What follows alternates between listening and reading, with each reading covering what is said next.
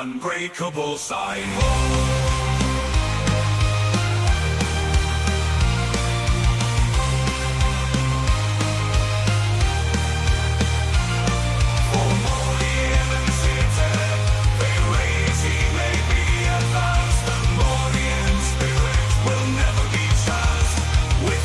The Emperor, they fight as one, their bravery shone, their bravery shining brighter than the sun. The light shining brighter than the sun.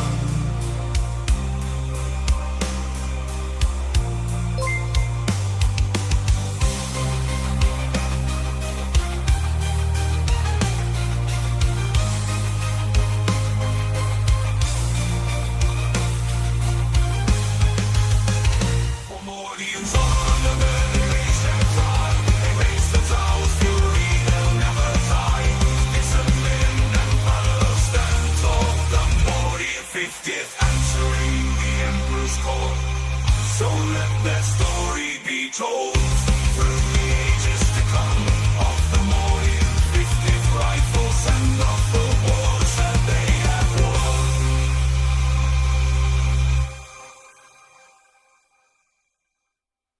Keswick and squad ready for Hello again, war. and welcome to the Mordianglory live stream.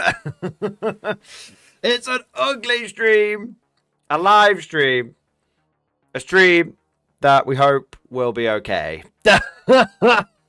Jesus Christ.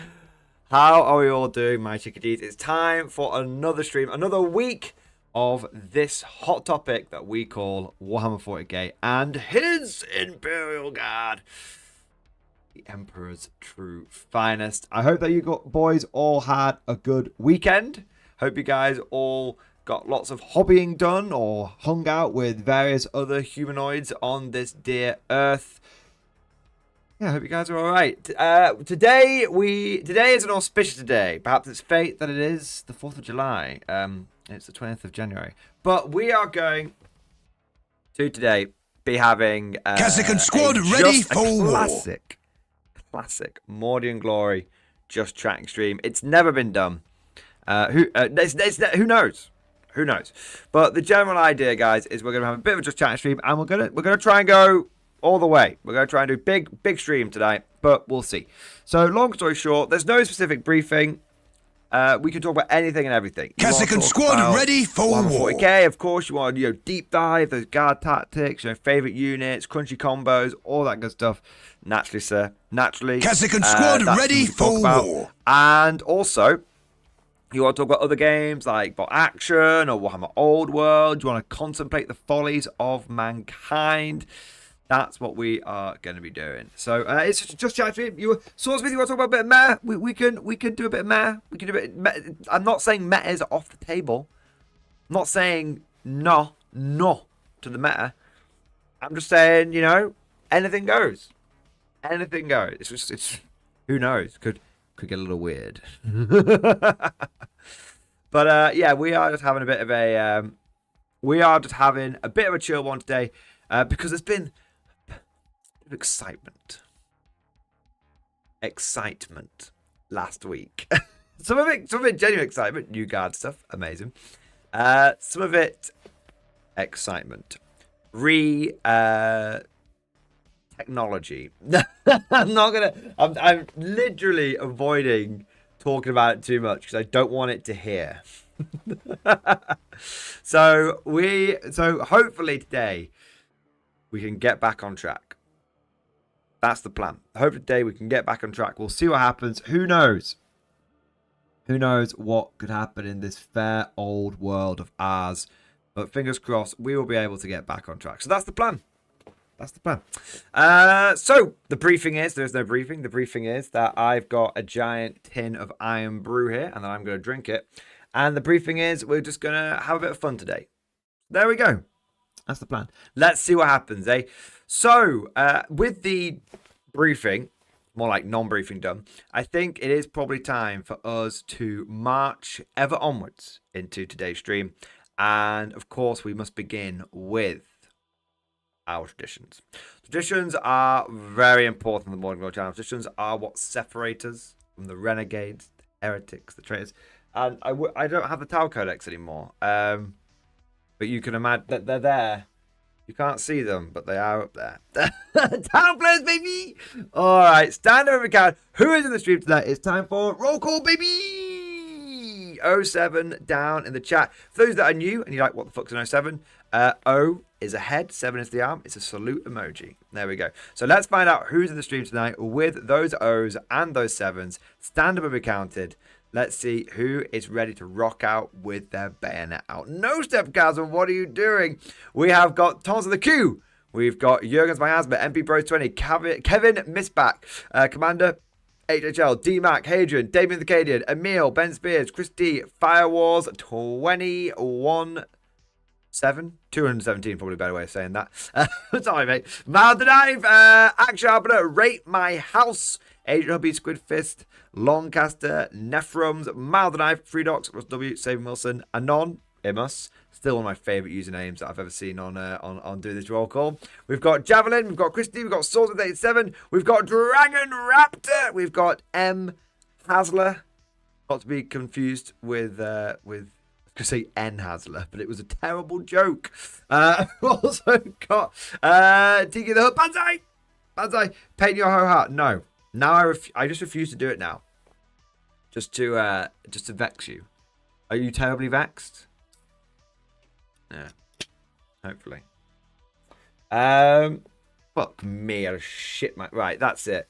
Chat, Right, 1 minute. I'll finish roll call. I'll just shit myself. Right, Blako.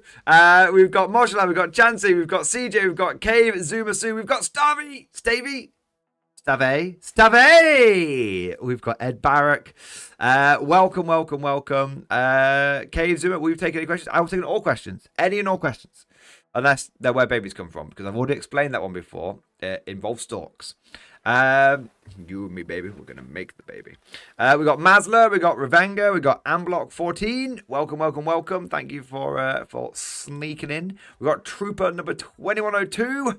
Good to have you here, as always, buddy. Thank you so much to all you guys who've joined tonight's stream. Welcome. Thank you for joining. We got Tarantula. Hey, good to have you here, man. We've got Rubber Chicken. Any more? For any more? I'll give you guys. We've got Sabian Wilson. I'm going to give you guys until I have finished pouring this drink. Then I'm gonna. And anyone who's not in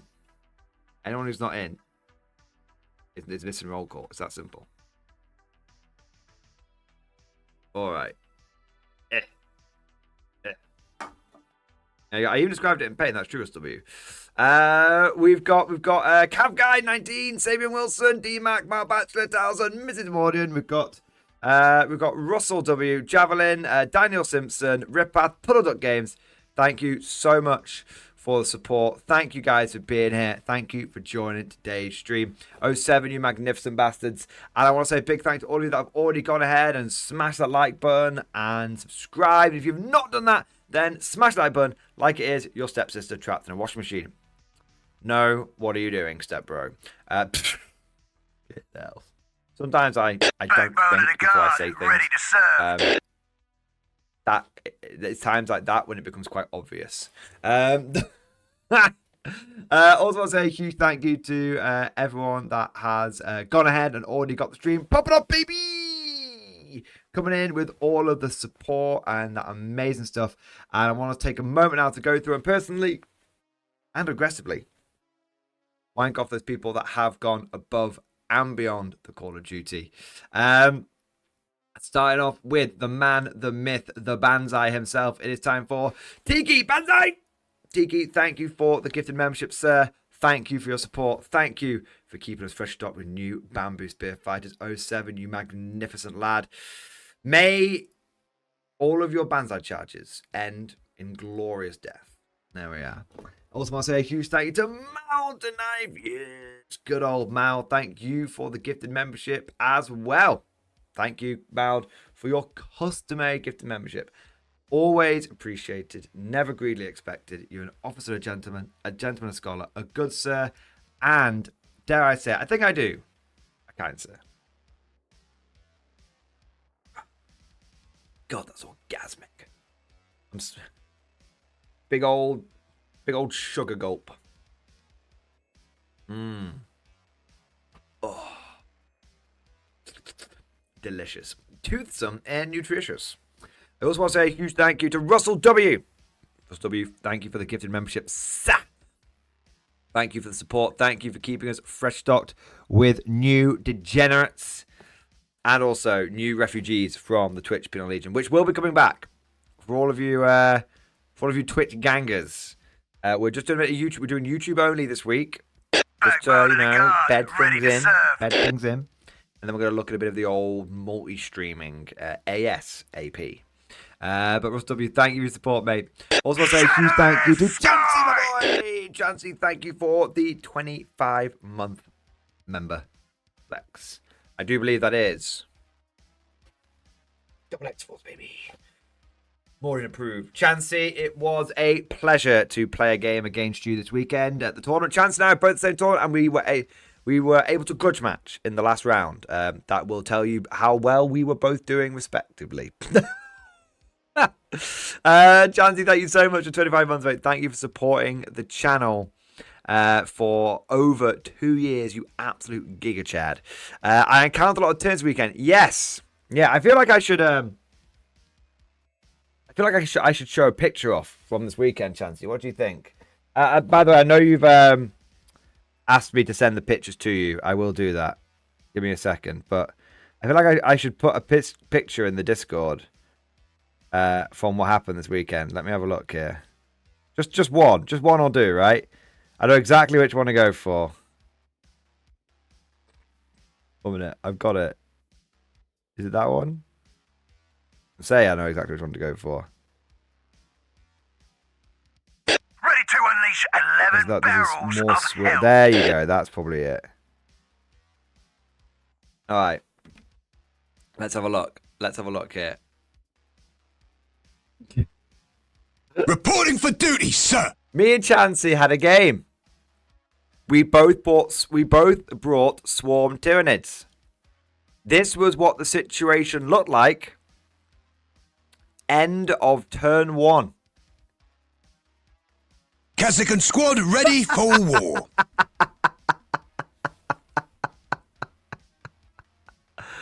Oh my god. Kazakhstan squad ready for war.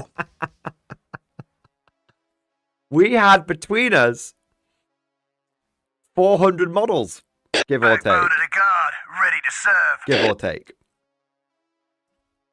And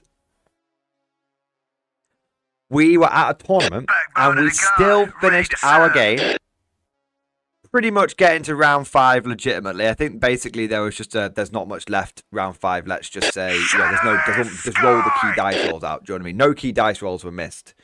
And yeah, we got to round 5 in just under 3 hours. That's including deployment. And we actually finished our game ahead of a lot of other people. Mama wants a new hat! Reporting for duty, sir. Pardon me. Fucking hell. Burping. But yeah, so good. It was old Tyranids. My Tyranids are all the old Hormagaunts or Termagants versus new Tyranids. So Chansey had all of the new Hormagaunts and the new Termagants, and I had all of the old ones. Yeah, it was cool. It was very, very cool. It's Z on Z action. That's what it was. Z on Z, Zerg on Zerg action. Double Zerg rush. Yeah, we were in combat from round 1, turn 1. Every single turn, we were in massed combat. Waves after waves after waves, crashing against each other. It was glorious. Oh, but has also educated on the Chansey effect. Yes, the Chansey effect is it's a very important effect in battle. It's where your opponent is so bad at rolling their dice, like their dice results. You know, they have the physical capability of rolling them. Don't get me wrong, but their dice rolls are so bad that you are able to actually take them into account from the very beginning of the game and plan your tactics around it to the point where you're able to like move out. And statistically, you should lose that entire swarm, but because of the Chansey effect, you only lose like 7 models. It's I'm gonna tell you, there were two people in that game. One of them myself, one was Chansey. I was not suffering from this effect. That should give you a clue about who was suffering from this effect.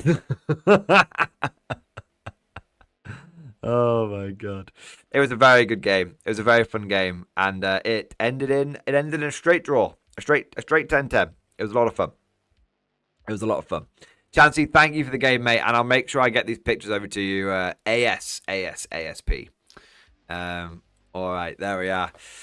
I want to say a huge thank you next to Revenga, my boy. Revenga, thank you for the Giga Chat. Yes. Brought my guard for a tournament this weekend and went 2-1 and third in the tournament. Hey, that's cool as fuck, mate. Rocking that local RTT scene. That's fantastic. That's fantastic, bro.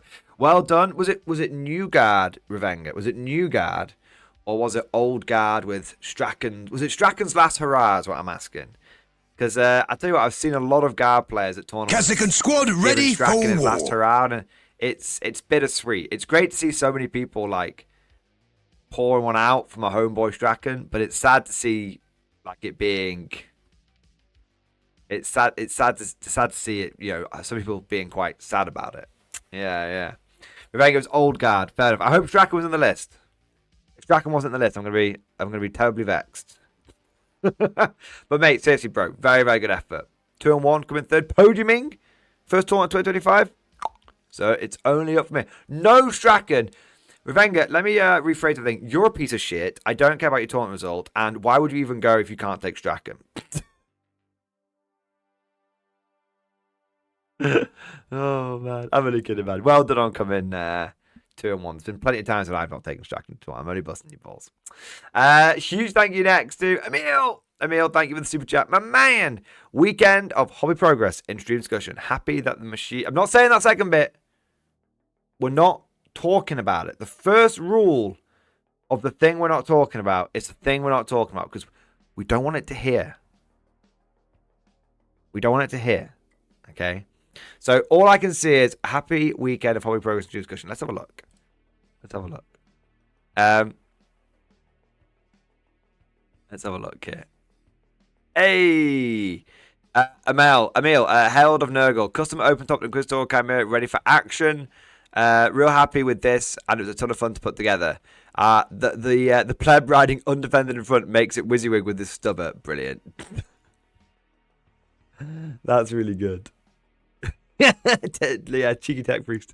Oh man, that's so cool. That's very 40k right there. Do you know what I mean?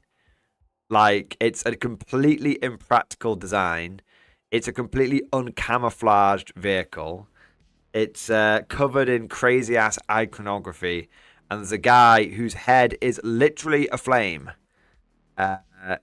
who is acting as a weapon. Not only do I love the conversion, but the color scheme you've used for it has come out perfectly. Excellent effort, mate. Very characterful, very 40k, 10 out of 10. Strong start to the weekend hobby pictures. I love that shit, man. I love that shit. Big thank you to next Daniel Simpson. Daniel Simpson, thank you for the super chat. My man moved house and got a new setup. Pictures in Discord. I should just share screen the Discord the entire time, apparently. Let's see here. Picture 1, Billy Action. Picture 2, in memoriam. Picture 3, reinforcements. Okay, let's have a look. Hey, Billy bookcase action. Hey, I like it in black. I like it in black a lot. That's cool as fuck. A lot. I love the platoon layout. That's cool as fuck. Oh no, it's too soon. It's too soon, no. Yarrick and Strachan are gone, boys. Yeah, right.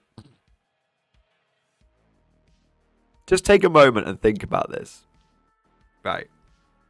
Take a moment and think about this. Yarrick and Strachan are gone. And in their place is Lord Solar Leontus and fucking Commander O'Drear. Commander Oh dear. Fucking hell. Why? Why?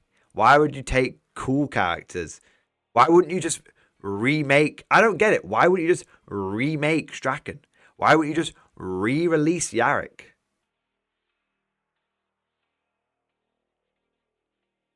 Why? Crazy. Crazy. Reinforcements. Hey, tight. Triple Russ, Rogel Dawn, and the Chimera. That's cool as fuck, man. That's cool as fuck. Nice. I tell you what, dude.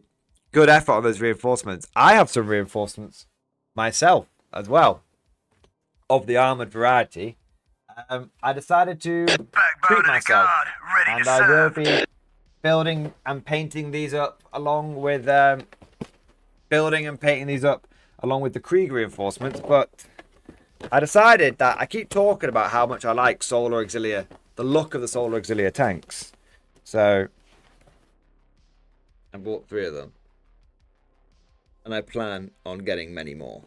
Yes, I have a 3D printer, but I had a lot of store credit built up, so I thought, what's better than as cheap as 3D printing? Free. Or £20, to be fair. 3 tanks, £20. Can't find prices like those these days.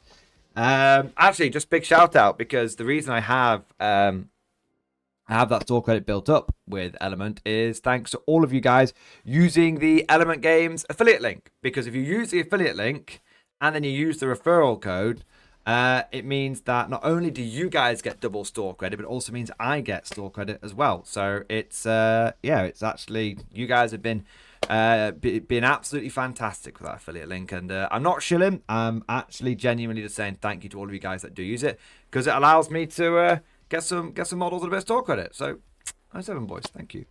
All right. Water Gaming, thoughts on Quick Heavy Flamers in Transport, sir? I like it. Kasachin squad ready for war. It's just jump out, flame the fuck out of someone. I like it in the mech tactic. You can jump out, flame the fuck out of someone, and then potentially, situation depending, you can jump back in, really upset them. So yeah. Okay, I want to say next a big old thank you to Daniel Simpson. Daniel Simpson. No, Daniel Simpson, I've just done you. Just bloody done you, mate. Right, next I'll say a big thank you to 40k Astrakhan Naval Shipyard. My man! Thank you for the generous super chat, sir. Thank you for the 10. 27, dude. Hi, great channel, mate. Hey, dude, that's very, very kind of you, sir. Thank you for the support, and really do appreciate the kind words as well. You know what, mate? I raise my glass to you. I tip my hat to you, sir. You're an officer, a gentleman, a scholar, a good sir, a kind sir, and dare I say it, goddamn Giga Chad. Thank you, mate. There we are. All right. Also want to say, Godlike Pert, Morning Glory, which link are we using for the tipping stream? Streamlabs or Stream Elements? Stream Elements. I don't think I've updated the link though. I might just edit the video now, if possible. So I don't want anyone to, get the tip via the wrong link, because it won't come through if it's on Stream Elements. So give me a moment. I'm fucking with it though. I don't like fucking with it, but I'm fucking with it. Let's have a look.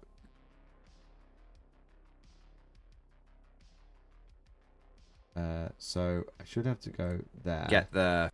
And then edit there. Hope this won't completely fuck it.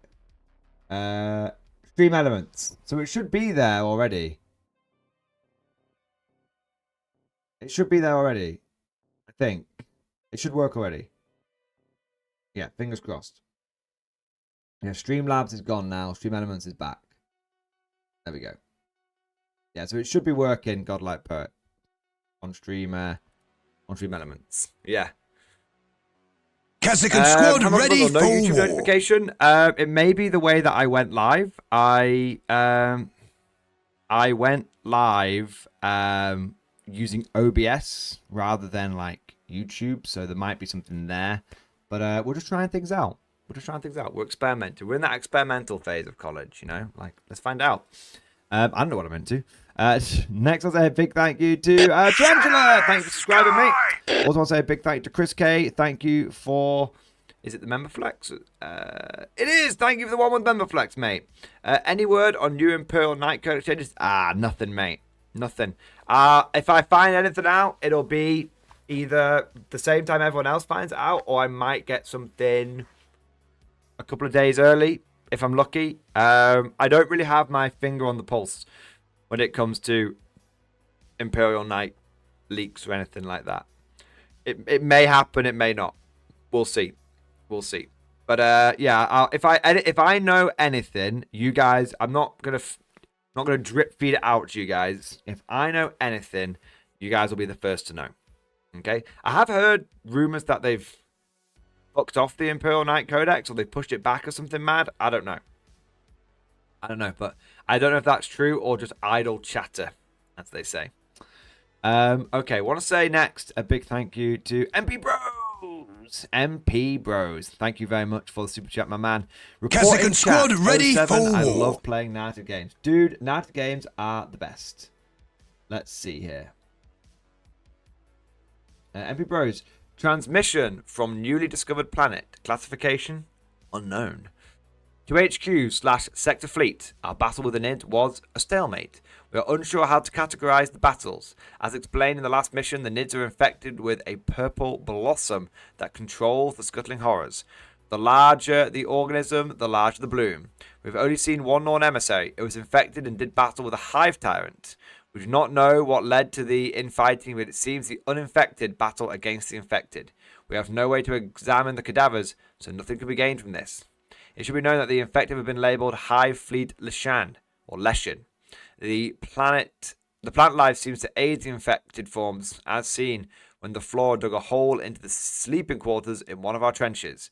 Squad Epsilon was slaughtered to a man.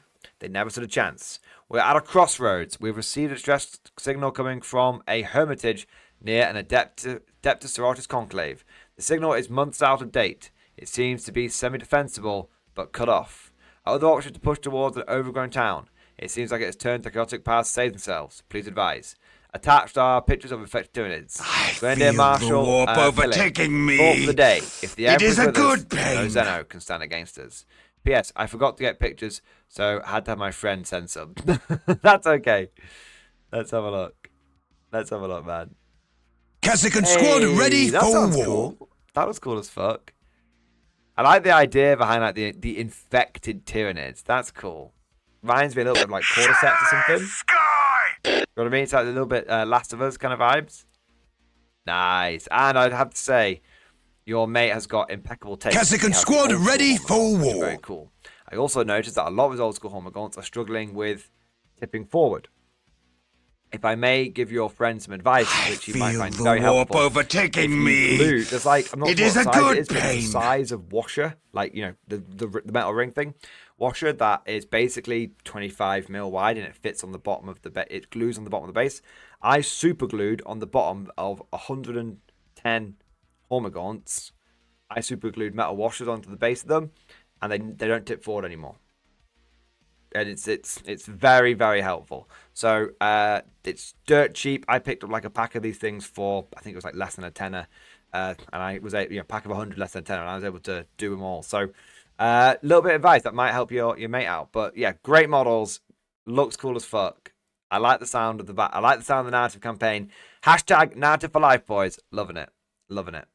All right. Who have we got next?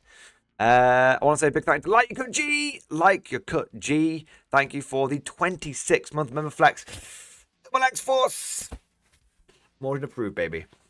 Thank you for supporting the channel for over 2 years, you fucking mega boss. Thank you, bro.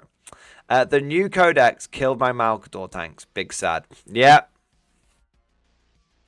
F in the chat, boys. All those heroes now gone. Malkadors. Karases, Draken, Arca. No F for the Valdor though, that was a piece of shit. It's bad. Mate, so many models wiped out. So many models wiped out.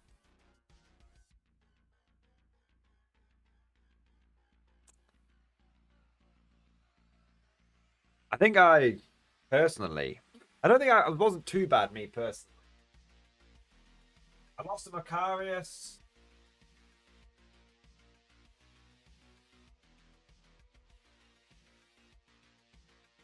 I lost a Macarius, a Malcador, a Medusa, and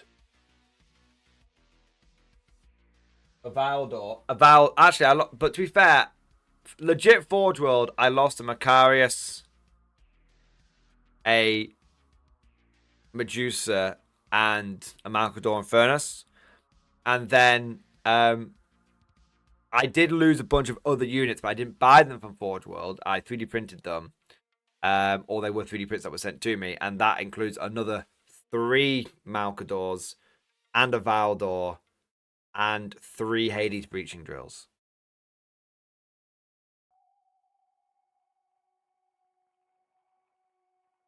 So yeah, basically 4 Malcadors, a Macarius, a Medusa. 4 Malcadors, a Macarius, a Medusa, a Carnodon as well. So yeah, 12. 12. I had 12 models. 12 models from Hades breaching drill up to Macarius invalidated. If I'd bought that all, so for me personally, it was like what, Macarius, Medusa, and the Malcador. It's probably about 500 quid. So I probably had about 500 quid of models just invalidated, which is not nothing. Do you know what I mean? Not nothing. It's not as much as some people that I saw in the Discord who Ready to unleash 11 barrels lost of like hell. $2,000+ worth of models, you know. But it's not a huge amount. It's not a huge amount, but it's not nothing at all. It's a solid chunk of money, just basically. And if I'd bought all of my stuff, from Forge World, Reporting for duty, sir. easily, because you add 3, what, each Malcador's 150 quid, roughly. I bet, like maybe someone on chat will have to tell me 150 quid. That's another 450 quid right there. And then the Carnodon's another 150. And then the Kasich squad ready for war. Yeah, I think you could say, I think I could confidently say that if I had bought everything from Forge World, I'd be looking at easily 1,000 plus pounds of models wiped out. Easily. Maybe $1,500 worth of models wiped out if I'd bought them all from Forge World. But there you go. GW fucks themselves in the ass because I didn't buy them from Forge World. Why didn't I buy them from Forge World? Because I knew what GW was doing to Forge World.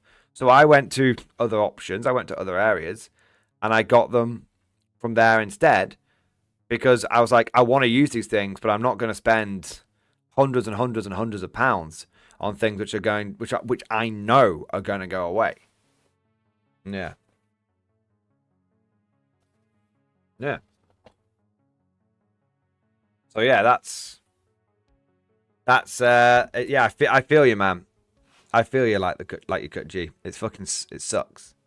But the good news is that, well, I don't know if they've even had a Legends data sheet yet. You know, I don't know if they've had a Legends data sheet. That's kind of the wild thing.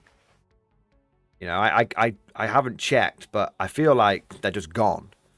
They better get Legends. Hopefully they get Legends and not just removed, because they just fucking removed them. Removed Strachan, didn't they? Didn't even go to Legends so far. Or should I say the Platoon Command Squad and stuff. They just removed that, didn't they? Alright, I want to say a big thank you next to Richard Seaton. Richard Seaton, thank you for the 9-month member flex, baby. Warlord Games, 50 grognards and 20 cavalry on desk. Nice. That's cool. That's cool, bro. That's cool. Get 50 grognards, 20 cav. That's a solid force. Solid start. Couple of platoons. And cavalry escorts. I like it. I like it. Well, dude, thank you for the 9 months. And good luck with your hobby projects, mate. I also want to say a big thank you to JP Greer. JP Greer, thank you for the super chat, buddy. Thank you for the Giga Chat. Yes. As we enter the Dawn Commander era, printed off and painted some over the weekend, ready for the Codex release. Pictures in stream discussion. Shall we have a cheeky gander? All right. What have you been doing? You've been printing like an absolute mad bastard, have you? Yeah. I need to get myself some of these. I've got the 3D printed files for them. I feel the warp overtaking me. I really like the look of these. Pain. These aren't Rogal Dawns. Why are you lying to me? These aren't Rogal Dawns. These Reporting are for duty, sir. enormous Imperial heavy tanks. That's what they are. They definitely look. Kazakh squad legally ready distinct. for war. They definitely look legally distinct to me. Dude, excellent effort on turning those around so quickly, overtaking printing me. and painting. It is them a in one good weekend. pain. Good fucking effort, dude. Getting Codex ready. I like to see it. I like to see it. Yeah. I like to see it. Fantastic paint job, mate. Very, very good effort. There we are. JP, those files are great empty. They are. They are so good, aren't they? Yeah. It's very, very good. I know. I don't want to say who it is on stream because obviously I don't want to potentially get anyone in trouble. But yes, our mutual acquaintance. Yeah, that absolutely legally distinct, enormous Imperial heavy tank. Yeah. Arantanak, I missed a lot of Codex leaks. Are Dawn Commanders a separate data sheet? Yes, they absolutely are. In fact, I did a video about them today. It's not out there. I recorded it today, and it will be out on Wednesday. So you can get the full lowdown on it, and the video's full of all the pictures. I take you through it step by step, mate. So there we go. The alerts are loud as hell. Sorry, that is me. That is me. I'm still getting used to being back on OBS. Apologies, Weed Ghost. Lambast me, chat. Lambast me. Next, we'll say a big thank you to Savaloy. Savaloy, thank you for the gift and membership, mate. Thank you for your support. Thank you for keeping us fresh stocked with new conscripts. We'll have them charging down heretic heavy bolt positions before the end of the stream, mate. Thank you, bro. Also, big thank you to Russell W. Thank you for super chat, bro. Does the Element affiliate link work for US Guardsmen? I believe that under the GW terms of service, you can't. UK sellers can't sell to US people, unfortunately. You have probably because GW knows they're upselling it. Does that make sense? They know they're upselling it, so there's some fuckery going on there. Probably some customs thing. I don't know. But Russ W, I do have an affiliate link for US Guardsmen. It's Noble Knight Games. They were actually one of the first people to support the channel. So if you want to check out some models and maybe get yourself a good deal, check out Noble Knight Games. Affiliate link down in the description below. There you are. People are saying no background music, Big Man Mordian. There should be background music. There is background music. I think it was just a pause in the song. It is. It's probably just quiet. It was just you just came in it transitioning from one song to the next, and it might have just been a quiet one. But there should be background track now. There we are. CJ plus Honey just takes the money anyway. Yeah, that is true. So just a very minor heads up for all of you guys in case you missed it. For any of you that have the Honey extension on your browsers, it's a complete and utter scam. Not just for you, not just because it fucks over content creators, but it actually fucks over you as well. So for those that don't know, this sort of all came out end of last year, but you probably have heard of, you may have heard of a company called Honey. Basically, the whole thing is that it's a little browser extension, and it's any time you go to checkout, it scours the web for, in theory, this is what it said it did, scours the web for coupon codes and then applies them. And that's obviously great for you guys because you get discounts from coupons you wouldn't normally know existed. It turns out that it was a fucking lie. And actually, it would only scour coupon codes that had been approved by the seller for Honey to use.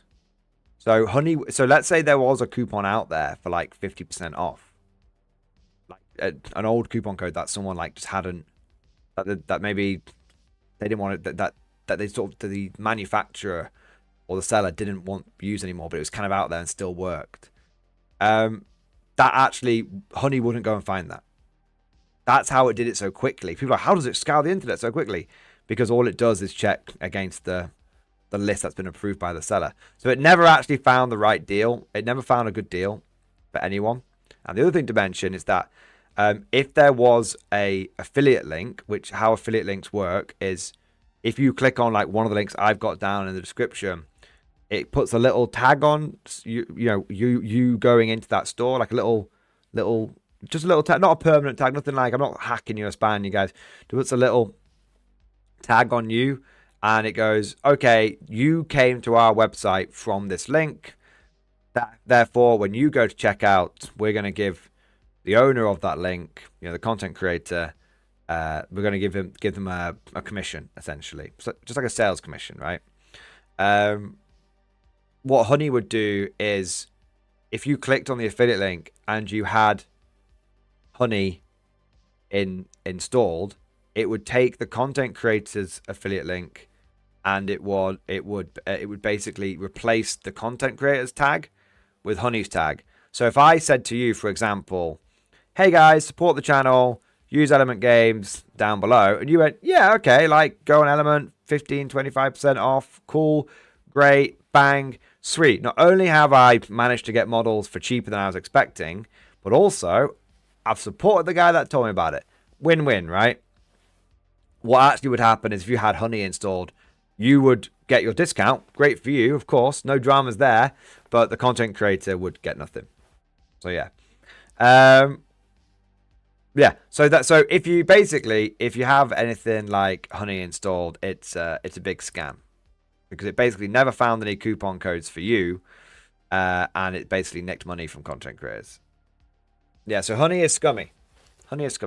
So, yeah. It's just a complete lie, basically.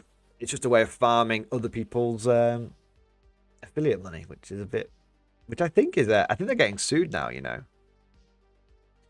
I'm sure to go the feeling even if it could have found a discount. That's true. 181 tank.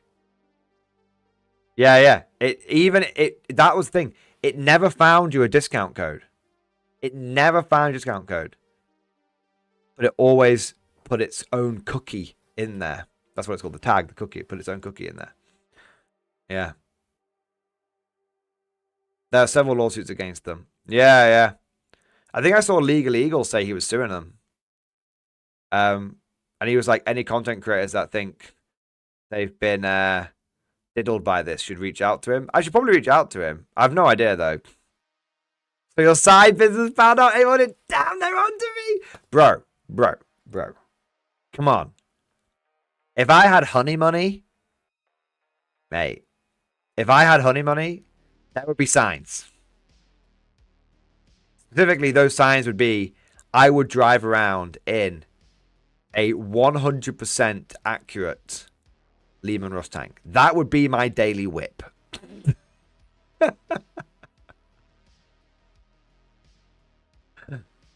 Game Guru, Honey never found one for me. I'd already removed it after I found one manually.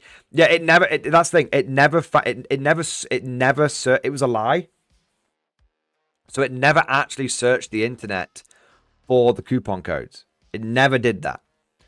It would search its own database of coupon codes that had been approved by the seller.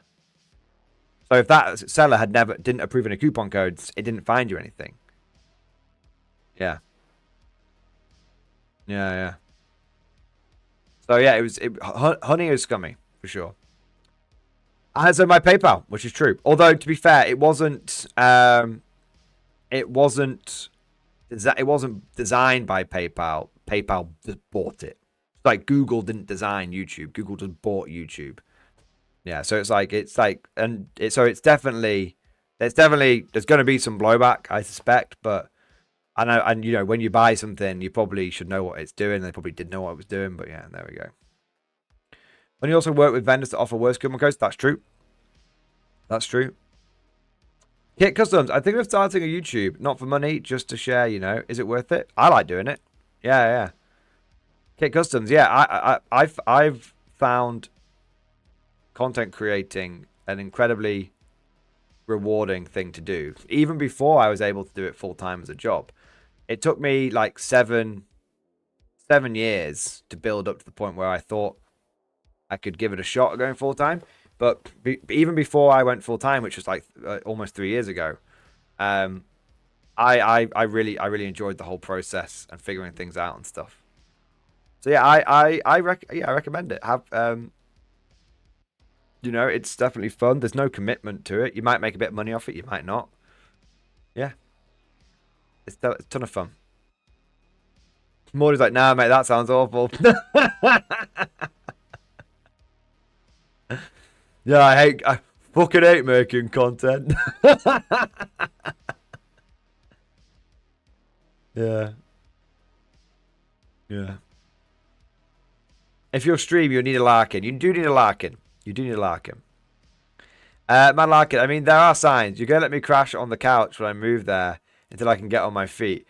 Mad Larkin, I never agreed to that. Mad Larkin, you invited yourself over, and you invite yourself over. I haven't agreed to it. If you turn up on my doorstep, Mad Larkin, there's like, I'm saying at best 50% chance you get through the front door. 50% chance I open the front door. Maybe you hate content like punishing yourself. But yeah, but if I like punishing myself, then indirectly I like making content, even if I hate making it. Right? That's how it works, right? Now you just hate you making content. I mean, I love it. Paulie Hope, what do you think of those new Solar Auxilia kits used as a replacement for Crew tanks? For some reason, the front lad scanners just look too non-guard. I really, Falling Hope, personally, I really like the look of them. Yeah, it's a similar design, isn't it? It's similar, but it's not the same. Yeah, because obviously it's got the rounded sort of metallic bit for the Lads Cannon rather than sort of the I don't know what you call it, like the bag case for the Lads Cannon. Stiff, you know, which the old Mars Alpha pattern had. It's definitely reminiscent of the Mars Alpha, but it's not the Mars Alpha. But personally, I really like them. I do. I think the new Solar Auxilia Russ looks infinitely better than the old Russ. Yeah. 100%. Only it came with sponsons, but that's easily fixed with the old Magic 3D printer. Okay, we've got some more Super Chat stuff covered here. I want to say a big thank you to Ed Barrack. Ed Barrack, thank you for the 23-month member flex. Xbox, baby. Thank you, mate. One more month, eh? One more month. Ed Barrack, I think 30k Russes don't have sponsors. 3D print. Yes. Yeah. I actually kind of like, so I've got two ideas. So, this is the Solar Auxilia Russ. You can see it's very detailed. It's a very detailed kit. I mostly like it because the Vanquisher cannon feels like a proper Vanquisher. You know what I mean? But it does come with other options as well, like auto cannons, battle cannons, Gravis Lance cannons, all that kind of stuff. The one thing you will notice is that it doesn't come with any sponsons. It can have a whole auto cannon. Auto cannon Chimera people just fucking falling over right now. So it comes with a whole lads cannon, auto cannon, heavy bolt, heavy flamer, and whole multi laser. No one's ever going to pick the multi laser. Well, not in 40k anyway, because A doesn't exist. But one thing you will notice, it does not come with any sponsons. So I had like two ideas for it. Firstly, I could 3D print sponsons, like Ed Barrack sort of suggested, or for those of you who don't have a 3D printer, I had an idea. You see the sponson guy on top? can't fucking see my own thing that I'm showing. So you see the sponsor guy on top? I reckon that you could make that into a counts as heavy bolter sponsor. Or counts. I think if it's got a heavy flamer on it, that's a heavy flamer sponsor right there. And I think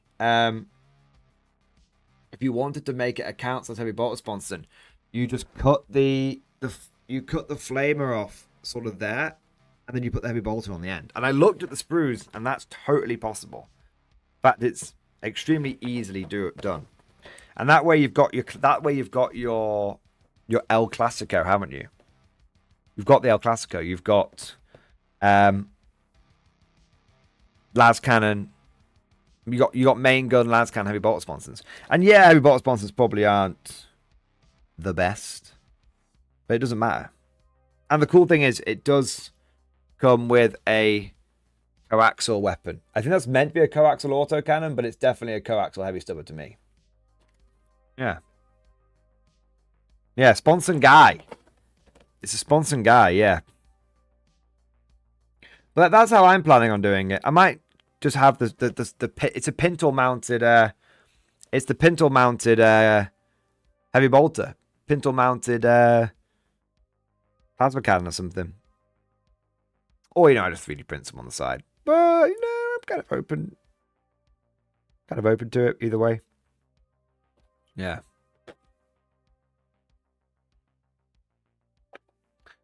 Game Girl, I don't know if it's heresy, but I could give or take sponsors. Yeah, I know what you mean, man. Sometimes I see them and I'm like, sick. Really, really cool. And then sometimes I see them and I'm like, I kind of like the non-sponsored vibe. Yeah.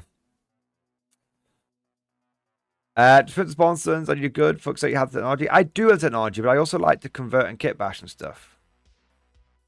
Yeah. Lost mention, don't be hating on the old Lemus main battle tank kit. I don't. Hey. Don't get the wrong end of the stick. Don't get the wrong end of the stick. I love the old Lehman Russ. Love it. Just I just like the new one. Yeah. Ugh. Okay. So I put it's social events asking me to log in, which I've never done before. Is this normal? I don't think I've ever tipped myself. I might have tipped myself once. I'll have a look.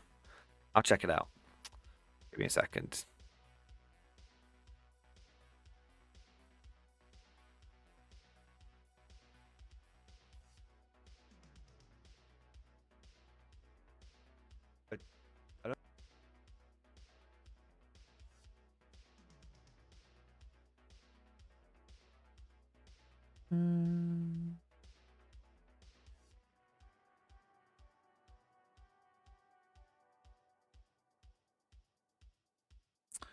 Oh, yeah. I don't think it's working. 1 minute.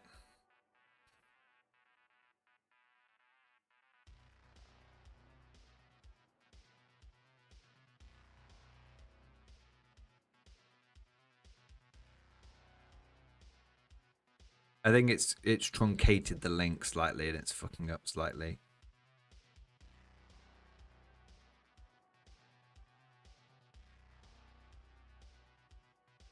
Definitely. There you go. Should be fine now.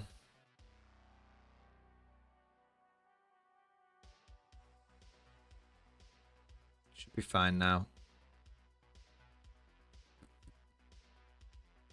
Yeah, the description of the video is slightly fucked because I did it through OBS. I will do it through YouTube properly next time. Okay. Holy shit, is Valrak playing fucking Hell Let Loose? What a mad bastard. He was doing a normal stream earlier. Oh, he's on his new channel, that's why. All makes sense. Anyway, yeah, Hell Let Loose is getting a lot of attention at the moment. I played that game in early access. it's really fun until you sort of just realize all you've done for the last hour is run around and then die and never see anyone. Yeah, so then when I saw through that, I couldn't really see past it. And then the only time I could have fun in the game after that was playing in the tanks, because you can actually see tanks because they're big and they're not like hidden for fucking miles away. So yeah. I think Hell Let Loose is one of those games that's really fun to watch the highlights of on videos or shorts or reels and stuff like that. I think it's one of those games that it's better to watch the best bits than to actually play it. Yeah.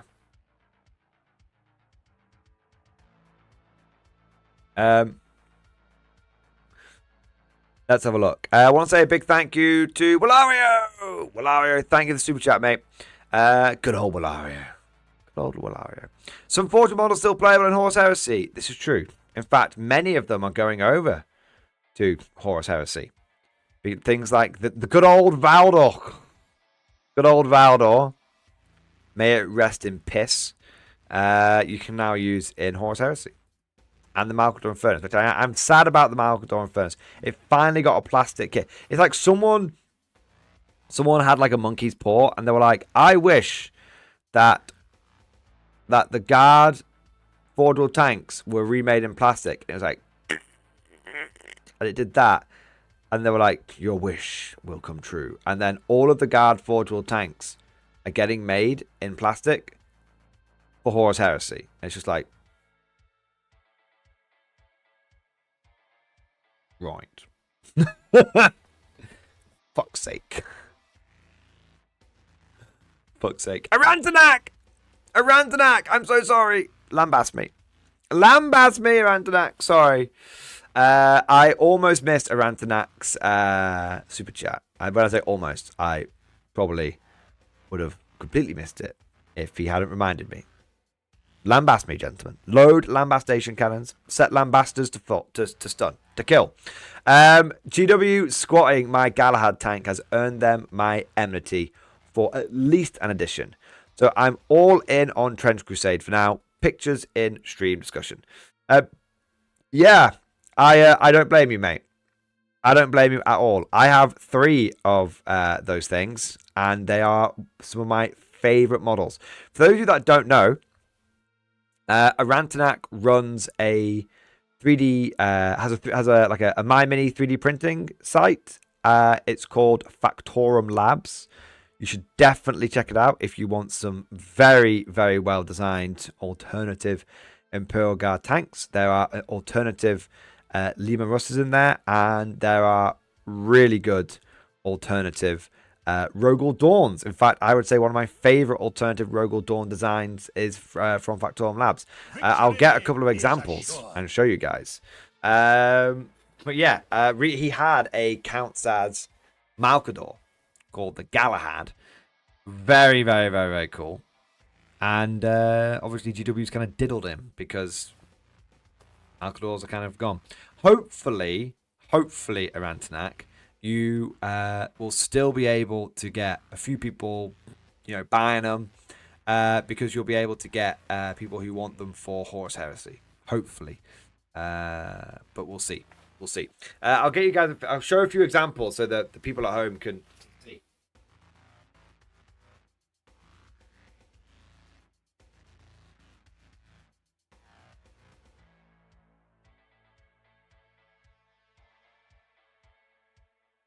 Yeah, there you go. So this was the now sadly discontinued Galahad tank. Well, it's not discontinued. The Malcador's discontinued. The Galahad's still available.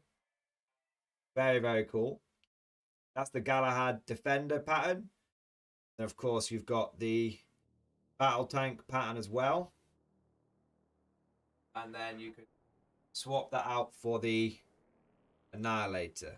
So really, really cool. I really enjoyed building mine. I have 3 of these.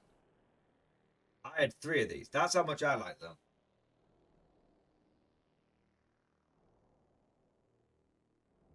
But fortunately, not all is lost. as there is still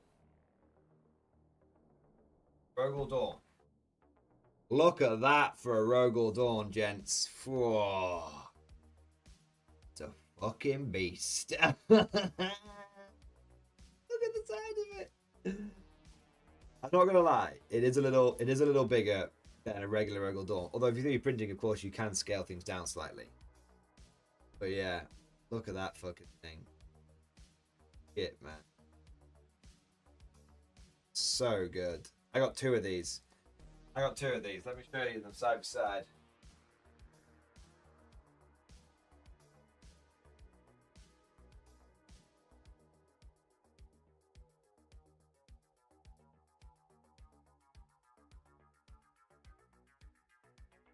Look at these beasts. Look at these beasts, man. Fucking hell. Yeah, man. These are intimidating. These are intimidating. Yeah, really good. One of my favorite vehicles, man. Ugh.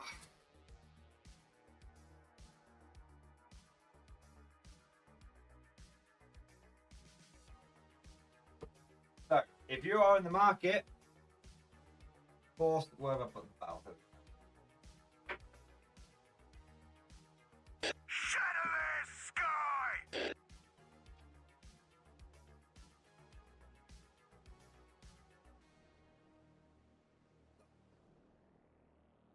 So, if you are in the market for some alternative Rogel Dawns, you know what to do. Check out Factorum Labs.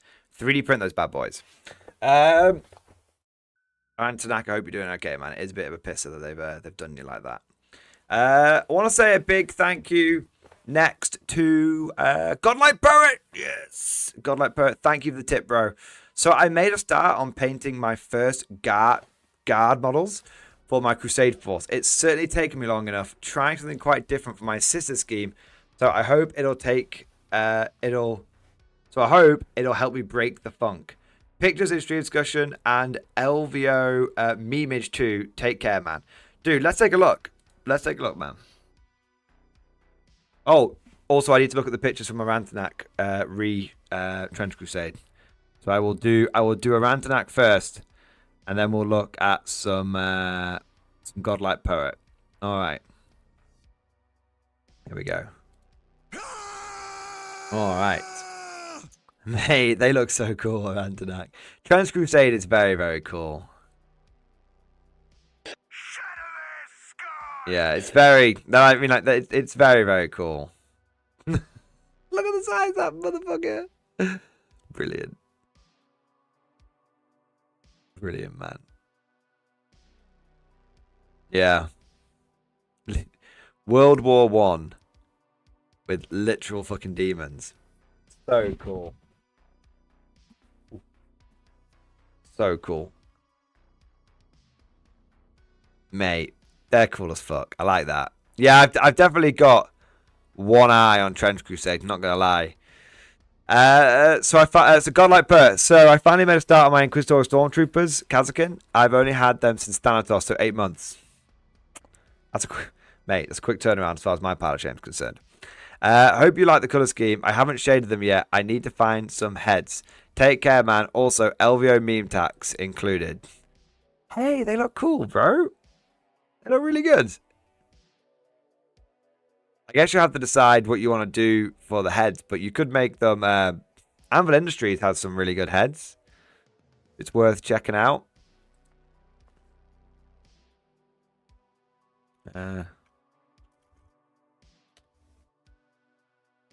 Yeah, I'll tell you what I'd probably go for. I've got one in my mind.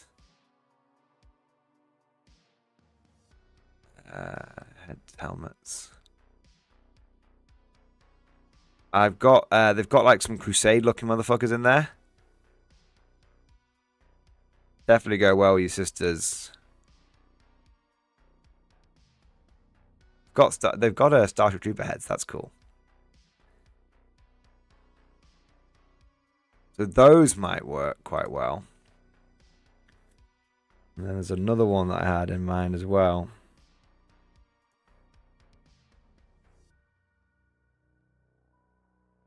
There you go. So you could go for those ones. They look pretty decent. Yeah, they're okay. But I think those would be better.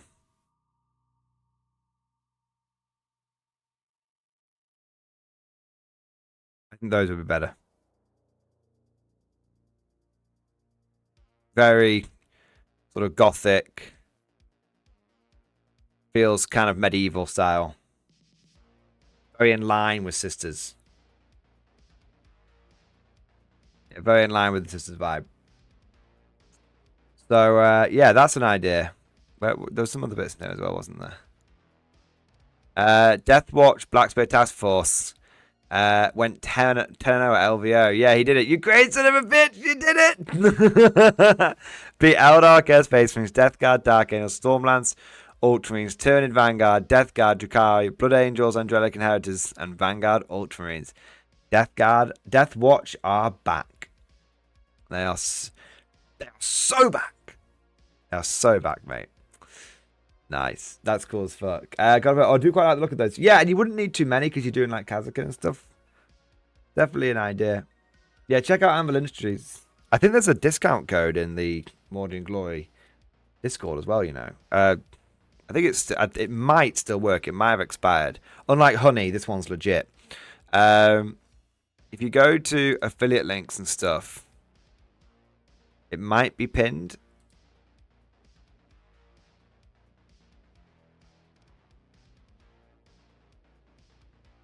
Yeah, it's pinned. So if you use, you can get 5% off. It's not a huge amount, but you can get 5% off if it still works. I think they did make it so it never turned off. And who knows, maybe they've forgotten about it. So if it does work, you're good to go. All right. I want to say next big thank you to the wee bit. Thank you for the tip, mate. Solar Russ in stream discussion. Let's have a fucking look. Hey, they look cool. Hey, man. They look very, very cool. I like the vibe. I like the vibe a lot. Double heavy bolters on the front to represent the sponsons. And then a turret-mounted las cannon. Interesting.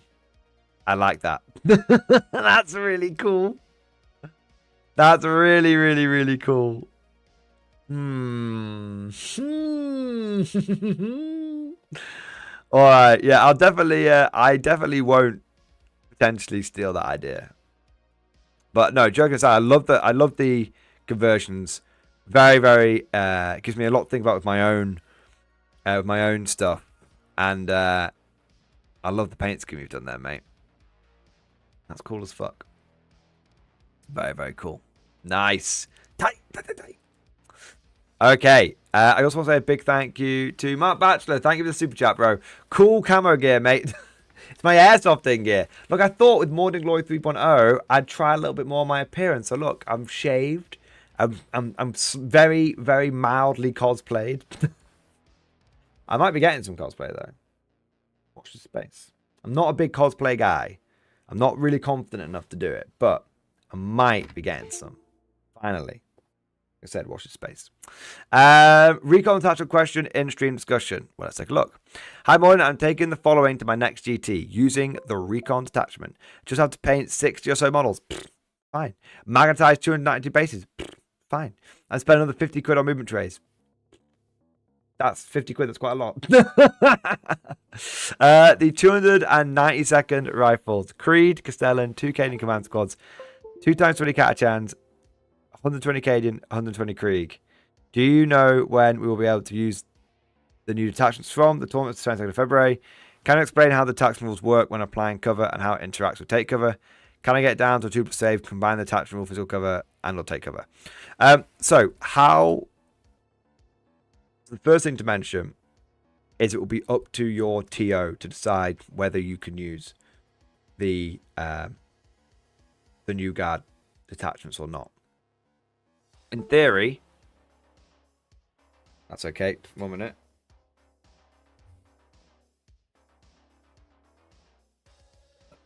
Okay, so in theory,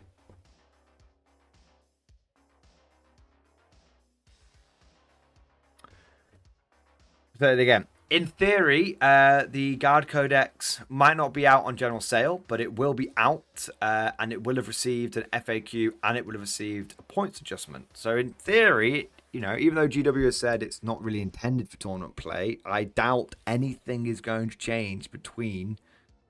I don't think they're going to do anything with the when the Codex goes on general sale. So it will absolutely be down to individual TOs. So my advice is reach out. Whoever is the tournament organizer, reach out to them and say, look, I want to use the new guard stuff. Explain the situation. Say it has received an FAQ from GW. It has received points from GW.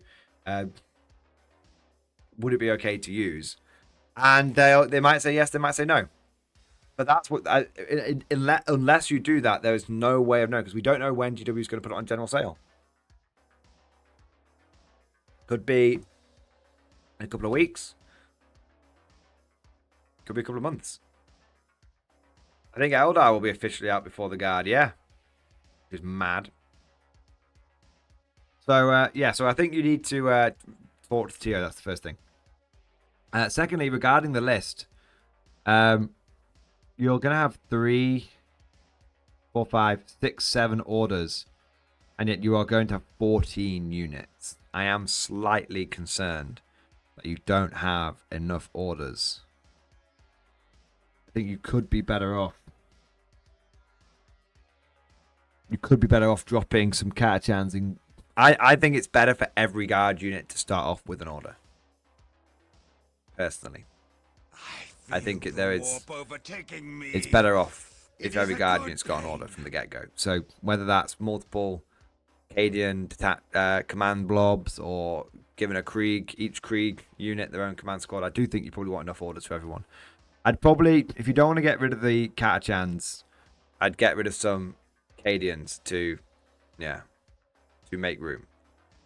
But yeah, I think keep the Krieg. I'd probably just go for simplicity. Not for tacticalness, the Scout is very, very powerful. But for simplicity, you could just go 120 Cadians, 120 Krieg, enough orders for all of them. Let's build that list quickly. And then we'll get to your question about the recon detachment, okay? So we know that 120 Kriegers is 120 points per 20 Kriegers. 230 points per... so 120 points per Cadians, 130 points per Kriegers. Then you want Creed, who can do 3 orders. Then you want a command squad for Creed, and then you want a Castellan plus a command squad. So that would be a total of 7 orders already.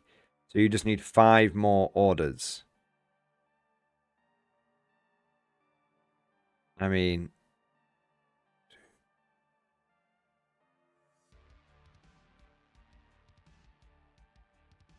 It actually comes out perfectly. So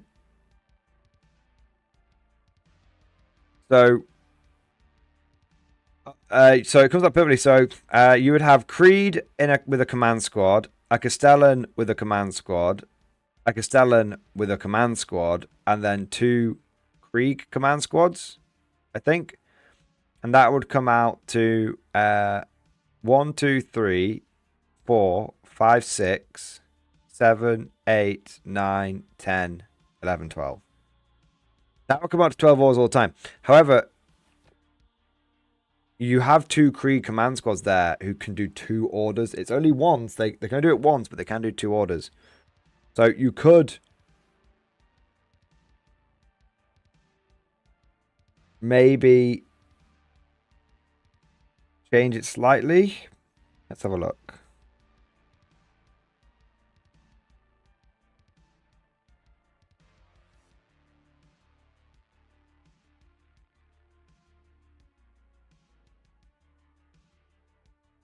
That would be 6.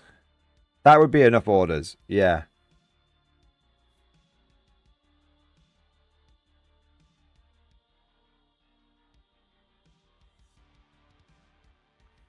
Yeah. I mean, in theory, that would be enough orders. So, if you did 3 Krieg command squads, plus a Castellan, plus a command squad, plus Creed, plus a command squad, that would give you, on the Krieg command squads, 3 orders, but for 1 round, 6 orders. Then you would have another 3 from the Castellan's blob. That's 9, and then another 4 from Creed's blob, which actually puts you up to 14. No, 13. 13. So you'd have, for 1 round, everyone with an order with 1 spare. And then you would actually lose 3 orders once the servo scribes were down. So that would put you down to 10. That still covers you for the majority of your units, and it gives you a way of using, gives you something meaningful to use, you know, for your servo scribes. That's an option, and that leaves you with 55 points left over. And it means that you get some real chunky Krieg squads with those. Yeah, I guess it means you get some real chunky Krieg squads, because obviously you've got 26 guys in each squad with the command squads. Oh. Brian, has new recruit updated? No, I'm just doing it on my calculator. Just remembered the points. I memorized them. Wonder what would happen if you just went 100 and... It's not the most efficient thing, but you went 130 times 3 plus 65 times 3 for 3 Krieg platoons. 120 times 3 plus 65 times 3 for 3 Catachan platoons. 110 times 3 plus 65 times 3 for 3 Catachan platoons. That would give you 9 platoons, which is 180 guys. And then that would also give you an additional 9 command squads, which is additional 45 guys. 48 guys. That's 228 models right there. Right? Yeah. 228 models. Every single one of them able to regrow. Every single one of them able to regrow. That is, you still have 1,600. That's only 1,665 points. You still have 335 points left over after that.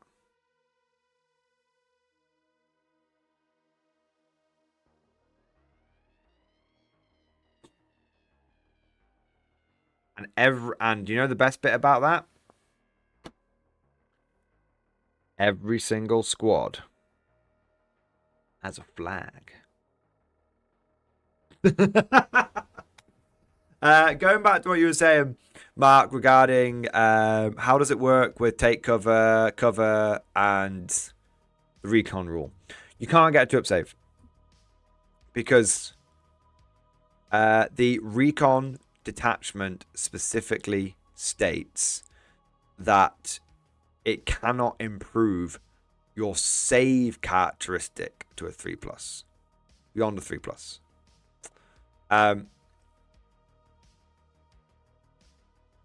But how it would work,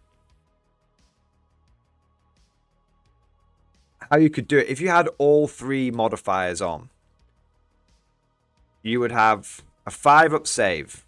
Squad ready for war. You would have take cover, which should put you... you would have the recon attachment, which would change your 5-up save characteristic to a 4-up save characteristic. And you would then have a take cover, which would improve your save roll to a 3-up. Okay? Now, that's before the benefit of cover. Now, remember, the benefit of cover only really triggers when you actually get physically shot at. Until that point, you don't have... the benefit of cover turns on and off, essentially.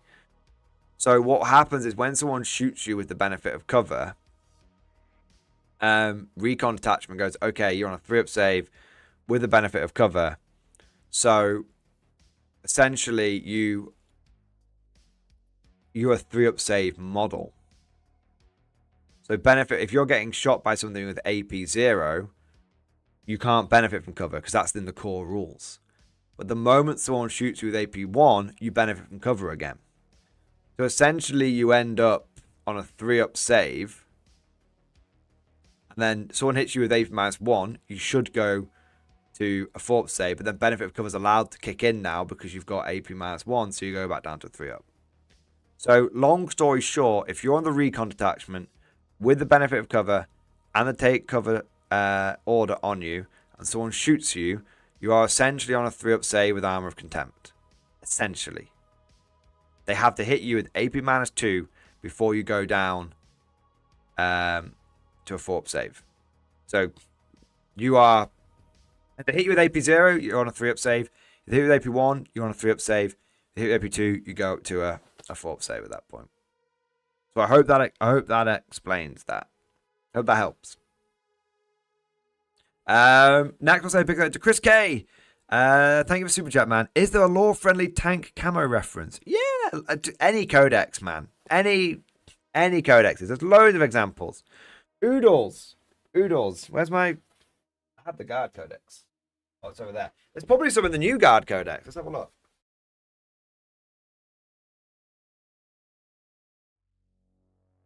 But yeah, man, like loads and loads and loads and loads of examples of historical color of inside in universe historical color schemes, like the Steel Legion one, for example. Steel Legion's a very famous one. The Cadian one, you know, the classic Cadian color scheme. There's loads of examples, mate.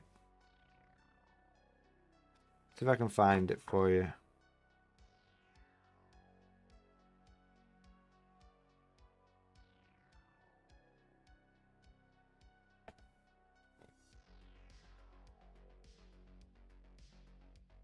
Love looking through this book.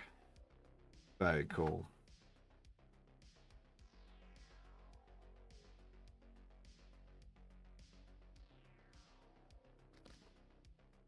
There's loads of pictures.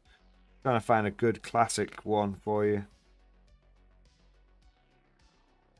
There you go. So that right there. 1 minute.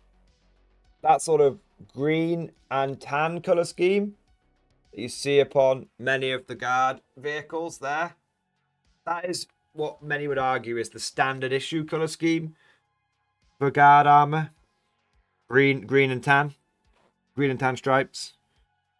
The reason you could argue that standard issue is that it's the standard Cadian color camouflage scheme, and in the lore, Cadian pattern equipment is emulated across the galaxy. But there's loads of examples, mate. Oodles of it. Krieg tend to wear grey. But the general thinking is that you can paint your tanks however the fuck you want. You can paint the tanks however you want. There's no way you must paint your tanks. That's the important thing to remember, Chris K. You can come up with any color scheme that you want. You can draw upon examples from other regiments. So you can draw upon looking at the old Cadian ones. You can draw looking at the old Mordian ones, the old Vestroyan ones.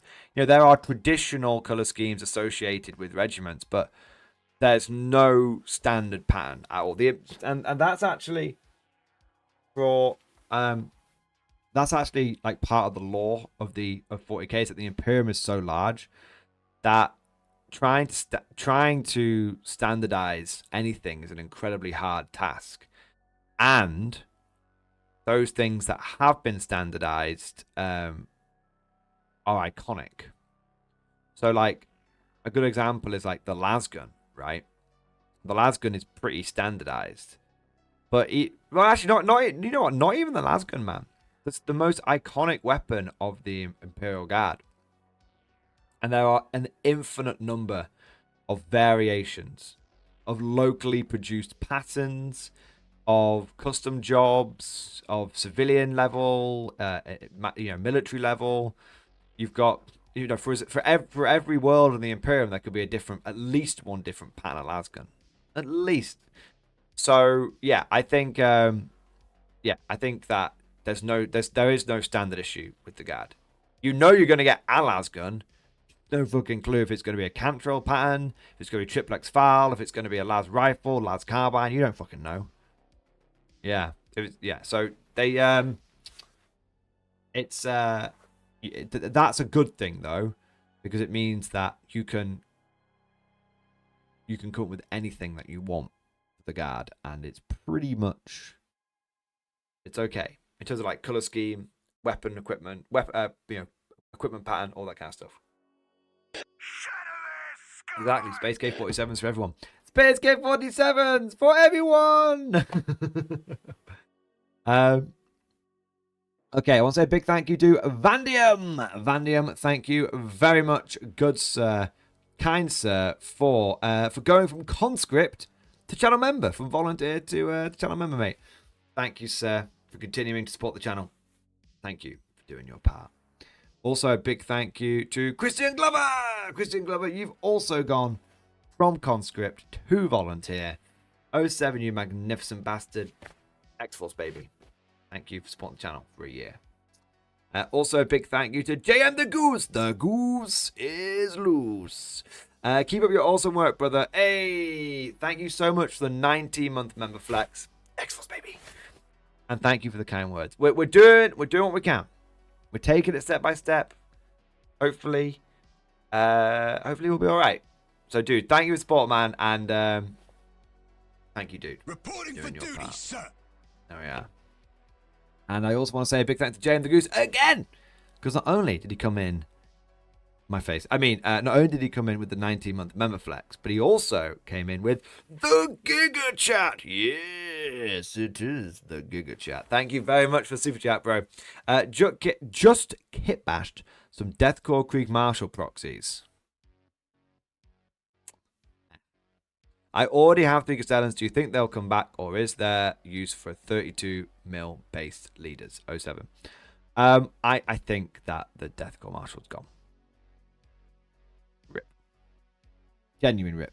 I think he has gone. However, I think you just use him as the leader of a Creed command squad now. Yep. If they're on the wrong base size, don't worry about it too much. But yeah, don't worry about it too much. But I think that I would just use anyone who's like lamenting the loss of the Deathcore Marshal. He's just the leader of a new Creed command squad now. There you are. Simple as. Simples. So that's what I would do, buddy. I think you don't want to let those kit bashes go to waste. But you can use them as leaders of any command squad that you want. And I think that would probably be a great way of using them. Yeah. All right then. I want to say a big thank you to Scully. Scully, thank you for the 10, bro. Amazing, man. Thank you. A fun project might be guardifying other factions like Death Guard or Space Marines. Still new, so I am checking out the factions. Appreciate you, man. Learned a lot from how to play from you. Oh, you flatter me, sir. You flatter me. Dude, I love guardifying other factions. That's pretty much when I say I go and collect a new channel army, what I actually mean is I've gone and guardified another faction. So I love pure infantry guard. So what did I do when I went and collected Tyranids? Pure infantry Tyranids. I went and collected Space Marines, Black Templars. Pure infantry Black Templars. I went and collected Death Guard. Pure infantry Death Guard. Dude, it's all about guardifying of the factions. Do you want to know the most common model I have in my G Silicate collection? Neophytes. So yeah, dude, guardifying of the factions. It's pretty simple as well. Whether you don't have to go pure infantry like I did, but the concept of being like, okay, I'm gonna take like between 80 and 120 screening guides, and then gonna take like 4 to 6 damage dealers, and then gonna have, you know, some specialists who are doing like secondaries and like fucking with people. I'm gonna make sure that everyone's got the buffs from my army, whether it's like synapse or they've got a leader enhancing the squad. Yeah, man, go applying the guard slate of organization, the mindset of the factions. Not only is it very powerful, I also think it's really fun. Nation, lie, you mech Death Guard. I meched Death Guard after I went pure infantry. And if you want the proof, I will step out of the way. The chair is slightly in the way. That. Now, can you even see that? Oh, you can't really see it. 1 minute. 1 minute. Sorry, chair. I don't know if you can see it. There you go. Aha, there you go. This is an entire... Fuck it. I'm moving the camera now. I'm going the whole 9 yards.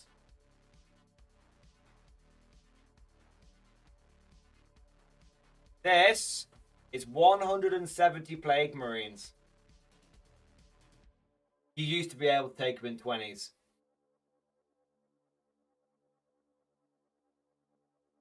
Yeah. I'm very much Horus Heresy ready if I ever decide to play that game.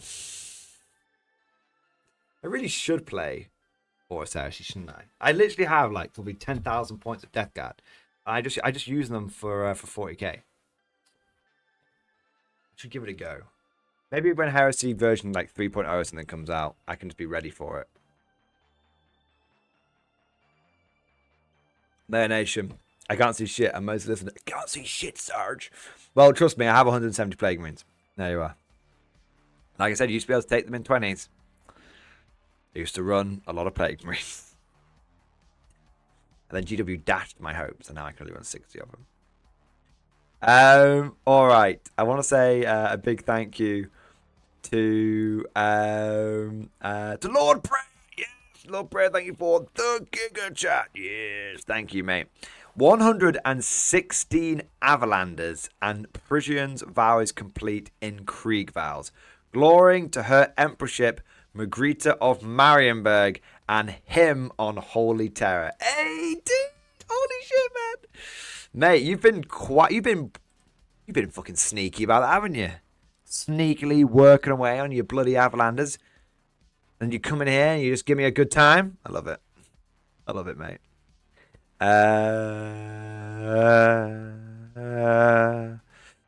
Complete vows. Wow. I like it. Let's have a look.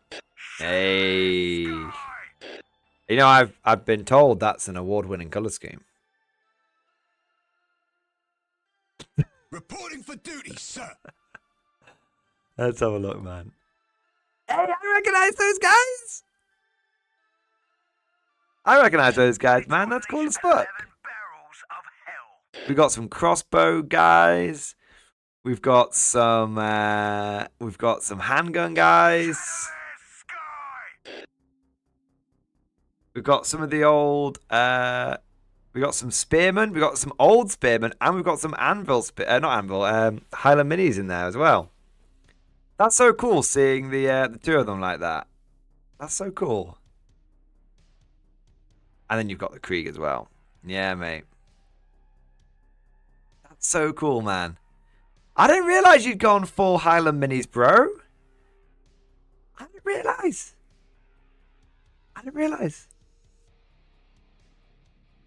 Dude, I am very psyched. Like, it is great to see another chapter of Vossenberg's Vagabonds. The Prussian Predators. Wait, no, that sounds wrong.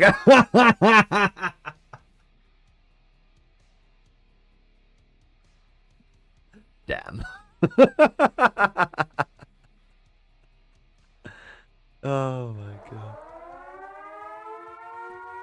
Oh my god. Detected. It's popping up, baby! Oh shit! Oh my god!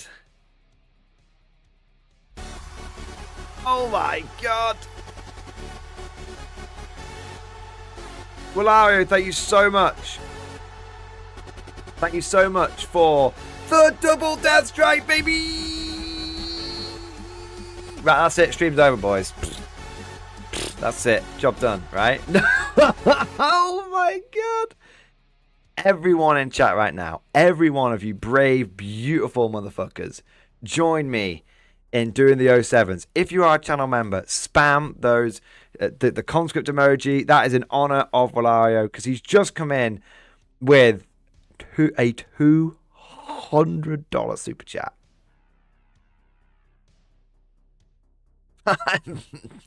I'm fully erect. Valerio, thank you so much for the incredible support, man. Great googly moogly. Oh my god. Valerio, thank you so much, mate, for taking off and literally nuking the entire stream from orbit. My god, sir. My god. Thank you for the incredible support, man. Thank you for coming in with the big old double death strike chat. I am blown away. Big chat to cover the custom charges on your side of these packages I sent. I don't like the recipient gets charged anything, but I guess that's the international process. It is. In fact, I'll message my PO box guy now because he should have those custom charges. I think he sent them to me now. He has done. That's good. Let's have a look.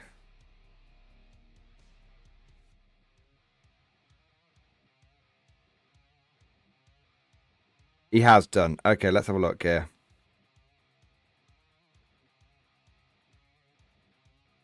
Yeah, man. Yeah, man. So that actually that does cover all the custom charges, because there's basically 3 and they're 100. They're £50 each basically. So Valerio, thank you very much. Because my god, holy shit, man. So let me have a look at this now. Kazakh squad ready for war. Let's have a look.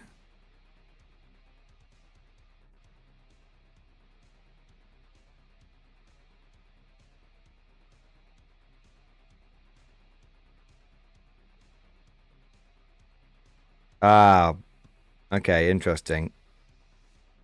Okay.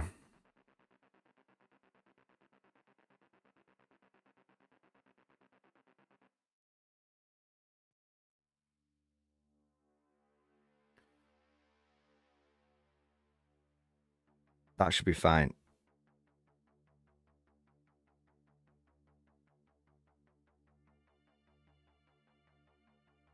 That one should be good.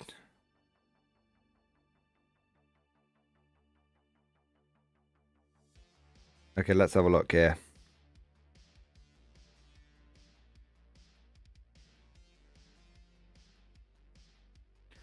Let's see if we can sort these out now then. Let's see if we can sort these out now. Let's have a look. Boom. Boom, boom, boom. Okay.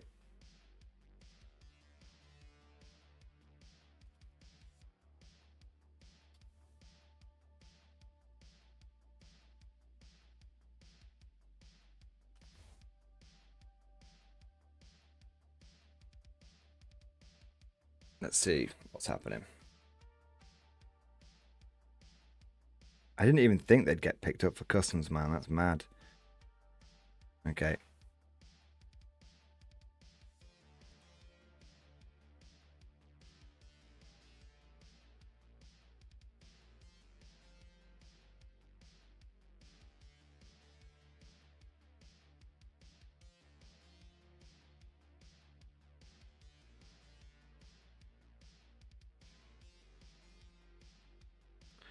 Fuck's sake.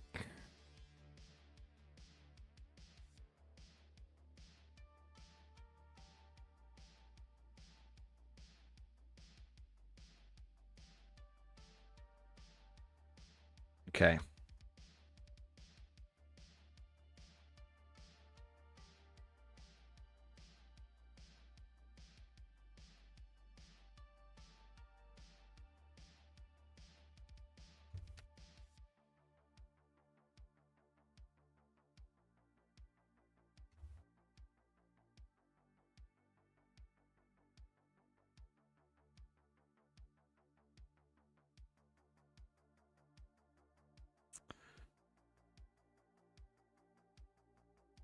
Oh, that's why. Okay, let's try again. Jesus Christ. A long number that. Do. Don't worry, I've not finished not saying thank you to you. 7219.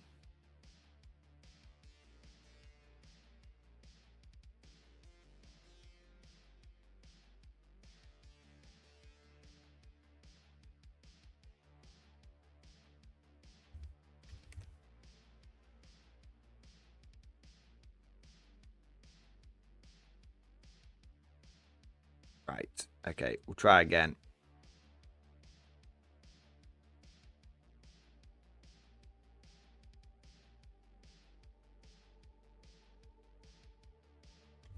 Jesus.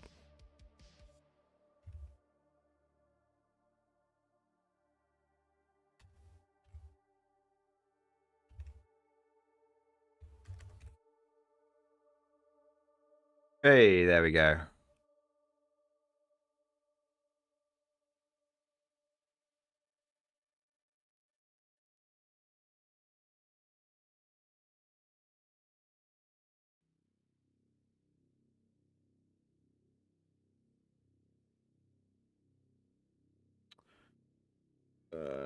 All right, guys, give me 1 second. Give me 1 secondo. I have to just grab my card and pay for these custom things whilst I'm here. I don't want to forget.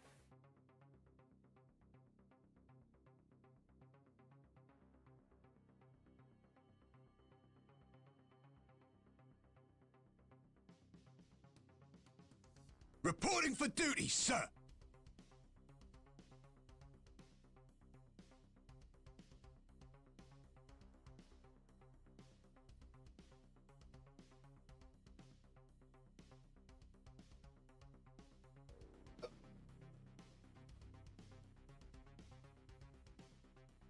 All right.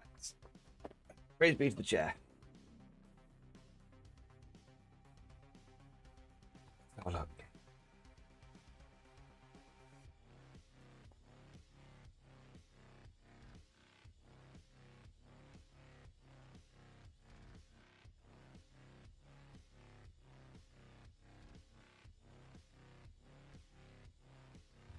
Pardon me.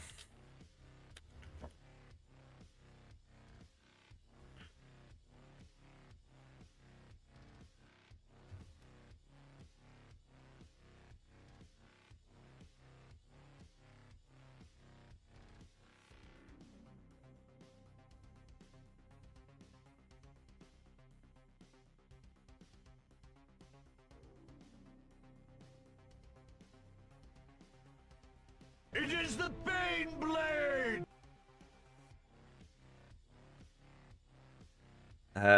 Okay, cool. 1 down.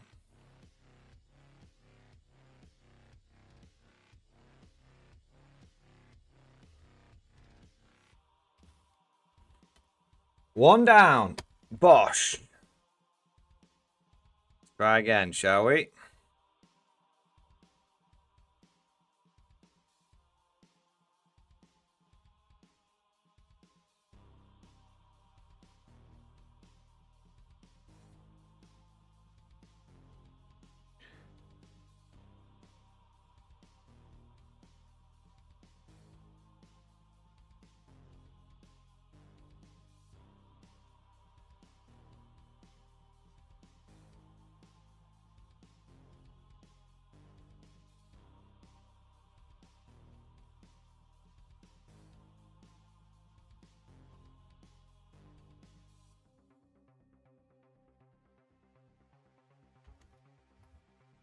Cool.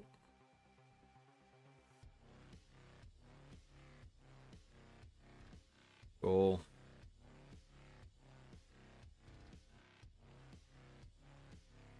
Cool.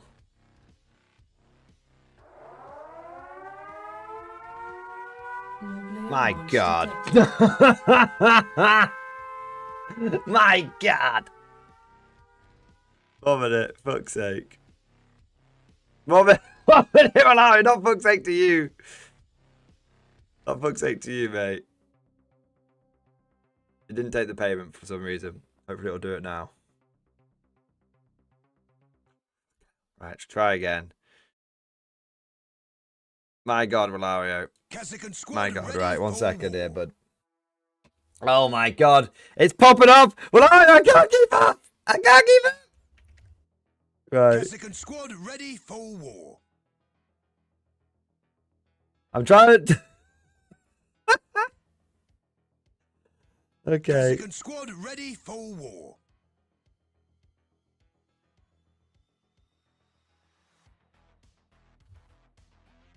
Kazakhstan squad ready for war.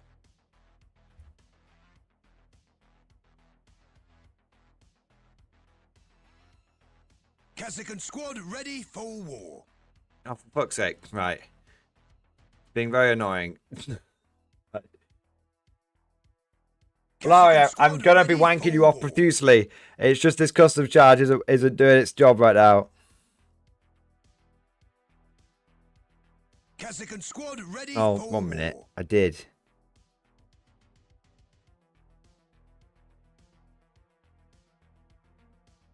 Kazakhstan squad ready for war.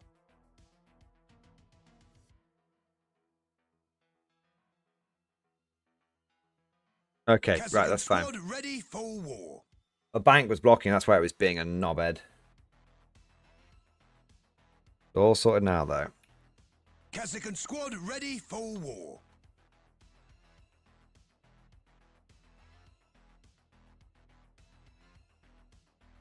Kazakhstan squad ready for war.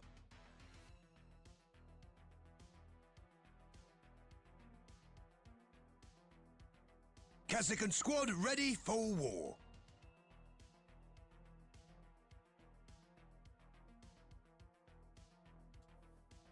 Kazakhstan squad ready for war.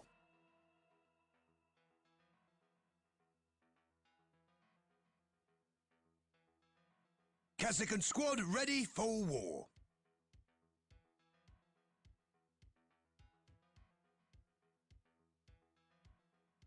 Kazakhstan squad ready for war. Look, fucking hell, boys! Kazakhstan squad Hang ready on! for war. Jesus Christ, Fenton! Oh my God! Kazakhstan squad Oh ready my for God! war. 1 minute! 1 minute! 1 minute! Jesus! Right, Jesus! Kazakhstan squad ready Okay. for war. Okay, right. Bang, bang. I got to try one more. I got to try one more here. Give me a second. Kazakhstan squad ready for war. I got to try one more here. There's fucking 3 of these bastards. Kazakhstan squad ready for war.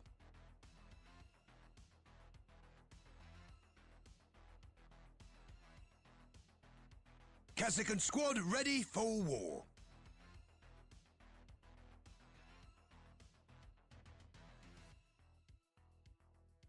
Kazakhstan squad ready for war. Okay. So, Valario.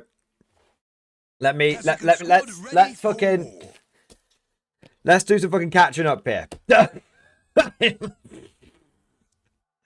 Okay. For those of you that have done super chats in between all this madness, don't worry. You will not be missed. Okay, you will not be missed.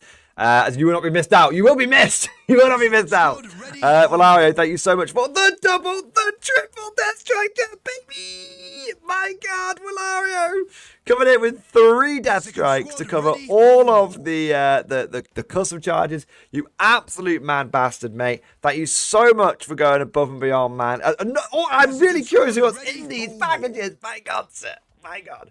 Holy shit, man. Valario, thank you from the bottom of my heart. Thank you for going above and beyond the Call of Duty, for just taking off, triple nuking the entire stream. Kazakhstan squad ready for My God, war. sir. My God. And then coming in with 50 gifted memberships as well. That's not 15. That's 5-0. Ready for war. Dude, thank you so much for just absolutely Fucking smashing it. We told you we shipped Larkin. What, in 4 parts? Larkin, you poor bastard.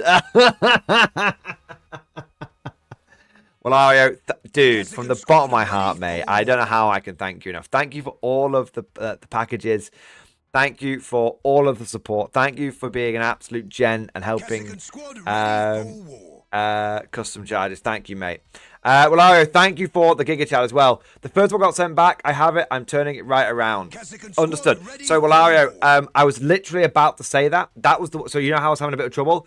I couldn't pay for one of them. It's because it arrived, but it literally arrived on Christmas Eve. So, I've had a message today. Literally, crazy coincidence, right? I've had a message today from my PO box guy who's like, by the way, obviously it depends on when if he's just got back, but I think he's been back a while.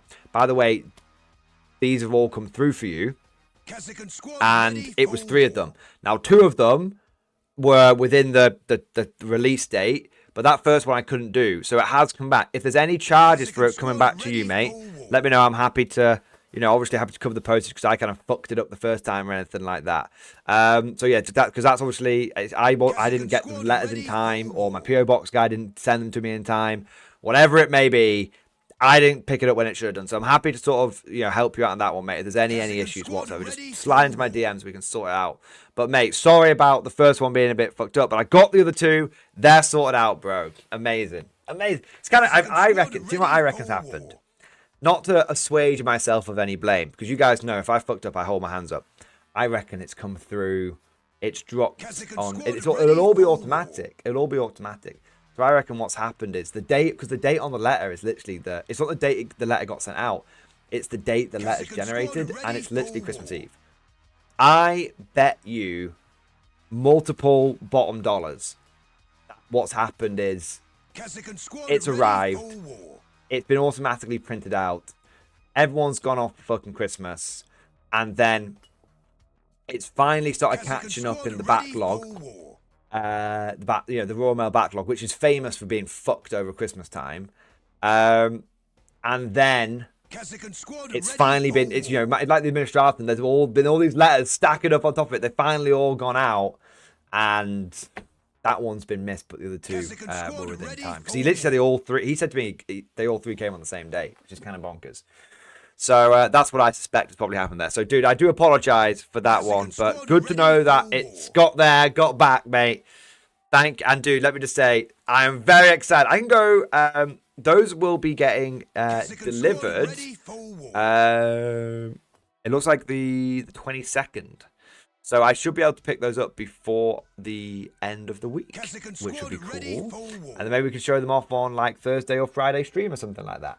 But, dude, Willario, coming in with all of the fucking triple death strike, and then the death strike in terms of the conscripts, the gifted memberships. We are going in with the first wave. Means more bugs for us to kill. You smash the entire area, you guys want to legs, you get me. We get you, we get you. Holy shit, man. And we finally just got through all of Willario's support, and then bloody Tuesday's Avengers come in, and he's gone under the bloody death strike as well. Oh my god. Oh my god. Tuesday and Willario. My boys. Tuesday's Avengers. The constant favorite is still existing. Here again. Nuke that son of a bitch. Tuesday. Thank you so much, man, for the supporting nuclear strike. Holy fuck, man. Holy fuck. From the tip of my toes to the end of my big rubbery nose, thank you so much for jumping on the Death Strike hype train. Yes. To you and Willario, and to all of the Death Strike gang, and to all of you guys that support with the incredible super chats and memberships and everything. You beautiful sons of bitches, I raise my glass to you. You are officers and gentlemen. You are gentlemen and scholars. You are good sirs. You are kind sirs. And I am the luckiest son of a bitch in the world to have a fucking fantastic community and fantastic supporters like you guys. You magnificent bastards. This one's for you. Dude. I think it's never been done. Look, I'd like to say it's never been done, but this community has gone above and beyond many times, and I am extremely grateful to them. Extremely grateful to them. Tuesday's Avenger, 07 for you. Walario, 07 for you. And my Gene Solar Cult hand comes up to all of you others that have supported me this stream and in the past as well. Thank you, boys. Couldn't do it without you. Oh! Holy shit. Holy shit, man. I'm jacked. I'm jacked to tits! Tuesday, I think that's why they call it Combined Arms Warfare or something, right? Yeah, I think that's right, yeah. I think when Combined Arms Warfare, when everyone combines their nukes together and everyone starts growing additional arms because of the radiation. I think that's why it's called that. Yeah, I think so.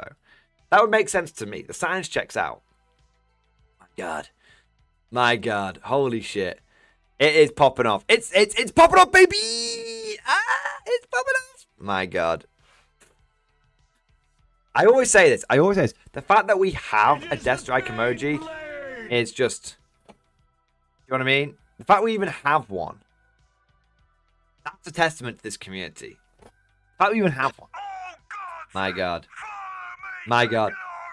All right. We've got some more support coming in. I don't want to fall too far behind. So I also want to say a big thank you to the Whispering Monk. Whispering Monk, thank you for the Giga Chad. So where's the Eldar Jetbike Army? Tau make better guard than the guard. Say no to the embrace of Snesh by mordianglory. Long live the fighters! So the Jetbike Army it's on the planning table. It's definitely... I would like to have the Jetbike Army done this year, which I know sounds kind of crazy because like this year sounds like a long time, but it's amazing how quickly they come around. My plan in terms of new armies for the channel this year, I really want to get I want to get my Orc Green Tide done first.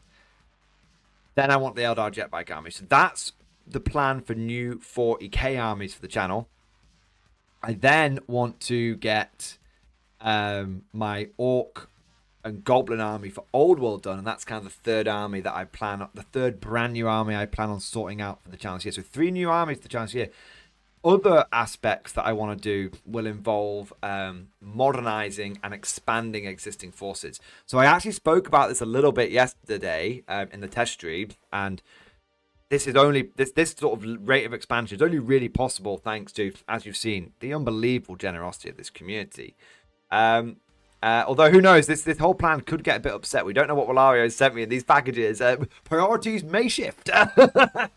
But the plan is basically to have 3 new armies, but I want to have a big push on rounding out existing armies as well. So a big part about that is, you know, I've got 5 bolt action armies that are all 90% complete, but they all need basically like just a bit of like a week, probably a week's work most, sort of putting into each one, a week or 2 weeks to put into each one, and then they're rounded out. I've got my Death Guard, where really for my Death Guard, I just need like 4 more Rhinos and 3 Predators. Then they're pretty much rounded out, and then they're done, you know. And then I've got my Tau. My Tau are rounded out. Objective number 1 has been completed. Tau Wave 3 has now been completed. So we had the first Tau Wave, then we got some reinforcements that were donated to the channel, and then we've got the 3rd wave, which has also been done now. So Tau are completely rounded out. And then it's the Great Mordian Modernization Project, which is something I want to launch, which is going to be an ongoing project, probably for a few years. Do you know what I mean? But basically, I've got all my old Mordian models, but like none of the Chimeras have got the right loadouts, none of the Russes have got the right loadouts. So rather than just painting shite from the pile of shame, I want to paint. That's where these are coming in. Now, why do I need when I already own 12 Legion Russes? Why do I need more? Because all the Russes for my Mordians have got wrong weapons, and I don't really have any way of fixing that. So we're looking at getting another 6 to 12 Russes for the channel, another dozen Dawns, all this stuff just to basically completely modernize the armies on the to modernize the armies on the channel, but that's a long-term goal. Do you know what I mean? I mean, to be fair, I could probably get a full tank company done in a month, and that would just modernize it, which is kind of something I'm aiming for. But yeah, so basically that's what's happening with this sort of year. Obviously, with the Eldar Jetbike Army kind of being scheduled, it's been on the books for about a year already. And the start of that, the models were actually sent in. And I really want to get those jet bikes done. I really want to get them done. And they've already been on in the channel for a year. But there's the orcs need doing first because I want to take advantage of the tactical detachment, and then we'll see what happens. Then we'll see what happens with the jetbike army, because if the Eldar Codex comes out and there's a really good jetbike detachment, priorities will shift, because these are all just vague outlines. They're just vague outlines. My plans shift with releases and everything all the time. But the big push at the moment is actually, like I said, getting my guard army modernized as well. So we're going to have new armies being built up. These aren't happening sequentially. These things will be happening concurrently, which might seem a little bit unfocused, but I don't want to basically not update my guard army for a month when the guard codex is coming out, but I also don't want to miss out on orc Imperial Guard content either. See what I mean? So there's definitely going to be a bit of like, we're painting a whole smorgasbord of shit at the same time. And there's Conflict 47 on the horizon as well, which I need to get ready for 100%. So long story short, Witcher Monk, there's a lot of stuff happening. Lord Prayer, thank you for the 27 month member flex. Double X Force, more than approved, baby. Thank you for supporting the channel for over 2 years, you giga chad. Wallario is the only way to be sure. This is true. The Wallario protocol is the only way to be sure. Lord Prayer, thank you for support, man. And I love the Wallario shout out. Huge thank you to JM the Goose. JM the Goose, thank you so much for the Bean Blade. Yes. My lot have a guy in our group that cheats. We've brought it up jokingly. Some have gotten angry with him. How do you deal with someone who isn't responding to talks without excluding him, as he's a good friend in all other regards? I mean, he won't change. He won't. Not unless you tackle it head on. And it's a very, very difficult situation. It's a very, very difficult situation. Because obviously he is a friend and he seems to be legit in other regards and everything. But you can't let one... the risk you're going to have is that this guy ends up causing other people to leave the friend group. And then you might end up, by trying to save this friend, you might end up losing some others. So, frankly, I think that, I'm not saying exclude him. Frankly, I think bringing it up jokingly is, if he's still doing it at that point, bringing it up jokingly, he might actually see it as like permission to do it, because you guys are kind of like laughing about it. I think, as Mayor Nation said, you need to coordinate with the others and bring it up coordinatedly. And that's the only way. I think that's the only way to do it, because it's going to start ruining things.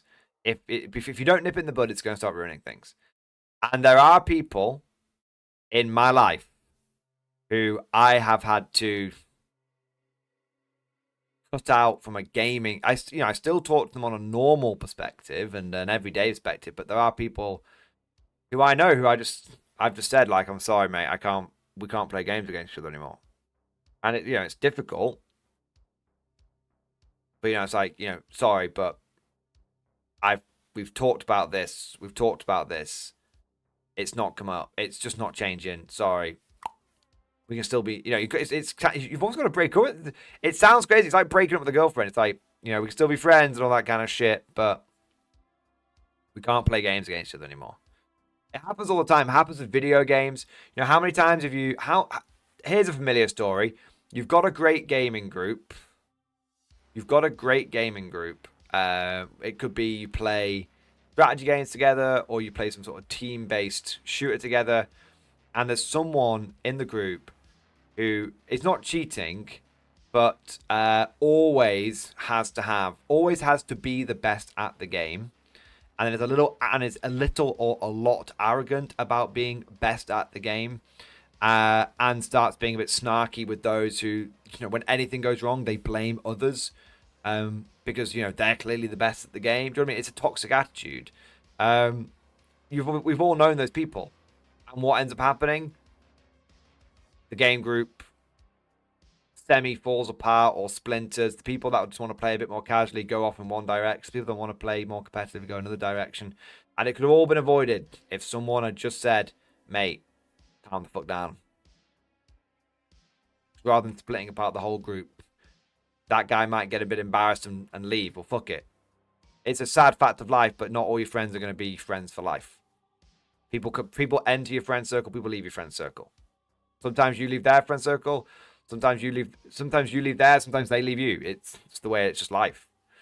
So yeah, like, I would say if you've got someone who cheats, if it's obvious that he cheats, if people are getting angry about it, if it's been raised jokingly, I think at this point, you just tackle it head on. Best case scenario, it snaps him out of his funk. Worst case scenario, he takes himself off because he's so... Not takes himself off like that. I mean, like, he just takes himself away from the group because he's embarrassed about it. That's that, but you can't control it. But if you don't do anything about it, you're going to lose the whole group. You will lose the whole group. I've seen it many times. I've probably seen gaming groups, both tabletop and video game groups, fall apart a dozen times. And it's pretty much always because someone is toxic. One person is toxic, and it causes everything to fracture apart. There you go.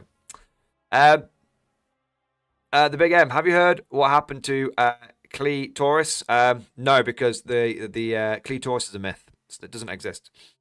It's like it's like it just doesn't happen. Next, I'll say a big thank you to JM the Goose. Thank you for super chat, mate. It's Warhammer for clarification. Yeah, I guess. Yeah, not cheating on people. Yeah, like he's like, you keep cheating on me. No, I got it. Hope that helps, JM. Hope that helps. CJ, thank you for the super chat, bro. Golden Life is to find a sugar daddy like Willario. I mean, I'm extremely lucky to have a very generous and supportive community like you guys. Willario, Tuesday's Avenger, Eltelema TriStar, Cosmic, Madlarkin, many others. Many others part of the Death Strike gang. And just the general Super Chat gang. I always am eternally grateful for every bit of support I get on this channel. From gifted memberships, $1 super chats, tips, all that kind of shit, all the way up, of course, to Death Strike, double Death Strikes. All of it is extremely important, extremely meaningful, and allows me to do this full time. So, yeah. Goal in life is just to find a fucking great community and make sure that they know that you appreciate them. Yeah. I want to say a big thank you to the Lower Decks. Lower Decks, thank you for super chat, mate. Sir, I have made contact with the Xenos-aligned humans. I can begin infiltration. Xenos breeds walk openly among the people. It makes me sick. However, the three-breasted lady in the bar is cute. 3 tits. That's awesome. Oh, man. 4 tits. That's obscene. Don't be disgusting. It's, yeah. The triple-breasted whore of Eroticon 6. The ravenous bug blatter beta trial. Daft as a brush, but very, very ravenous. Lord X, mate. Thank you for support, man. And, I can confirm that the three-breasted lady that works the bar is an Imperial sanctioned mutant. So no issues there, mate. Crack on. Also, I'll say a huge thank you to Josh Crosby. Josh Crosby, thank you for super chat, man. Hi, MG. Finished my first engineer from the box in Discord. Hey, new engineers, man. Nice. Take a look. Let's take a cheeky gander. All right. Let's see what we got here. My sultry voice. Whispering Mrs. Mordian there. That. Baby. Suddenly, no reason at all, call her baby. Let me know if you get that reference. That's a bit of an obscure one. T-Man, come on. Oh, man. All right. Josh Cosby. Hey, MG, test for my new engineers. I know it's sad, but really excited to have a hand flame at my army once more. Yeah. Dude, it's come out nice. It's come out really nice. Everyone tell me stop it. Oh, man. He's come out. Dude, you've done a good job on that engineer already, bro. Fucking brilliant. Holy shit. It is cool having a hand flamer. Like a hand flamethrower. It's a very, very just cool concept. It's a very cool concept. I mean, flamers in general are such a cool concept. Yeah. Damn Geneva suggestions. Hey, the remote mine. Cool. Little cheeky buggers. Beep, beep, beep, beep, beep. Nice. The colour scheme is impeccable. Your usual impeccable level of colour scheme. Impeccable standard, mate. I'm always consistent. I know I say this every time, but I'm going to keep saying it. I'm always consistently impressed by the scratches on the metal. Honestly, one of the best techniques I've seen and really makes the model just stand apart from the crowd. Fucking fantastic. Fucking fantastic, mate. Brilliant. Dude, thank you for the support, and you've done a fantastic job on that engineer. I can't wait to see the rest of the squad, mate. And what else do you do with the other models in the Krieg box as well? Nice. Bosh. Also, a big old thank you to Kappa Eagle! Kappa Eagle, you Giga Chad! Coming in with the double Baneblade, baby! Yeah, buddy. Yeah, buddy. Yeah, buddy. Thank you so much, Kappa Eagle, for the incredible support. Thank you for going up. I almost took my teeth out on this. Thank you for the big old 50. Thank you for the double Baneblade and change, my man. My man. Now that you're full up on Death Strikes, have a pair of Baneblades for dessert. Yummy, yummy Baneblades in my tummy. I was thinking about doing the Baneblade dance, but I'm slightly embarrassed about it, so I'm probably not going to. Anytime I do the Beyblade dance, the viewer count halves. Like, it's not even like, it's so bad. And for all you that haven't seen it before, I'm not doing it. I'm not doing it. Okay? It's not a hint. It's not, oh, he's saying you don't. No. Like, there's levels of cringe that I'm just not willing to accept anymore. Oh my god. Cavic Eagle, thank you so much for the support, mate. Thank you, mate. 07 back at you, dude. It's very, very generous, sir. I raise my glass to you. You're an officer, a gentleman a scholar, a good sir, and a kind sir. Damn Legion, dance monkey lol. No, right. For those of you that haven't seen it, there was a brief moment when I thought it would be a clever idea to, whenever I got a double Baneblade, to bring out two Baneblades and do a semi-erotic dance to the tune of Milkshake, the song Milkshake, and go, my Baneblades bring all the guard to the yard. Damn right, they're better than yours. Damn right, they're better than yours. I can teach you, but I'd have to guard. So I can't. It's, like you can visualize it. You can find it on clips.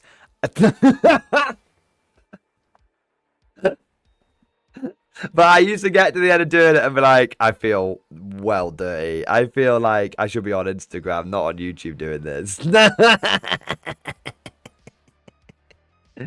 Oh my god. Gaming Stuka, please no. Christy, okay, it was pretty fully erotic. I'm not lying. Do it now. I'm not doing it, Dawson. I'm not doing it. Like it doesn't need to be done anymore. It's been done. We had our fun with Mordian debates. That's the most I think I've debated myself ever on stream. Yeah, you felt dirt. We all felt sick. Yeah. It was like there's a line of like acceptable cringe. I think that went beyond it. quite far beyond it. Oh my god. Right, I want to make sure that I've not missed anyone out here. I think I've got one more, but I'm just going to double check. We had Scully. We had JM the Goose. Scully, Lord Prayer, Wallario with the absolute mega bunker buster, Whispering Monk, Lord Prayer, JM the Goose, Wallario, JM the Goose, Tuesday with the Death Strike, CJ with the Sugar Daddy Wallario. We had David, Gamer, and HB subscribing to the channel. Thank you, boys. Wallario, Lodex, Josh, Capigigo, and then we've got Jay Rodriguez. Jay Rodriguez, thank you for coming in with the Bean Blade. Yes, thank you, mate, for jumping on the hype train, baby. Hype train, yes. Thank you, mate.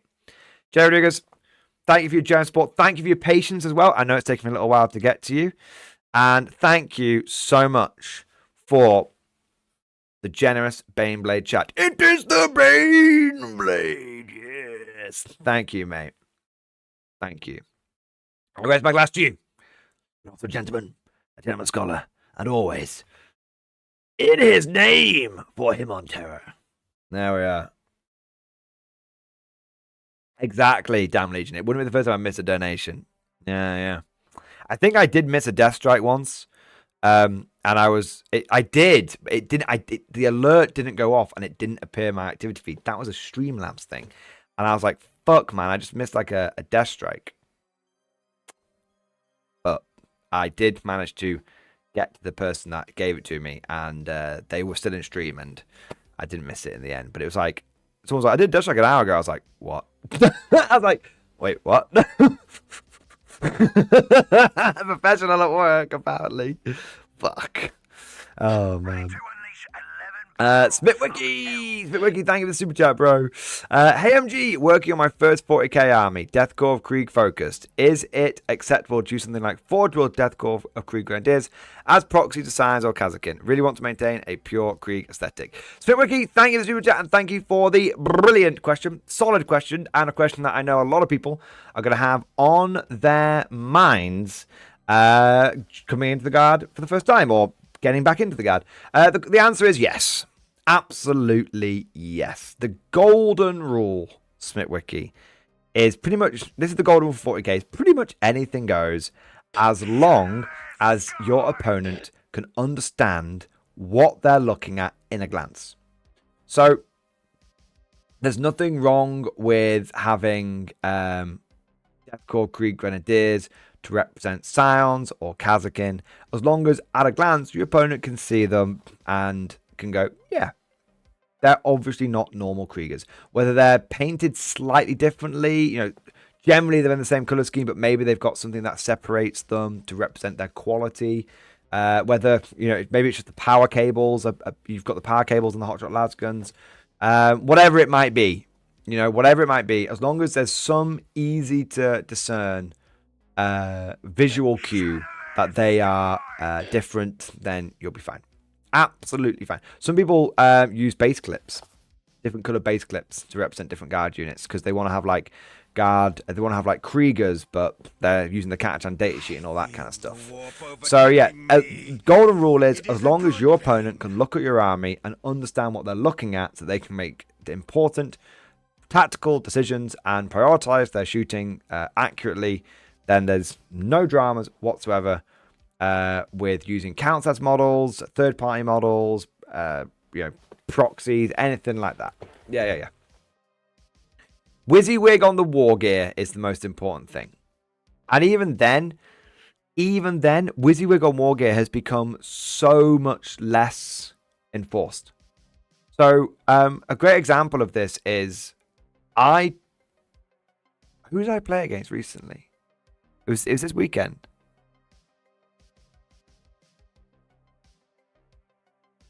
Who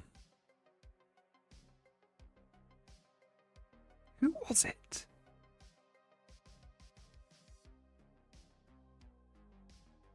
One of my rounds this weekend, I didn't even question it. I noticed that one of my opponents, I think it might have been Gene Silical, and one of my opponents had like a flamer and he was using it as like a Weber or something like that. Do you know what I mean? I didn't even notice it. Like I noticed it, but I didn't even raise it. Do you know what I mean? Like, and the amount of times I've seen guard sergeants with chainswords, and my opponent said that's a power sword. I'm like, yeah, okay. Or bolt pistols, and that's a plasma pistol. Do you know what I mean? Just it's definitely a lot looser than it used to be. But that's because people don't pay points for war gear now. And so the occasional power sword being the occasional chainsword being a power sword, the occasional light pistol being a plasma pistol, no one gives a shit. Like, nobody gives a shit about that kind of stuff anymore, because it just becomes a lot. It's with the fact that war gear is all free now. It becomes less important as long as it's consistent, because someone's not getting more points than they should have. And the idea that, and also people are always just going to pick the best option for their sergeants, for example. That's the most important thing. Yeah. All right, what do we got next? We got Ishmael, my boy. Ishmael, it's popping up, baby. Thank you, guys. Ishmael, thank you for super chat, bro. I need help buying mats with deployment zones, and I'm confused on what to get. 10th edition or Pariah Nexus? I'm lost. All I know is it needs to be 60 by 44. What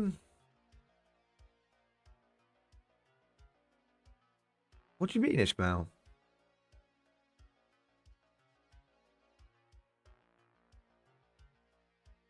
What do you mean? Buy mats with deployment zones. Like a battle mat with deployment zones like marked on it? Because I don't think those exist. I've never seen one.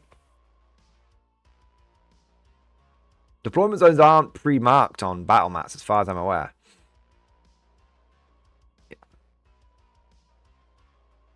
I'd have to have a look.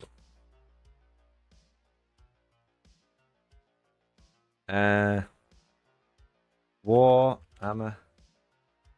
I don't think they exist. Do they exist? I mean, they might. I wouldn't get one with them pre-marked on.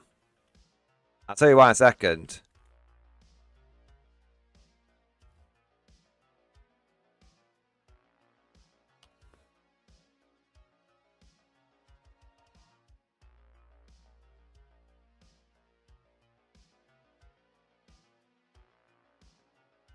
Okay, so they do exist. They do exist. I would not buy it with a deployment zone pre-marked on. 110%. I would avoid that shit like the plague. Okay?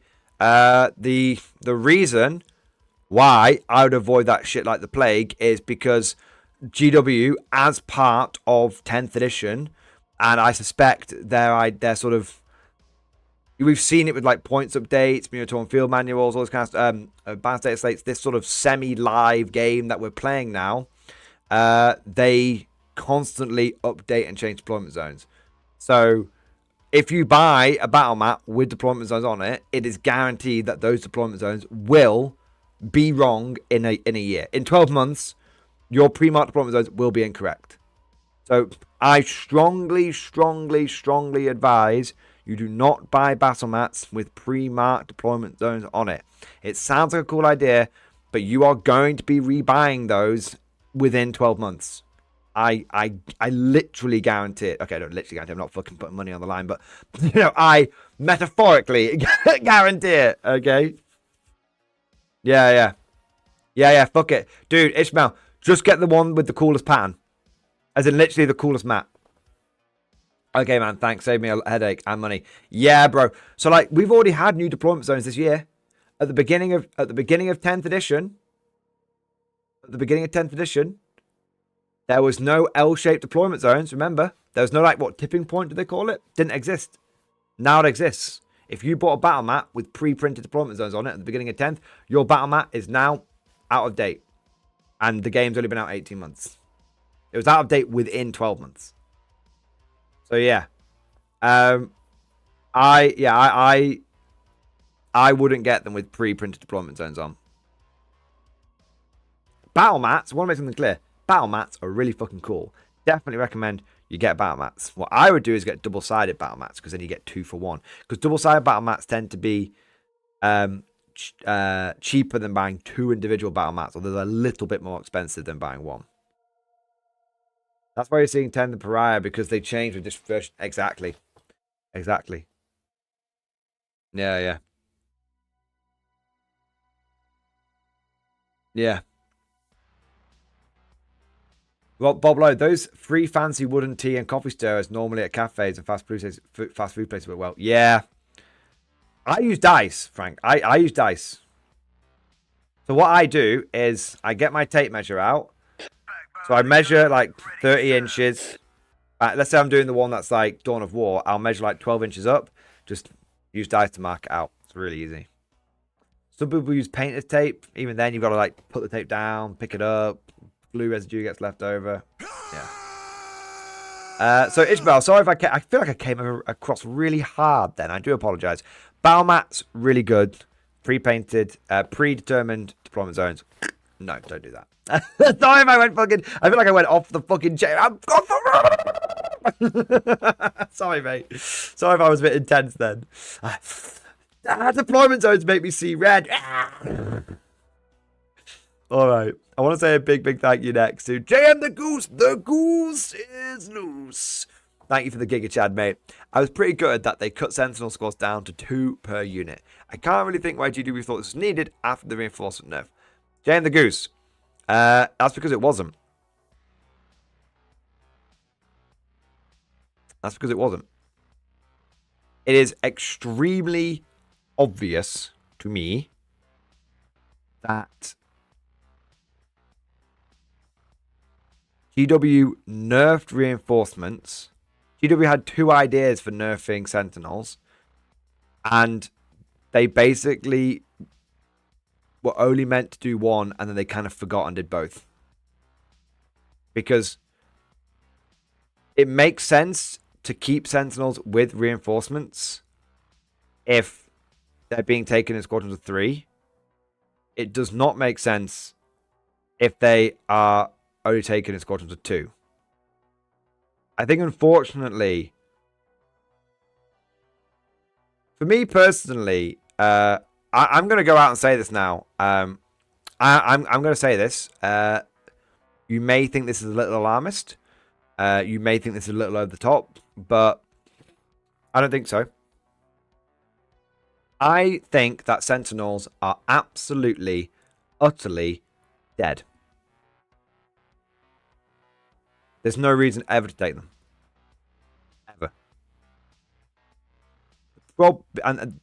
Because no one, I will say it again, no one was taken to Sentinels. They were always taken in squadrons of 3 or 1s. And there's a very important reason for that. 3 Sentinels brought a decent amount of firepower, not over the top, not as much to compete with a tank, but they brought a decent amount of firepower, solid amount of maneuverability, and a can wall effect, especially with the armored Sentinels. 1 Sentinel was very cheap and could be a cheap 55 point, I'm going to scout forward and do this objective thing.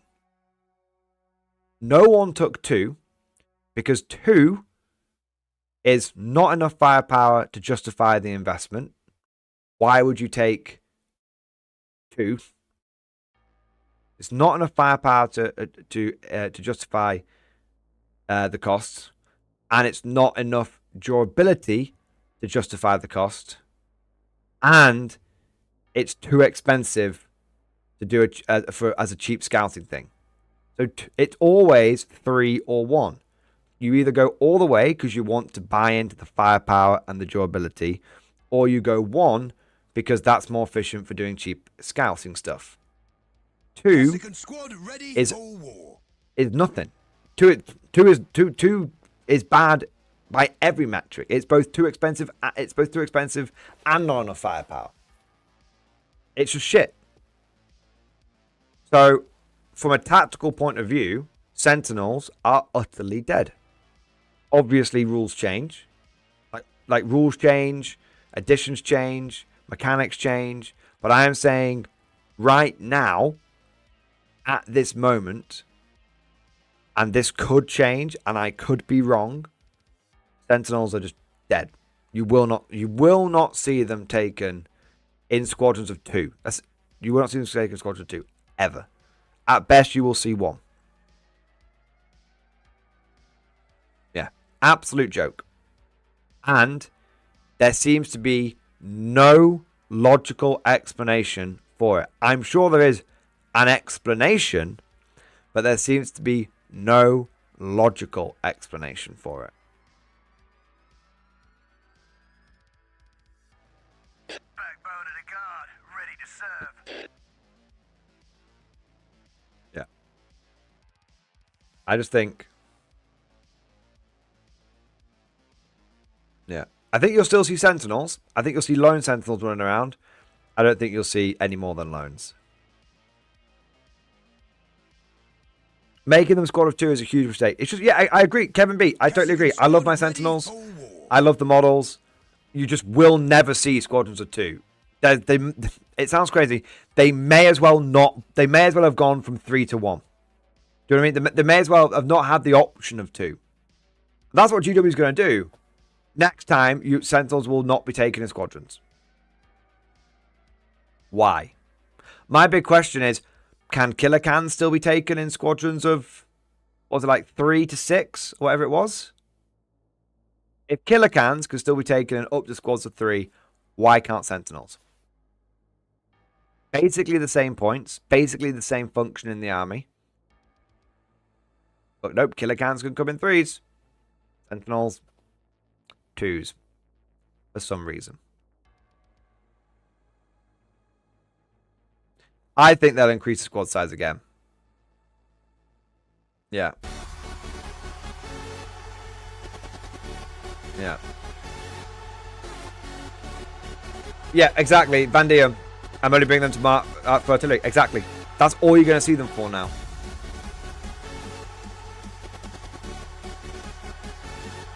Spiegel, Element and Glory, the explanation is this. If you look at the recent change across GW codexes, has been making every full unit buildable by 2 boxes maximum.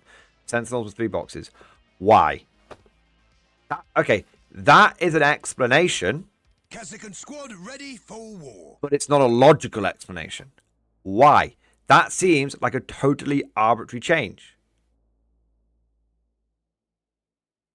It explains it, but it doesn't explain why they're doing that.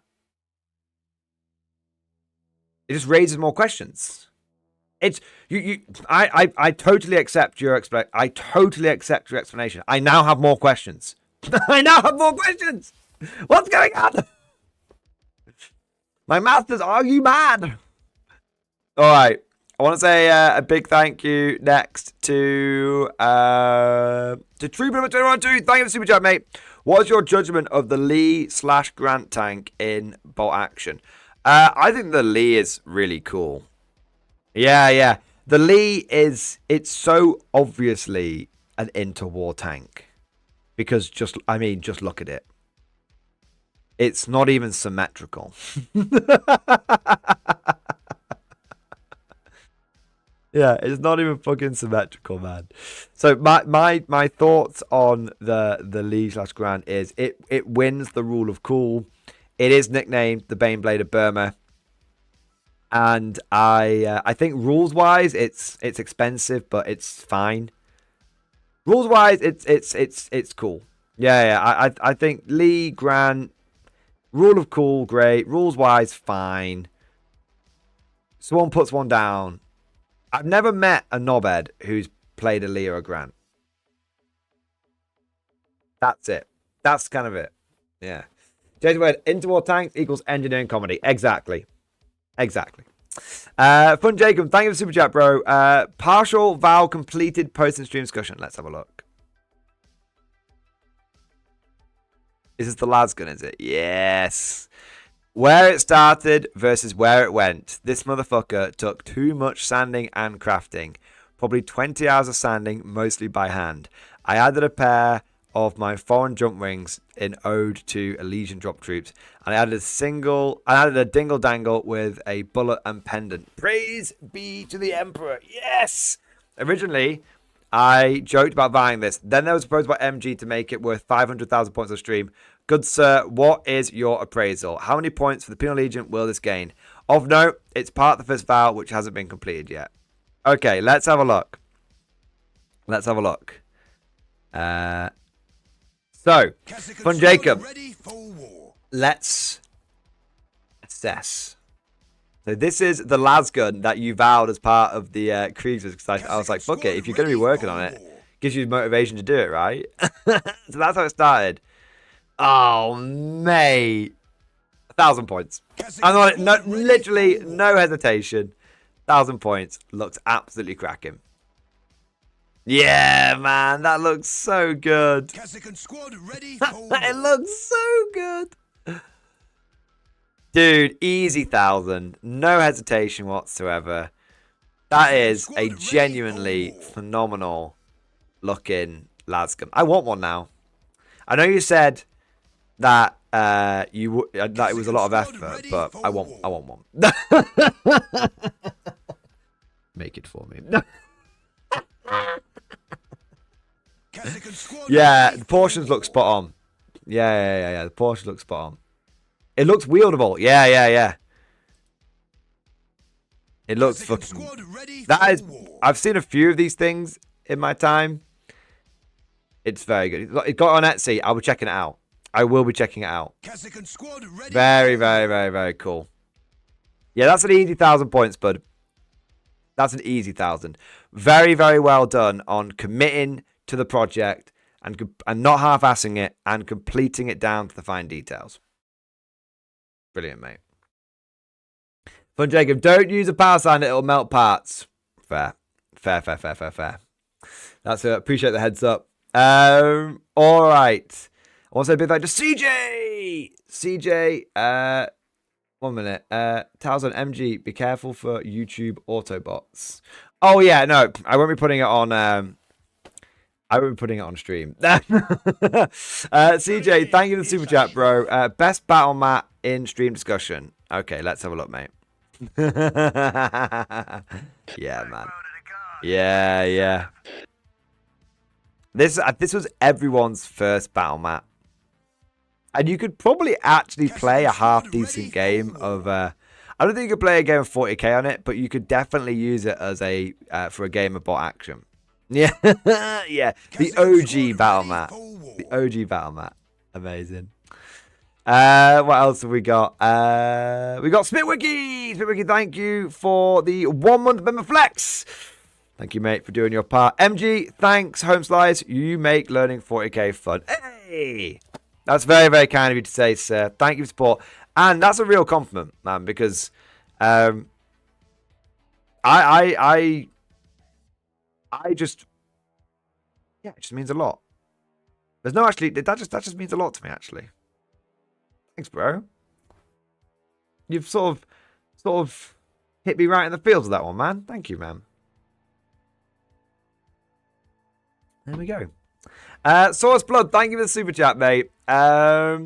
Went to 2 Old World narrative events last weekend. 6 games with some cool armies. Also, Beastman painting update. Pictures in stream discussion. Yes, Old World mentioned, boys. Old World mentioned. Here we go. Went to 2 amazing Old World narrative events last weekend. The first one had a lot of newbies, so I spent most of my games teaching my opponents how to play. But there was an amazing origami dwarf army and a wooden carved zombie army. Wow. The second event was with a bunch of tournament regulars. My Bretts went 2-1 at both events, and at the more experienced tournament, I won Best Narrative for scoring the most narrative goals. Also, bonus Beastman, I have finished painting. Hey, let's have a look. This is insane. Origami Dwarf Army. Holy shit, man. That's so good. Papercraft. Papercraft Dwarves. I don't think I've ever seen that. Really, really interesting idea. Yeah. And well executed as well. Nice. Brett's going in hard. Foot Knight's getting the job done. Yeah, look at those big old lances. Oh, is that a lance in your pocket, or are you pleased to see me? I really want to get on my Praetorian army. God damn it. God damn it. I've got so many armies, so little time. Mate, that's so cool. I like the sort of Big Daddy model. You know, from, what was it? From Bioshock. Hey, that Orc army looks really cool. That's a big old squad of bows. Night Goblin Bowmen, I'm assuming. Probably the poison bastard blob, isn't it? Yeah. Good story. Oh, that's cool. That's cool. Sadly, it's not another Death Strike going off. Before anyone gets too excited, it's the quirk. The quirk of OBS. The quirk of OBS. I probably need to work out why it does that sometimes. Tiki probably knows. Before he was like, it's another Death Strike! It's not quite, unfortunately. But Tuesday's Avenger. I'll give you another shout out. Big thank you for the Death Strike, bro. Those beatsmen have come out very nicely. Grumpy Goat boys. It's the Grumpy Goats. It's the Grumpy Goats. Reporting for duty. I like it, mate. Dude, I really like that you've done your Praetorians and now you're like, another one. And you're on your beastmen now. The tribal tattoos and everything really add to it. Yeah, they really add to it. Excellent work. I love your Praetorian army. Every time I see it, it makes me want to get my Praetorian army. And I love what you've done with it. I can't wait to see. I'm already very excited by the Beastman army. I can't wait to see what else you do with it. Holy shit. I want to say next a big thank you to Denzel. Oh, also well done for winning the narrative bit. Fucking brilliant, man. That's the true victory right there. Denzel Wenzel, thank you for the 11 months. Yes, Darren, my man. Thank you so much, bro. Hello, Mr. Mordianglory. Have a wonderful stream. Dude, thank you for popping in. Thank you for supporting the channel for nearly a full year. Looking forward to next month when it's X-Force baby time. 07, you magnificent bastard. Also, a huge thank you to Anthony Williams. Thank you for the Giga Chat. Yes. Found an easy and fast paint scheme for Cadian/Laz/Blob Army. We'll have US Vietnam era pattern shades of green. Speed paint scheme from Cult of Paint. Okay, I'm very interested in this. Do you have a link? So, Anthony Williams, I would love... if you've got a link to that, if you could pop that in stream discussion, I would love to check that out right now, because the idea of being able to paint like a historical color scheme that looks good and going like full sort of Vietnam era shades of green is very, very interesting. Yeah. So, dude, share that up, bro. Share that up. Thank you for support though, and thank you for the heads up on it. Lord Holt, thank you for the 60 with the flex. X-Force, baby. Thank you for supporting the channel for over a full year. So close on the vow in Mordian discussion. Let's take a look. I love a good vow update, me. And I love looking at the Mordian ones, my beloveds. Hey, there we go. Home stretch, just finishing up 20 bases. Oh. They look really good. Damn your eyes. Damn your eyes. Oh, man, they look so good. Do you know what's funny? That was very nearly my colour scheme for the Great Mordian Restoration Project. And then I went with the green and blue one that everyone hates. Oh, man. Yeah, I love that. I am definitely living my Mordian life through you right now. It is a good pain. Oh, shit, man. They look great. Home stretch, just got to finish those 20 bases. Dude, the Praetorians and the Mordians fighting side by side looks sick. And that colour scheme has come out really, really nice. I'm genuinely jelly. I'm jelly roll, mate. Absolutely jelly roll. Amazing. Good effort though. Keep them coming. Keep them coming. Get on that home stretch, bro. Nice. Green and blue is nice. What you mean? Who hates it? Literally, I've had so many people say to me, they're like, "Your green and blue color scheme looks shit." I'm like, okay. Online, real life. I'm like, I like it. I like it. Is that okay? Oh, man. It's because it's very dark. I've had a lot of people say that it looks better in... To be fair, joking aside, I've had a lot of people say it looks better in real life than it does online. I think that's because it's just quite a dark colour scheme. But what can you do, eh? Mordian, look how good a one-colour tank looks in yellow. It does look very good. It does look very good in yellow. Yeah. Yeah. Ronnie G, me. What are you saying? You hate it? Yeah, Ronnie G said he hates the color scheme. I tested it and I like also. Dude, I like the color scheme. I like the color scheme as well. I think it does look better in speed paints though. I think that's the problem, Mild. Yeah. I think that's the problem. I think done in speed paints it looks a lot better. And the problem is that it's I've not done it in speed paints, so as a result. But I think my what do you call it? My painting of it has got better over the years. I've had a lot of advice from like that over the years. This may not come across on camera very well, but let's see if it does. So this is a Baneblade that I painted a fair while ago. And it looks a lot brighter. Actually, you know what's interesting?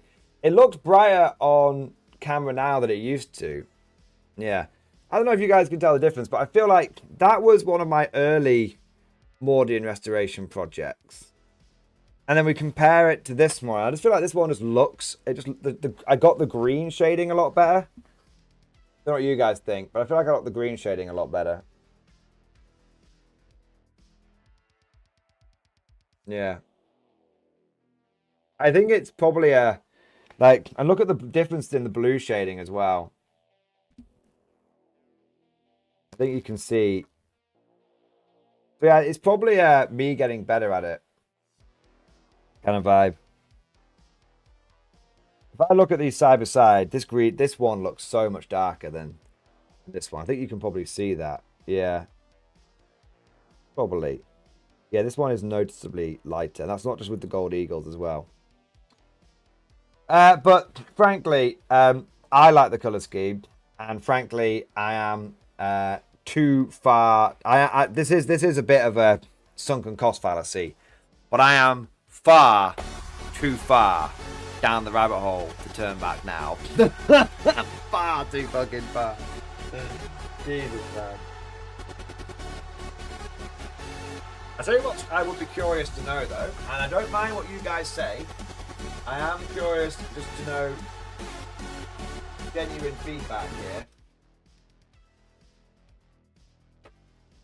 Genuine feedback.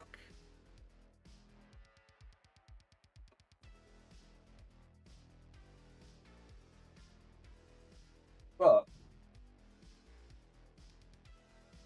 I'm curious to know which color scheme you guys prefer. So here we have... Victory is assured. Here we have two shadow swords. Basically, the tracks and the guns are painted the same. It's just the gold's painted the same, the lights are painted the same, all the fine details are the same. I guess the big question is, obviously there's a few differences in like how I've converted the models. I guess the big question is, which one do you guys genuinely prefer? Tan or green? I think most people will say tan, but I don't know.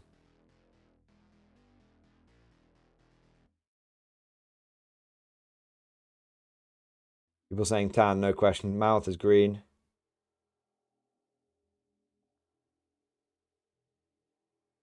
The good old Xandri dust, right? Desert Storm looks better.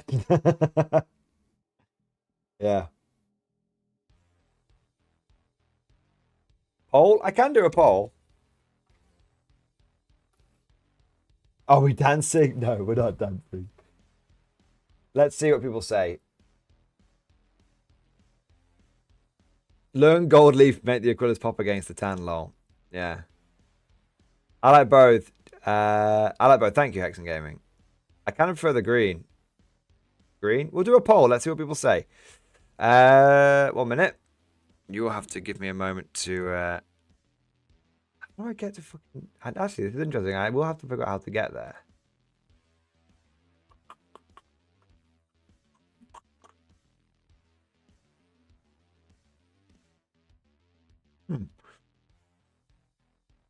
I can do polls again, but I'm trying to... I don't know if... I need to go on the... what do you call it? YouTube Studio live streaming thing. Let me just check something here, guys. I'm just curious. I'm learning something now. I could fuck the stream up, but let's find out.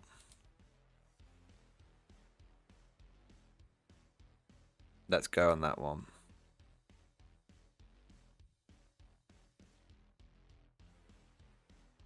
Okay. No, we're good. I hopefully didn't fuck it up. Which... I'll tell you what, I got another one for you, though. I got another one for you. Okay, which channel color scheme do you like best? Tan, blue, and green. And we've got a wild card here. We've got a wild card. Red, because I do have a red color scheme. And we've also got the Empire color scheme, the Zealot Yellow, but not many people have seen that one. That's fine. So before I click live, before I click go, I'll show you guys each one. So you can see each one in its entirety in detail. And then I'll start the poll. All right? All right. Give me a moment. Click my... down here. Yes.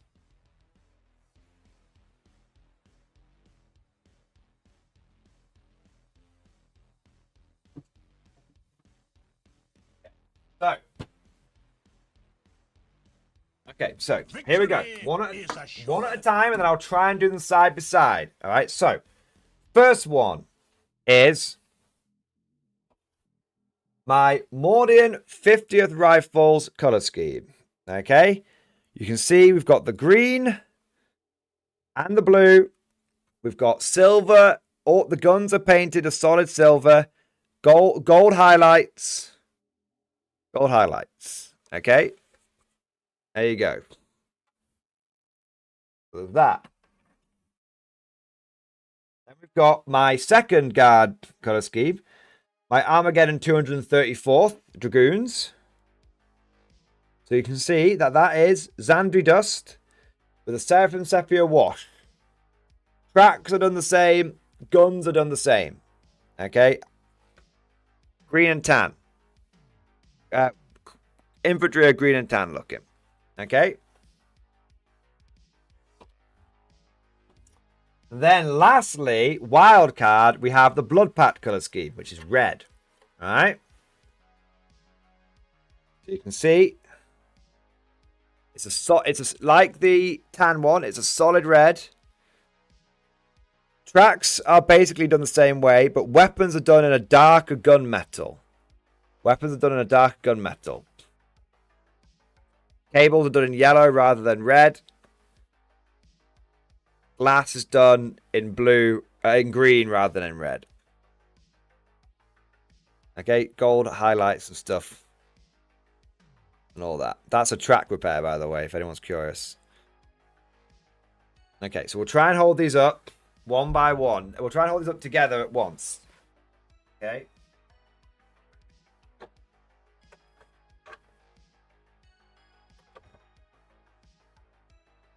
Oh, but it is possible. I get the wide angle camera shot. There you go.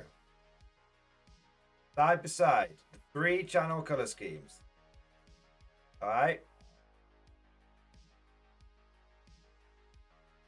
Now you've seen them individually. Seen them individually on the super heavies. Now I don't have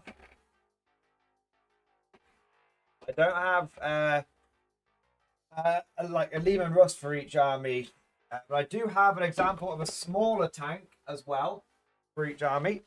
In fact, I have an example of a Hellhound for each army. Okay, so give me a second. Let's just very curious about this. Oh, on you bastard.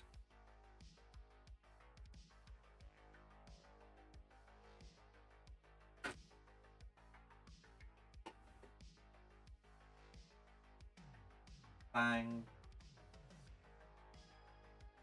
Hellhound. Ah.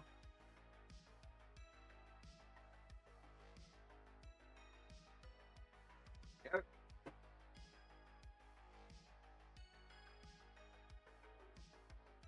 Nah.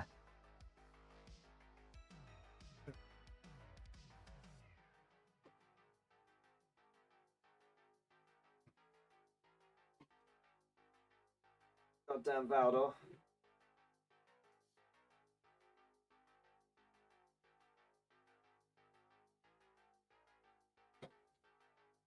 Admittedly, sorry.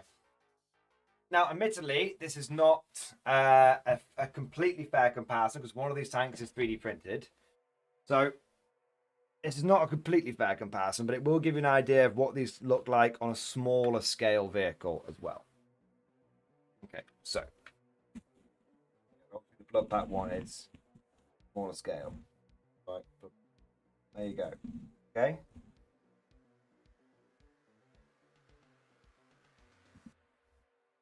All right, so let me put these to one side.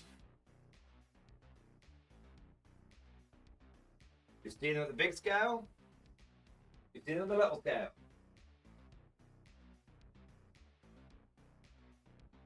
Now, it's time to decide which one you think is better.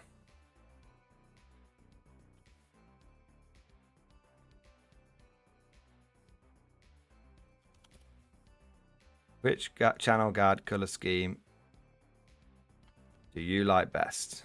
Backbone of the guard, ready to serve. That look.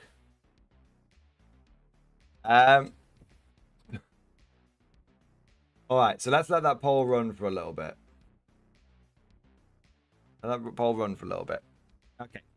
So, got a few super chats have come in here. That was Lord Holt. So, we've got an anonymous super chat come in here. I reckon that there is a non-zero chance this might be from Cosmic, but it could be from someone else. All right. We've had 3 anonymous super chats come in. The first one, I want to say big thank you to Mr. Anonymous.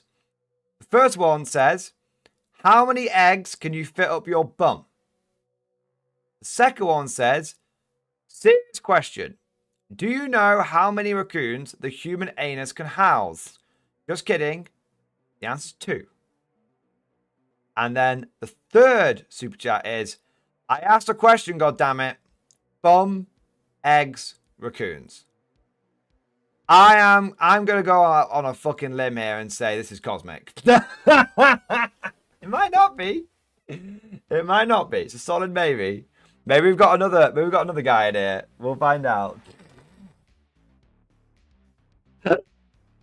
If you will not serve in combat, there you go. We've got here he comes again. Thank you for the $6.9 chat. Nice. Bum eggs, bum eggs, bum eggs, bum eggs, bum eggs, bum eggs, bum eggs, so on and so forth. Bum eggs, bum raccoons. All right. Thank you for your support, you absolutely mad bastard. How many eggs can you fit up my bum? Well, after visiting that that German bar, the Bumber cunt, my amount did go up quite substantially. Is all that tips? Because it does tip. It is tips. It is tips. Yeah, it is. It is tips. All right. Next, I'll say a big thank you to Ishmael. Thank you for the super chat, man. Real talk, you do make this game fun for us, and you give us a great place to play and enjoy the game together. I'm sure we all appreciate you. Thanks, man. Dude, thank you, bro. You guys are flattering me tonight. By the way, that's just my Casio Fox. What was it? Foxtrot 91 whiskey. There you go. Going off, you can hear the beeping. Dude, I do really appreciate you saying that. And you guys have been buttering me up a lot tonight. And I just want to say thank you. Because I've had, obviously, I'm not going to labour the point. Last week, bit of a shit show. We still don't know what's going on. Well, we do know, but we're not tempting fate. Do you know what I mean? So I do really appreciate it. Because obviously, you guys still being here and all the support still being here, it means the world. It means the world to me. Because I was very worried about the whole situation. So thank you, Ishmael, and 07, mate. It's those words are very important to me. Thank you. The Krampus, thank you for the Giga Chat. Hobby update: Gaunt's Ghost and Torx proxies finished up in stream discussion. Rear hatch misprinted, and I rolled with it. All right. Let's have a look here then. Let's have a fucking gander, shall we? Get a bit snacky. I might need to get a little snack. Hey, that looks cool as fuck. Let's have a look here. 1 second. Victory Okay, we're still okay. is assured. I had a moment then, guys. I had a moment. I was like, I thought things had gone squiffy. It's all right for now. Dude, these look great. These look great. Very, very cool. If you will not serve in combat, then you will serve on You should call them, because you used to have, like, instead of Gaunt's Ghosts, you should, it could be like a Krieg proxy should be Vena's Vigilantes. Yeah, Vena's Vigilantes, because obviously Karis Vena was like the OG, like, Krieg character that you used to take from Forge World. Yeah. Yeah. It's Varus's Vigilantes. There you go, man. Oh, those camera clothes have come across so cool. Hey, I like it. Very Krieg themed. Yeah, man, roll with it. Absolutely roll with it, man. Get the battle damage going. It's Vena's. It's Karis Vena, not Varus, isn't it? Yeah, Vena's Vigilantes. Or Vena's Vagabonds. I love the word vagabond. Gunther's Ghouls? Yeah, that could work. Yeah, Gunther's Ghouls. Yeah. Yeah, they look great, mate. And I love how you've rolled with the misprint. Yeah, that's cool as fuck. Very clever. Very clever indeed. All right. And I want to say a big thank you to Jay and the Goose. The Goose is loose. Is anyone seeing weird super chats on screen? Yes, it's definitely cosmic. Or cosmic, or a cosmic-like being. Eggs bum. Fuck's sake. Jay and the Goose, thank you for support, man. And yeah, we've had Cosmic coming in with the anonymous tipping line. Two of them were done under anonymity. One tip was from Anus Expert, and the last one was sent in by Egg Bum Raccoon. Fuck's sake. Malarkin, does the new machine have a new power supply, or are you using the Curse Machine one? I'm using the Curse Machine one for now, but we're playing it by ear. And I've kept the other one as a backup, just in case. And I've actually, sounds crazy, I basically have enough parts to build nearly all of another PC. But I'm keeping them for spares just in case. Because things weren't squiffy after a week last time. Well, I say that it actually wasn't a week. It was 2 days. After 2 days, then things started going slightly wrong. I started getting sync issues. And then it was Friday fucked. So yeah, 2 days. Test stream fine. Monday stream fine. Wednesday and Thursday, minor, very minor indications. Friday, fucked. Fucked.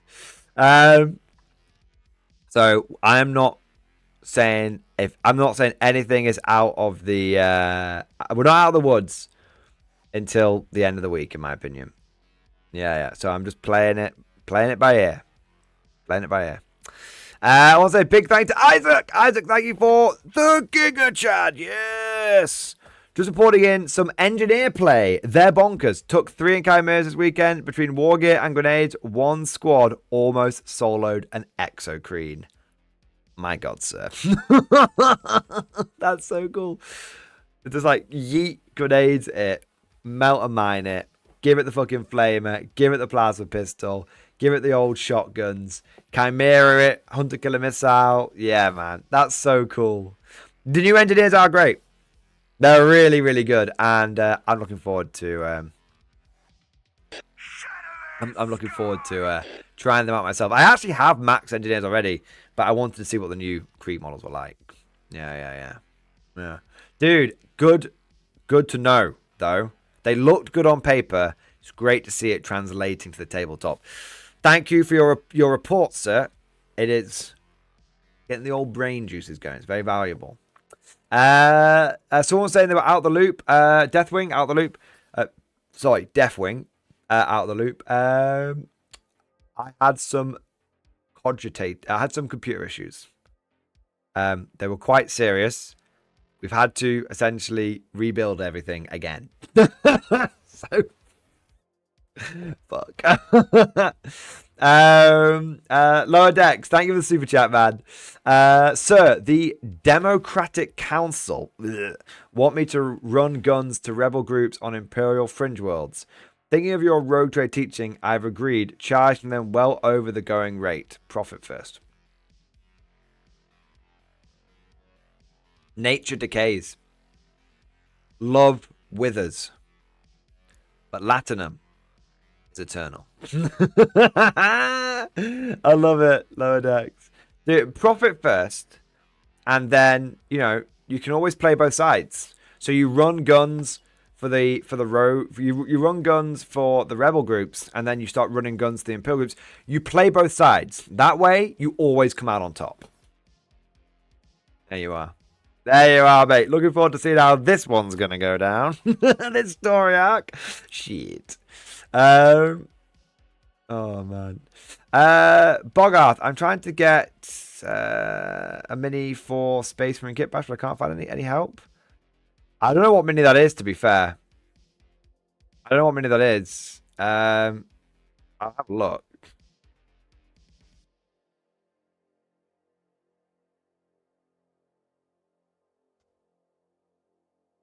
Oh.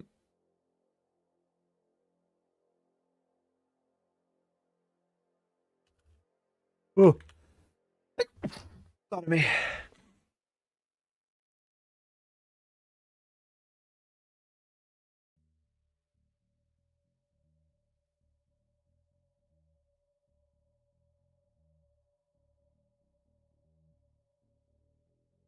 Oh.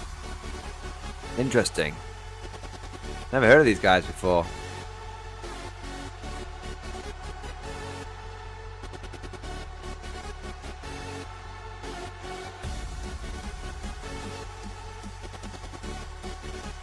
Never heard of these guys before, man.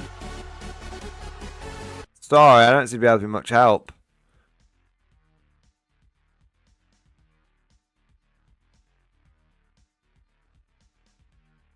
They seem to be, like, Ottoman focused. Based, like, something to do with the Ottoman Empire around that time. But, yeah, no, sad. Sorry, buddy. That is a piece of history I have absolutely no knowledge of. So, sorry, buddy. Yeah. It might not exist. I want Vlad the Impaler hats from Blood Angels.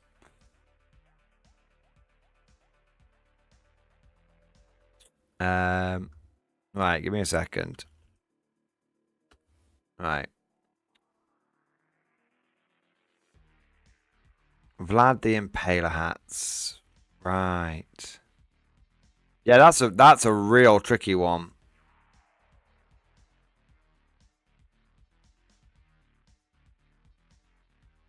That is a real tricky one. Your best bet would be to try and get go for some historical minis, but I think you're going to find the scales way off. Way off, sadly. You could try, but I think it's going to be way off. Sorry, buddy. I wish I could help. Normally, I'm pretty good on head swaps, but I can't find it. Catch you later, Fun Jacob. Thank you, mate.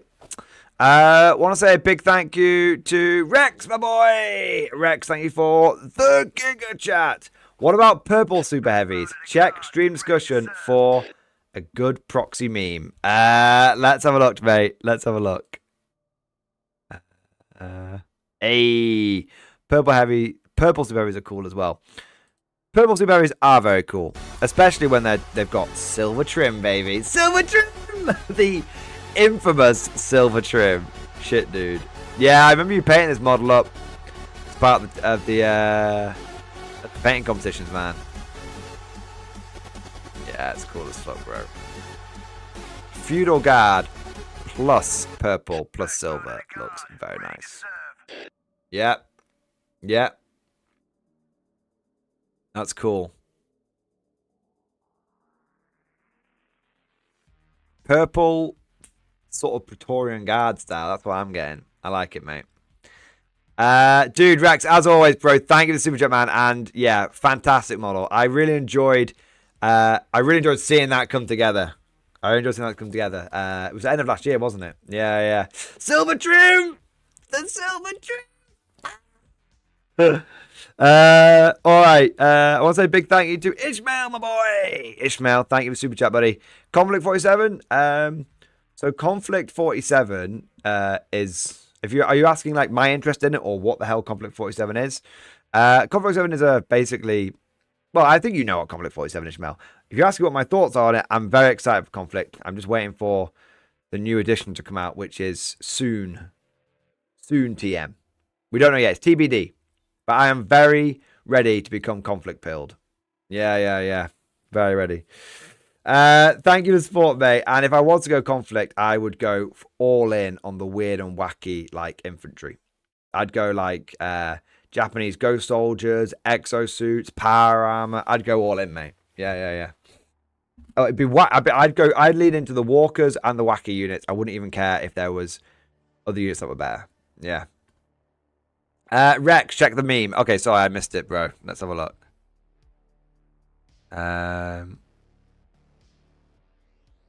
Oh, here we go. Okay. 1 minute.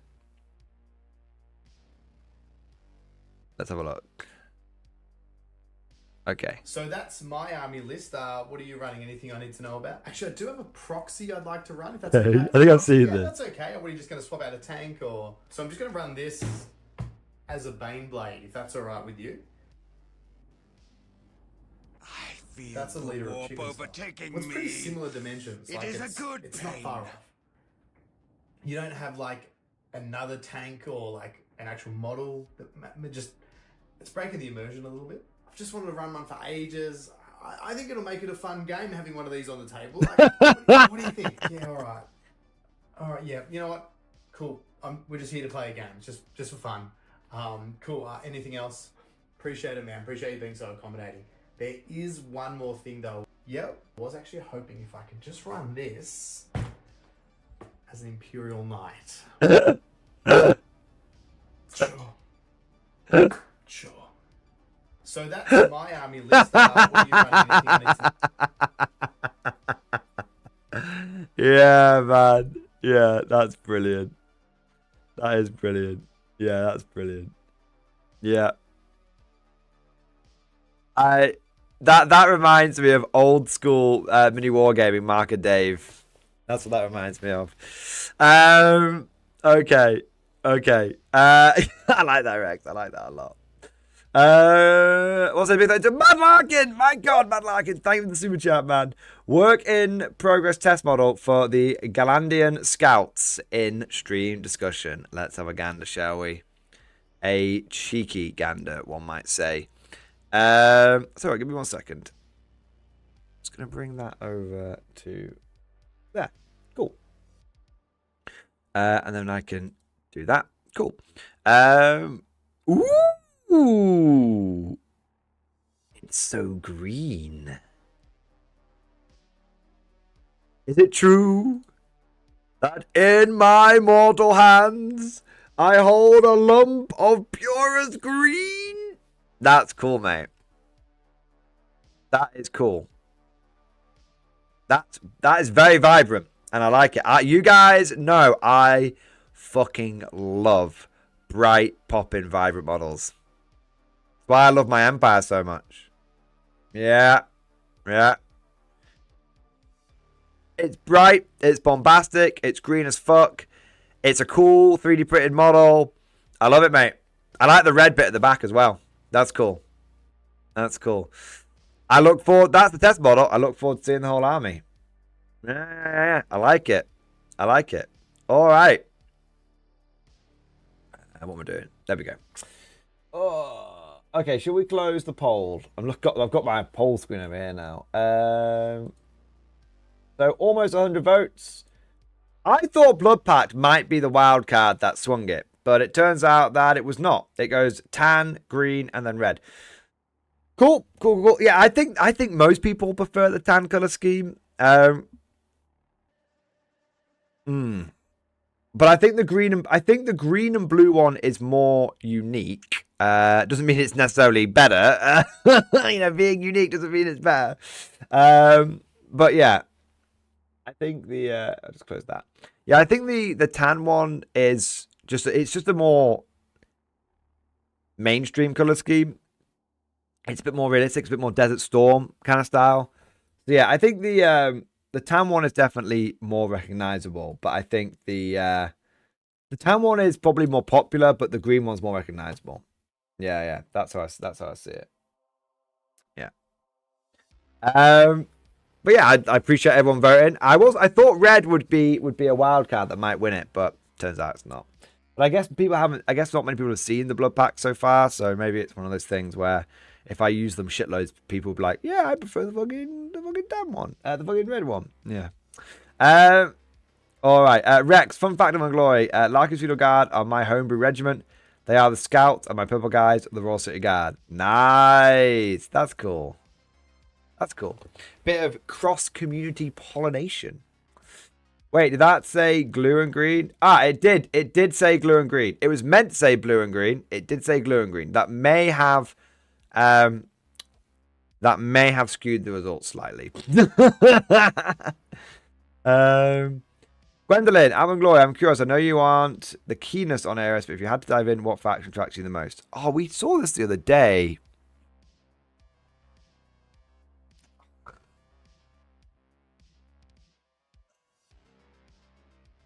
swear there was something in the reveals recently.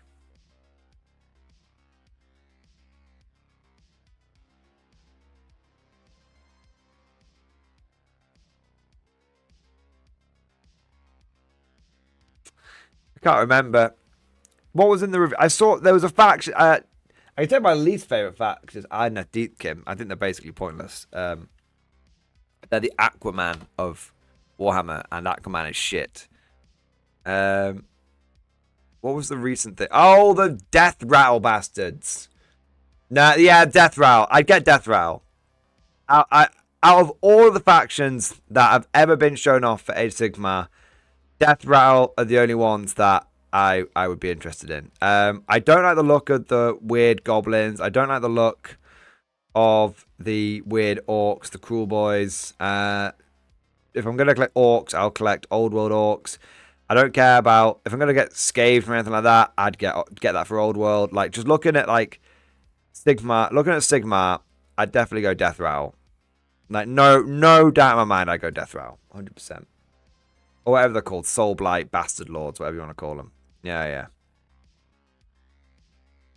Full skelly bobs and all that kind of stuff. Yeah. I have nothing against Age of Sigmar. It isn't that people... So I used to hate Age of Sigmar, but it wasn't that I hated Sigmar because it was Sigmar. I hated Sigmar because I resented it because of what had happened to Warhammer Fantasy. Warhammer Fantasy's come back now in the old world, and all of my hatred is basically drained away for Sigmar, and I'm actually kind of embarrassed about it. I openly admit that I was basically one of those people that was a bit of a shit about it. I'm reformed now. And basically, the thing with Sigmar now is that so much of the lore of it is just shit. I think the models are very 50-50. Sometimes they release a model and I'm like, that looks amazing. And sometimes they release a model and I'm just like, what the actual fuck are they on? Like, a lot of the Troggoth shit, I look at the Troggoth shit, I'm just like, what the fuck is going on here? And then I look at, you know, and so that's an example of models that just completely turn me off the game because it looks like a fucking kiddie game. Just, you know, overly, there's silly and then there's just overly silly. Like greenskins in Fantasy and 40k have always been silly, but there's that current of brutality running through them.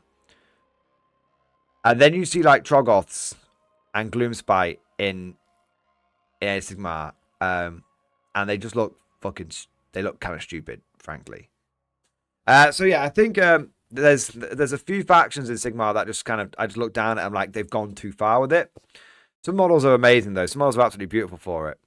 And then there's some lore which I can't get round. I don't like high fantasy. I'm a guard player. I like my lore to be grounded and based. That's it. So yeah, I'm nothing against Sigmar, but it seems like I'm nothing against Sigmar, but I have come to terms with the fact that I am not the target audience for Age of Sigmar because I don't give a fuck about high fantasy, and a lot of the ways the models are designed, I just don't like it. I don't like the design choices. That's okay. That's why they have different games to appeal to different audiences and all that jazz. Yeah. Wang and Whimsies, thank you for the 7 months, mate. Need some advice. See stream discussion. I have a 1K tournament coming at the end of February, but I'm struggling to work out what to take. Usually play Nids, but want to take my guard this time. Below is the full extent of the models I could make available. Still some to build. Any advice on what I should take? 20 Catachans, 20 Acadians, 1 Acadian Command Squad, 2 Lemurs to Marshes, 2 Lemurs Battle Tanks, can be turned to Vanquisher, 1 Hydra, 3 Chimeras, 1 Basilisk, 1 Scout Sentinel, 1 Valkyrie, 1 Commissar, 1 Laser Destroyer, Calidus, Deathwatch, with melee config and Rhino. So I have one question, Mr. Wangham, Mr. Whimsies. Is it the new guard codex or the old guard index? It doesn't make a huge difference, but it will make a bit of a difference.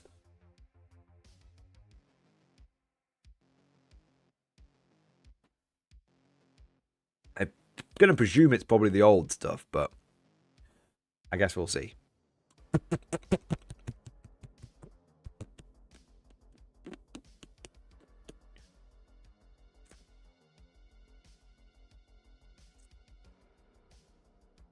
Rex, thoughts on Aerospear is actually being balanced. It seems to be good with game while combat controls exists.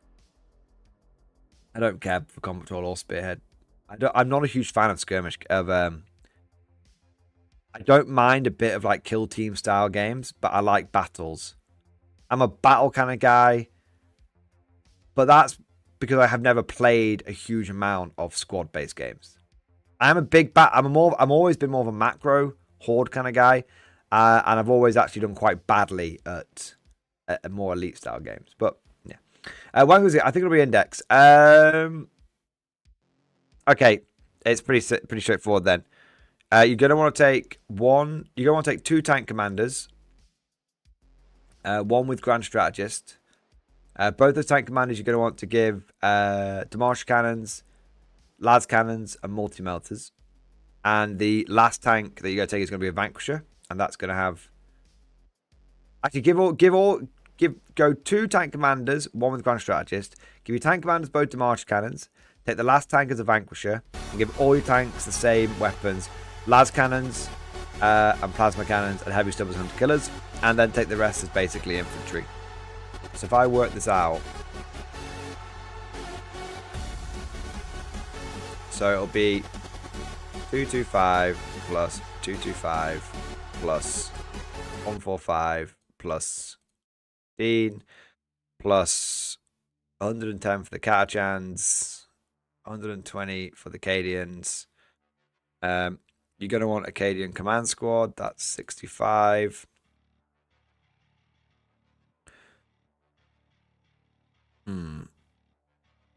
You are one commissar short, unfortunately. Do you have a Hellhound, did you say? No. Fuck. It's not the end of the world. You just only got the one order for your infantry, that's the thing.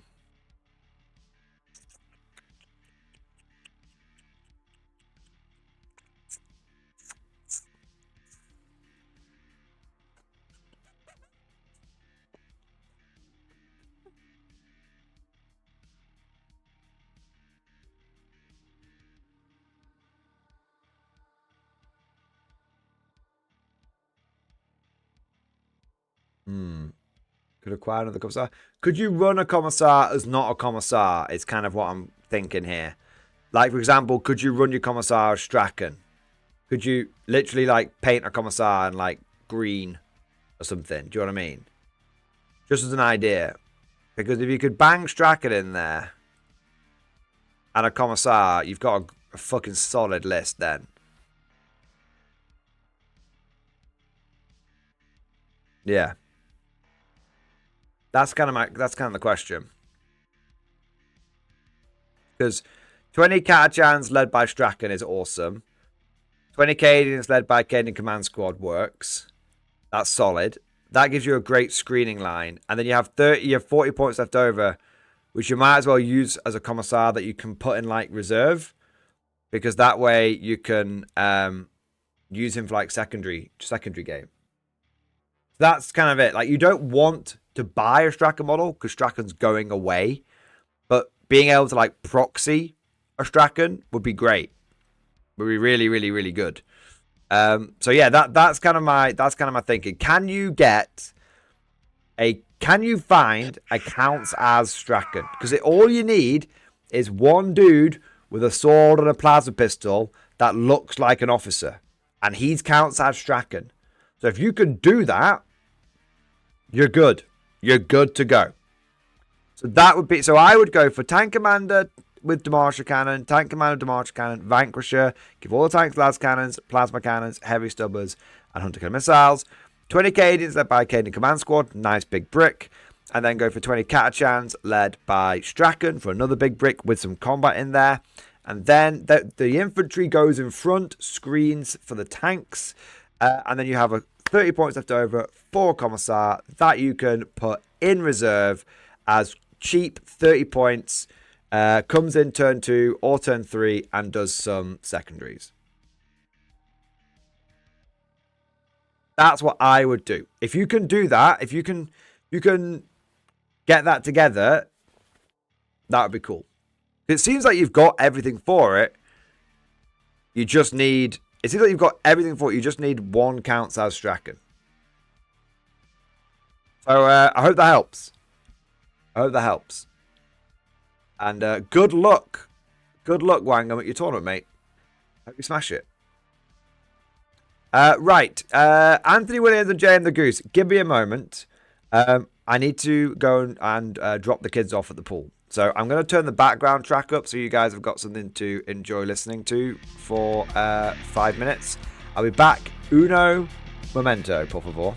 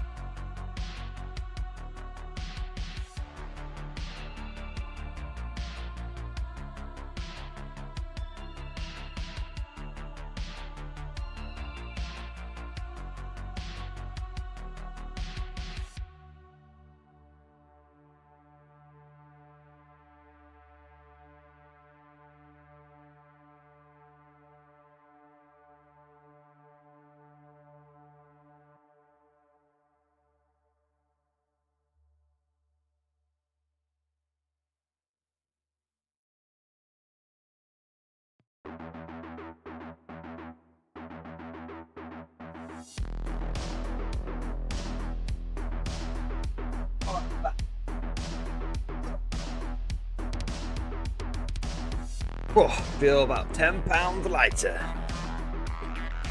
Not that you guys really want to know that, but now that's information that you have.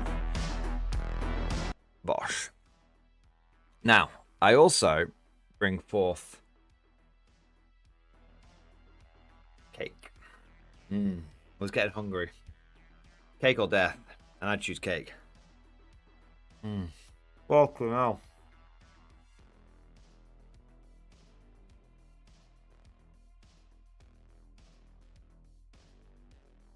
Sorry for the delay, guys.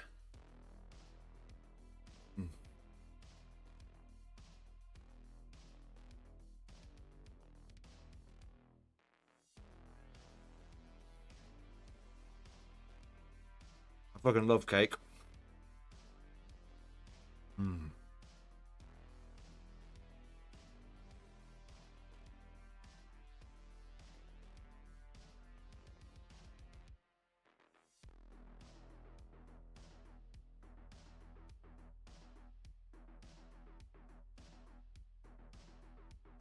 Matt Valentine. No, Churchill's kicking it. Matt,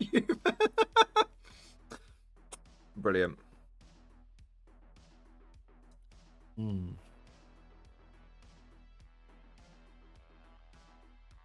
It's a made up drug. Love the reference. Brass eye. Love it.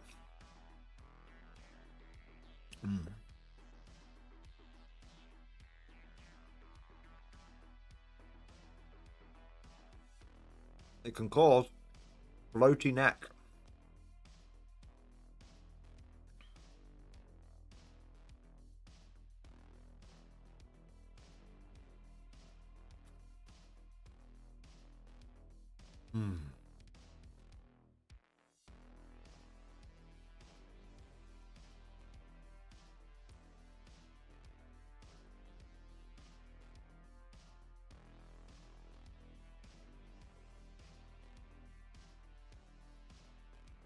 One child through a pelvis.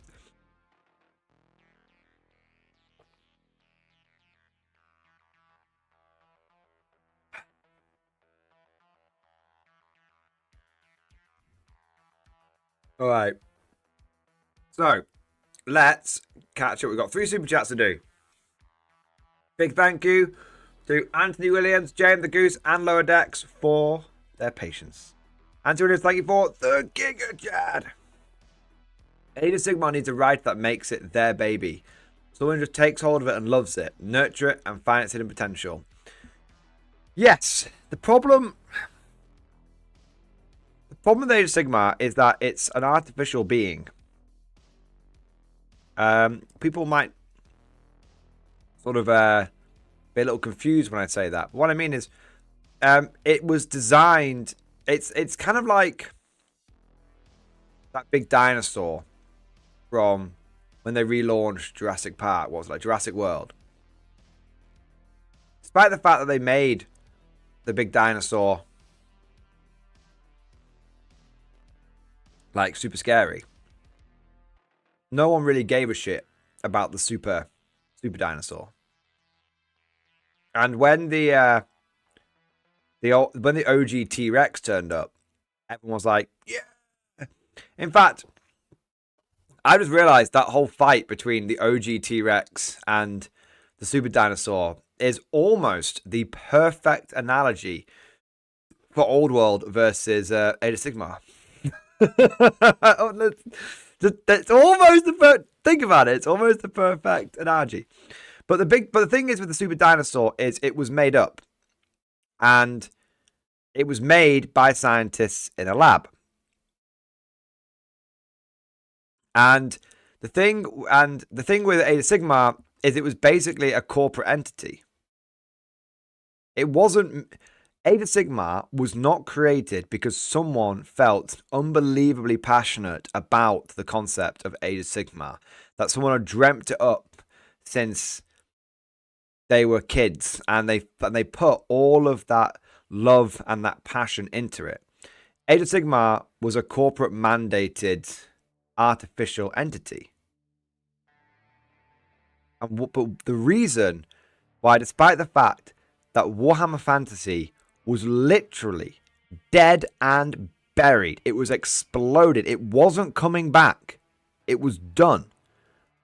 Despite that, almost a decade later, when they launched Old World, I think it is very possible to say that 1 year into Warhammer the Old World's existence, I think it matches AOS in terms of size of community. I don't think it beats it. It might be a little bit below it, but it's comparable. It's comparable. I think that's a fair assessment.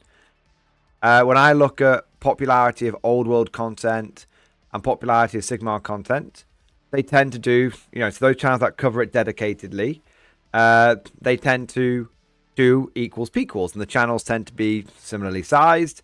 And when you have other channels that try it out, they tend to get similar results. It's just comparable. But you might say, well, that's kind of unfair. You're comparing like 1 year to... You're saying Old World's only been around for 1 year, but you've got the whole legacy of Warhammer Fantasy. Okay, but it's not a continuous life, is it? And in a funny sort of way, that still proves my point. Because Age of Sigmar had, I think it was 8 years, 7 or 8 years, nearly a decade, to make it. To convince everyone that it had made it, to convince everyone that Warhammer Fantasy was no longer needed, that this thing was better. And however you slice it, it failed in that mission. Whether you say, people argue, oh, but it's not trying to be Warhammer Fantasy. That's fine. I'm not saying it's trying to be Warhammer Fantasy. I'm saying it is trying, its goal was to 40k, to make Fantasy as popular as 40k. Because it had dropped off, right? That was its goal. And however you slice it, it has failed. However you slice it, it has failed that goal. And there's a reason GW brought Old World back. No one wants to talk about it, but they brought Old World back because Sigmar failed. It didn't fail as in like it's a bad game and people don't play it or anything like that. And Sigmar, you can measure it in many different metrics, its success. Like I 100% agree. It sells well. GW obviously supports it. It's not a bad game in its own right. Of course. But there would be no need to bring Old World back if Sigmar, I think, had achieved its success that GW wanted from it. I personally believe it hasn't achieved success that GW originally intended for. Of course, missions can change over time, but originally had for it. And the reason GW brought Old back is money. GW has one goal. They're not your fucking friend. They're not your fucking friend. They don't care about you. Okay, individuals at the company might be incredibly passionate, but we're talking GW. When you start getting higher up in there, we start getting into that corporate fucking world. They don't give a fuck about you. They don't give a fuck about the hobby or anything like that. They give a fuck about money. And that's not necessarily anything wrong with that, because they're a business. They exist to make money. And there's a reason that they brought Warhammer Old World back. Because of fucking money. And again, I don't know how many times we have to stack Sigmar up against Fantasy. But recently there was a Sigmar, a very, from what I understood, a semi-highly polished, a fairly polished, we should say, Age of Sigmar video game in the sort of vein, similar sort of, it was a strategy game, similar to sort of Company of Heroes, like Company of Heroes, Age of Sigmar. Absolutely slated, lambasted. And then you have Warhammer Total War. Warhammer Fantasy and the Old World as a setting was so popular, it almost killed traditional Total War.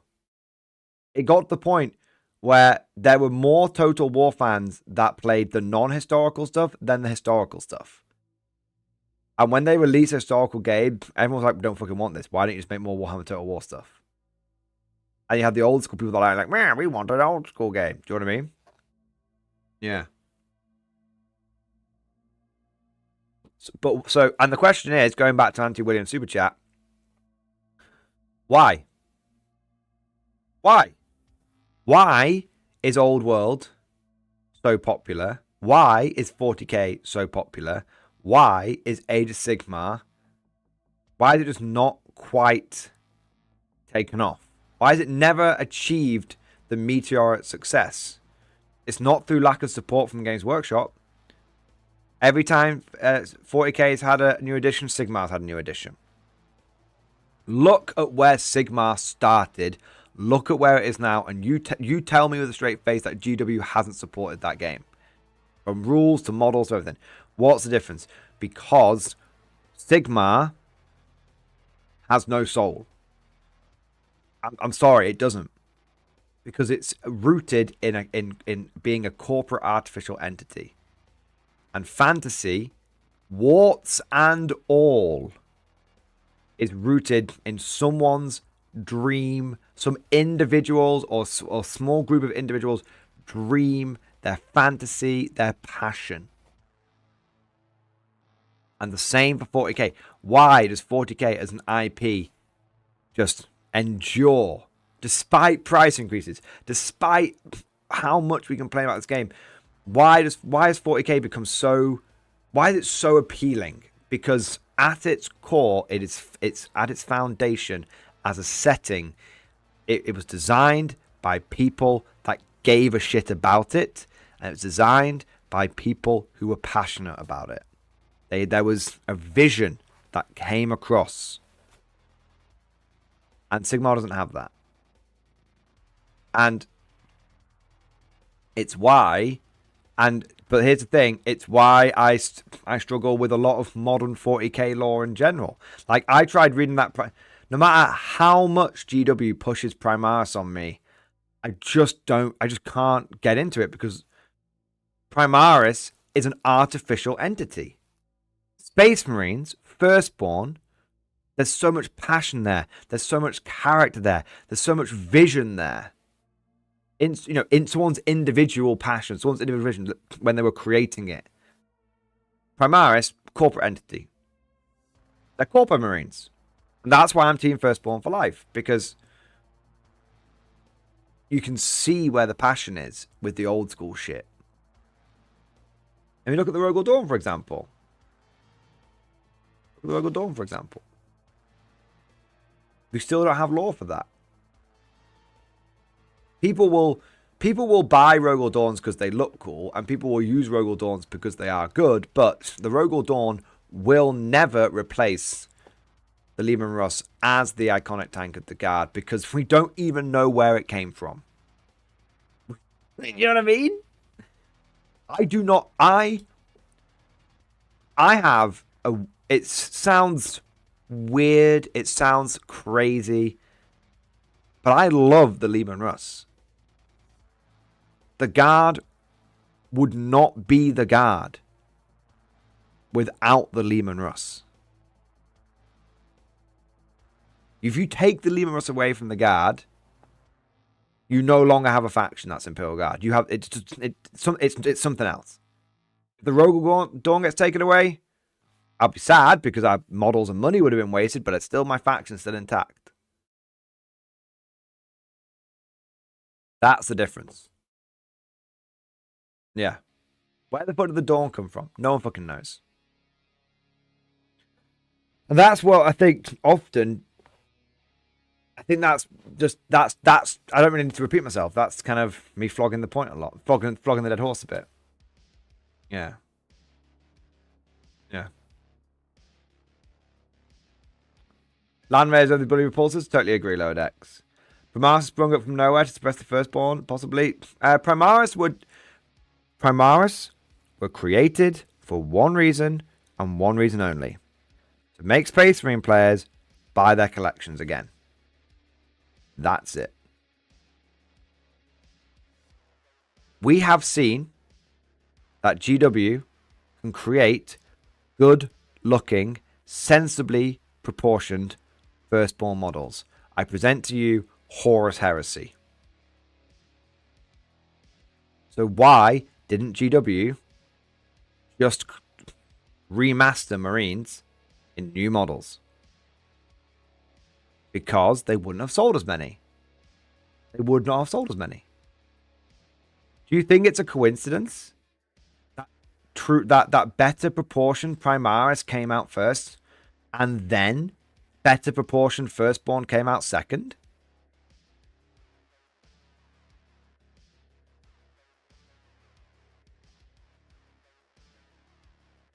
It's not a coincidence. If they had released proper proportioned Mark 6 Beaky Marines first, a lot of people would have bought them, but a lot of people would have gone to Firstborn Marines as Firstborn Marine. I'll still use my old ones. Loads of people would have done that. It's different when you compare. Some people might be saying, well, what about Deathcore of Krieg? Why would they release those in plastic? It's different because it's a different material. No, they had better proportion Firstborn before Primaris.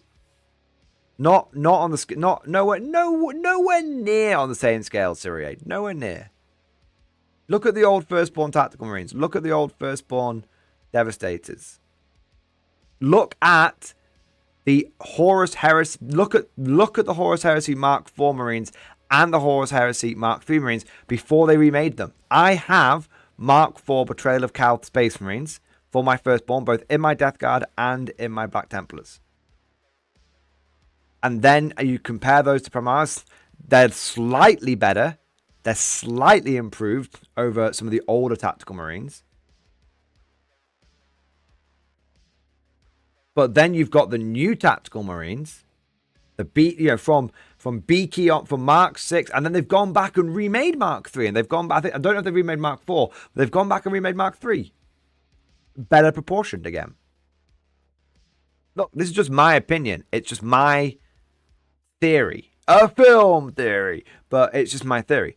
But the point is that Primaris the reason Primaris lore sucks, and the reason why people are so passionate about Firstborn, and people have Primaris, and they love their models and everything, but the concept of Primaris Marines is still it's accepted, it's landed, don't get me wrong, I'm not saying everyone's like, I hate Primaris, but no, the reason why Primaris Marines exist is very simply so that GW could sell Spaceman players their collections again. It's that simple. I'm not saying that, again, I'm not saying they're evil for doing that. But that's why they did it. Because they knew that if people had these better proportion guys that were totally new and played very differently, not very differently, but the squads are different because they don't get special weapons and stuff, they knew that people would buy them. Yeah.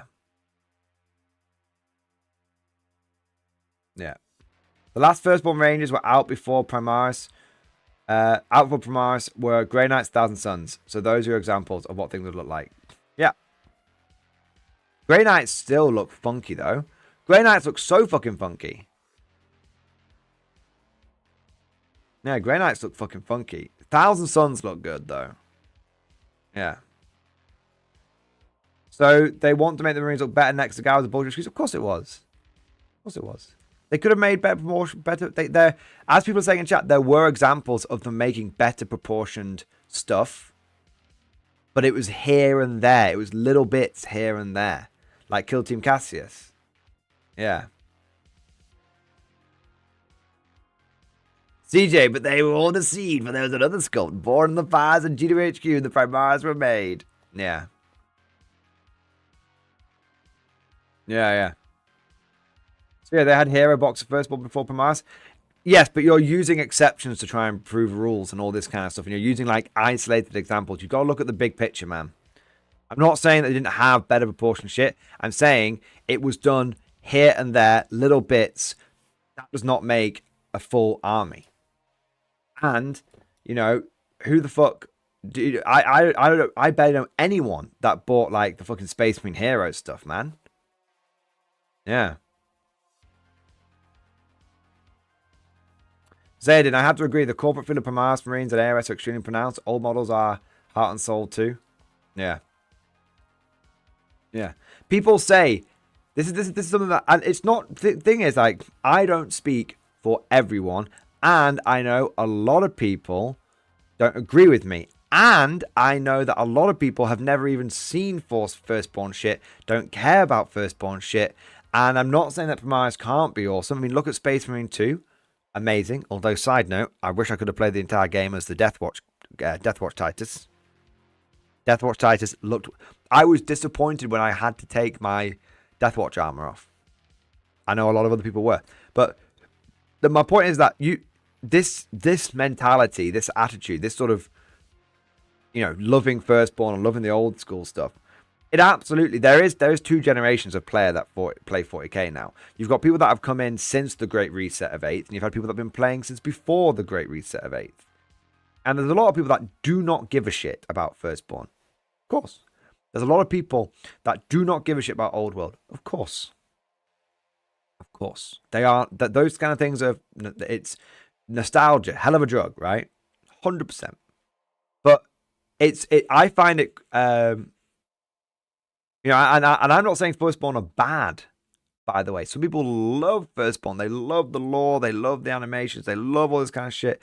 That's fine. Those opinions, like I said, I don't hate Age of Sigmar anymore. I don't hate Firstborn. I don't give a shit. I just prefer other things, and that's all right. But here's the big thing, right? I always find it not a big thing. Here's a thing. I find it quite funny when people try and rag on Old World because the models are old and out of date. Like, there's this thing... There's this kind of thing that detracts, because some people, I actually find this comes, it's funny, the script has definitely flipped. It used to be fantasy players that hated Old World. I now know of quite a few examples, both online and personally in real life, of people from the Sigmar community that are getting quite resentful of Old World. Because I know a lot of people, I don't want to get too specific, and I know it sounds like a complete cop-out, I know. But I promise you I'm not bullshitting you right now. I was speaking to one of the TOs that I know quite well. And he said that the Age of Sigmar tournaments at their club have basically dried up. They just don't run them anymore. And it's because a lot of these people that were playing Sigmar have got a taste of Old World and they've gone over to Old World instead. Or there were people that used to play Old World that are like, thank you, Age of Sigmar, for holding my hand for 7 years, but I'm back to where I started, and they've gone back to Old World. And the Sigmar community, the people that are left over are like, well, fuck this. How come you're running Old World events, you're not running Sigmar events anymore? And they're like, because we run an Old World event, and we're lucky if it's not a round robin where everyone just plays each other once. We do an Old World event, it sells out every time. No problems whatsoever. We stock Old World, it sells out. We've got stuff on Sigmar on our shelves that's still fucking here, that no matter how much we deep discount it, people... I had this TO/shop owner said, we put deep discount on all Sigmar stuff, no one was still buying it. When Old World started coming out, it flew off the fucking shelves because people were buying it for fucking Old World. So you're getting a lot of derision from the Sigmar community towards the fantasy community now.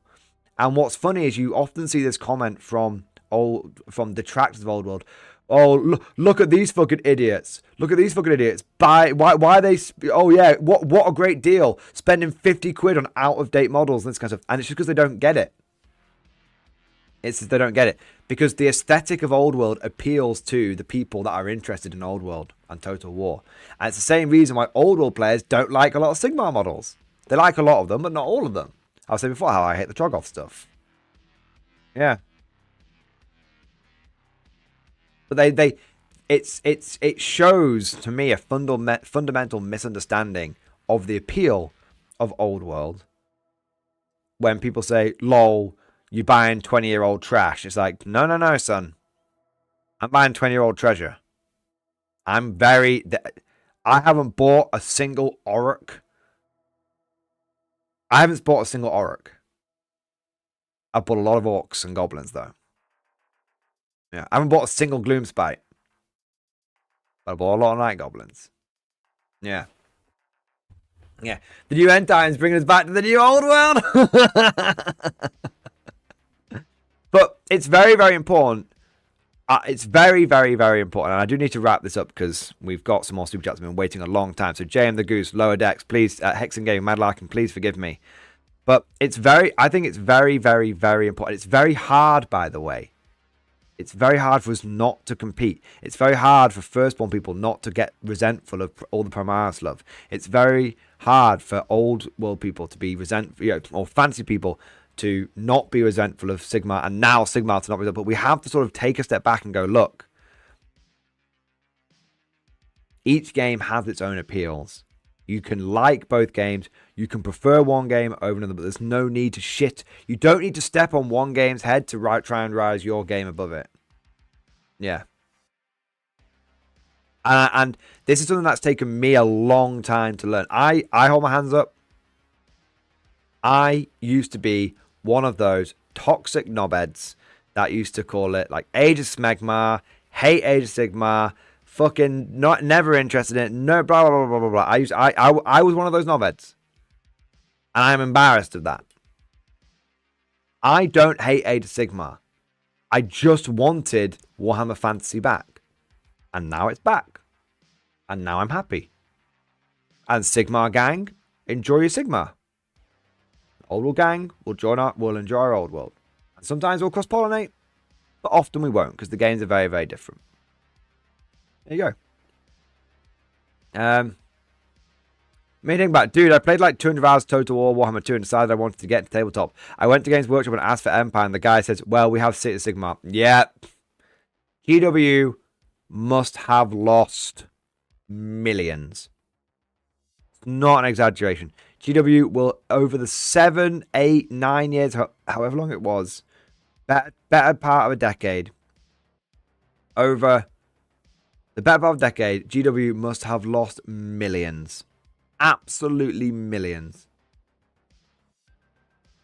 And they could have turned that tap on at any time. That goes to show you.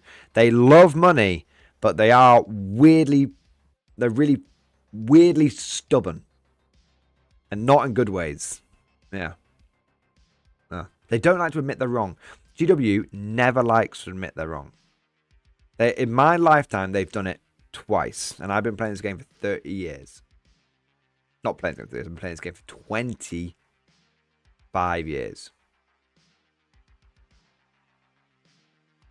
They've admitted they're wrong twice. First time they admitted they're wrong was when they rebuilt 40k from the ground up with 8th edition. Because they fucked it so hard in 7th, they almost killed the company. A lot of people don't know this. I'd say about 6, 7. It's why at the time Age of Sigmar came out. But yeah, they almost bankrupted themselves with how badly they mismanaged things. And they came to the community on hands and knees and said, give us a chance. They did a Warhammer community article where they literally listed everything that they'd done wrong and were like, we've fixed this, we've changed this, we've scaled this back, we're giving you discounts. This is when Start Collecting was announced. We're giving you discounts, we're giving you bundles, we're rebalancing the game, we're simplifying it, blah blah. Literally everything that you could think of that people complained about with 40k. They said, we recognize all of these things were wrong. We know that we have a long way to go back to earning your trust. They said those words. That's the first time they ever admitted they were wrong. And the second time they ever admitted they were wrong, Death Watch. That's it. They've never admitted they were wrong other than that. You could say there was a third time. You could say there was a third time when they brought Age of Sigmar, when they brought Fantasy back, but they never admitted it. They just released Old World, but they never apologized for blowing it up. So I don't really count that one. You could argue Leagues of Votan as well is the third one. Yeah, I'm not going to count Old World coming back as an apology. Old World is not an apology because they never actually apologized for it. It's just it's just a tacit admittance they were wrong. Leagues of Votan was definitely an apology. Yeah. All right. Anthony Williams. I went hot then. I went hot. I've got to move on though. JM the Goose. The Goose is loose. Wanting to mod my Kazakhstan kill team to be my Scions. Do you reckon Scions will get new models on bigger base in the future? I'm not a fan of Scions aesthetic. I think, look at Aquilons. If GW redoes Scions, they're going to look like Aquilons. That is the aesthetic that GW has chosen for Scions. If you want not Scions, if you want Council Scions, I would convert Kazakhstan. If that's the way you want to go. Convert Kazakhstan or get third-party alternatives. That'd be my advice. But yeah, I think converting... If you had a bunch of Kazakhstan with like beret heads, sick. That'd be a great way to differentiate them. For sure. Yeah, really cool. So yeah, I think I don't think if they did if GW was ever to redo Scions, they should redo them in the old Stormtrooper, the VAC Super Stormtrooper vibe. That's how they should redo them. I want to say a big thank you next to the Lower Decks. Lower Decks, thank you for the super chat, man. Sector update on the Penal Legion activities in stream discussion. Report for the Inquisition handlers on Operation Blue Beef Hammer. So as I gather another crew of valuable employees, I've gathered news of the sector. With the Imperials to draw the tower and other Xenos fill the vacuum. There was much talk in the bars about several new pirate groups roaming the space lanes. The stories are confused, claiming humans are using Eldar ships in their raids. Some even say that there is some pyramid ghost ship in the sector. Worse than the looting, pillaging, and drug distribution and general banditry, these penal raiders are teaching locals to follow in their footsteps. Apparently, the tower are quite upset about these raids and the resulting criminality they encourage. Artist's impression of the penal raider getaway. 1 minute. What?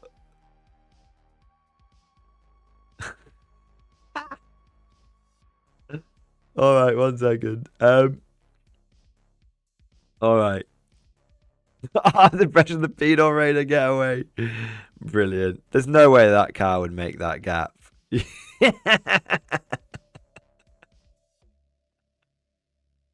And then you've got this. That's from Naked Gun, isn't it? Yeah, that's from Naked Gun. Just piling up more police cars.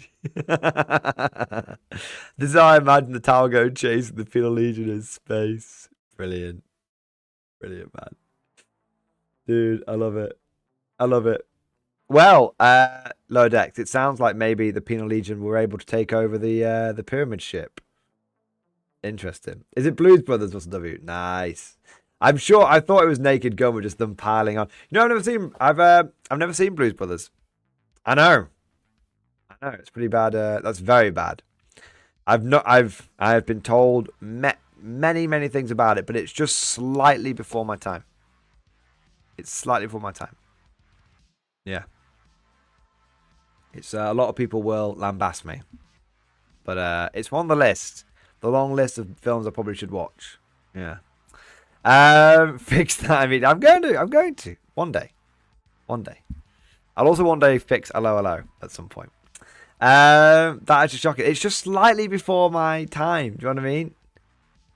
It's on Amazon Prime, I believe. I should check it out. Yeah. I love the Naked Gun films. Yeah, I love the Naked Gun films. All right. Next, I want to say a big thank you to Hexing Gaming. Thank you for the super chat, bro. When you're doing Tactical Brigade, results look good. Very soon. So my plan is to basically finish off the vow that I'm doing now, Kriegsmas, and then I need to essentially do my next vow, which is going to be a whole bunch of guard and orc stuff, and I'm just going to try and knock out a 2,000 point orc tactical brigade sooner rather than later, for sure. I'd love to just basically sit down and paint 2,000 points of orcs. I just need to figure out. I mean, I just need to see what the go-to orc tactical brigade list is, but I can just sit down and fucking just knock out a 2,000 point orc list in like a couple of weeks. That would be ideal. personally. But we'll see. Yeah, but Tactical Brigade is imminently incoming. Imminently. This vow that I'm doing right now should be finished by the end of the month. It is a couple of weeks behind, but there you go. It's actually a month behind. But then I'm hoping my next vow will just be lots and lots of Orcs and Guard. Yeah. I think I'm gonna so my original Orc color scheme was gonna be purple Orcs, but I only painted one test model, so I wasn't completely committed to it. And then I did a poll, and chat said that I should do my Orcs in the same color scheme as my Mordians, and I should officialize, canonize, whatever you want to call it, the Mordian 50 shooters. That's what I'm going to do.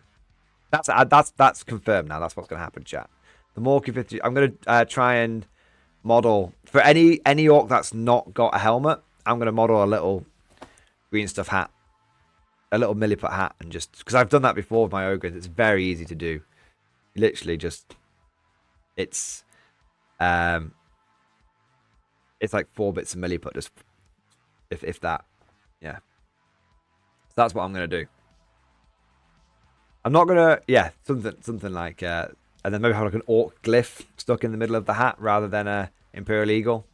I wonder what did I do with my Borgans? Did I give them the little hats or not? I did, but did I give the hats little symbols? Yeah, I gave each hat a little symbol. Yeah. Check comment. They have all the bits you need. Thing is, all my Orc models are already pre-built. They're already pre-built, so I don't need bits. I don't need head swaps. I just literally need to make a bunch of fucking green stuff hats and stick them on. So I appreciate the heads up, but I don't. Please show me your milliput hat. I can show you.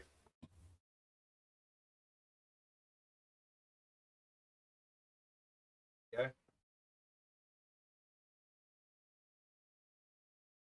Yeah, come on, camera. Wants to. It wants it.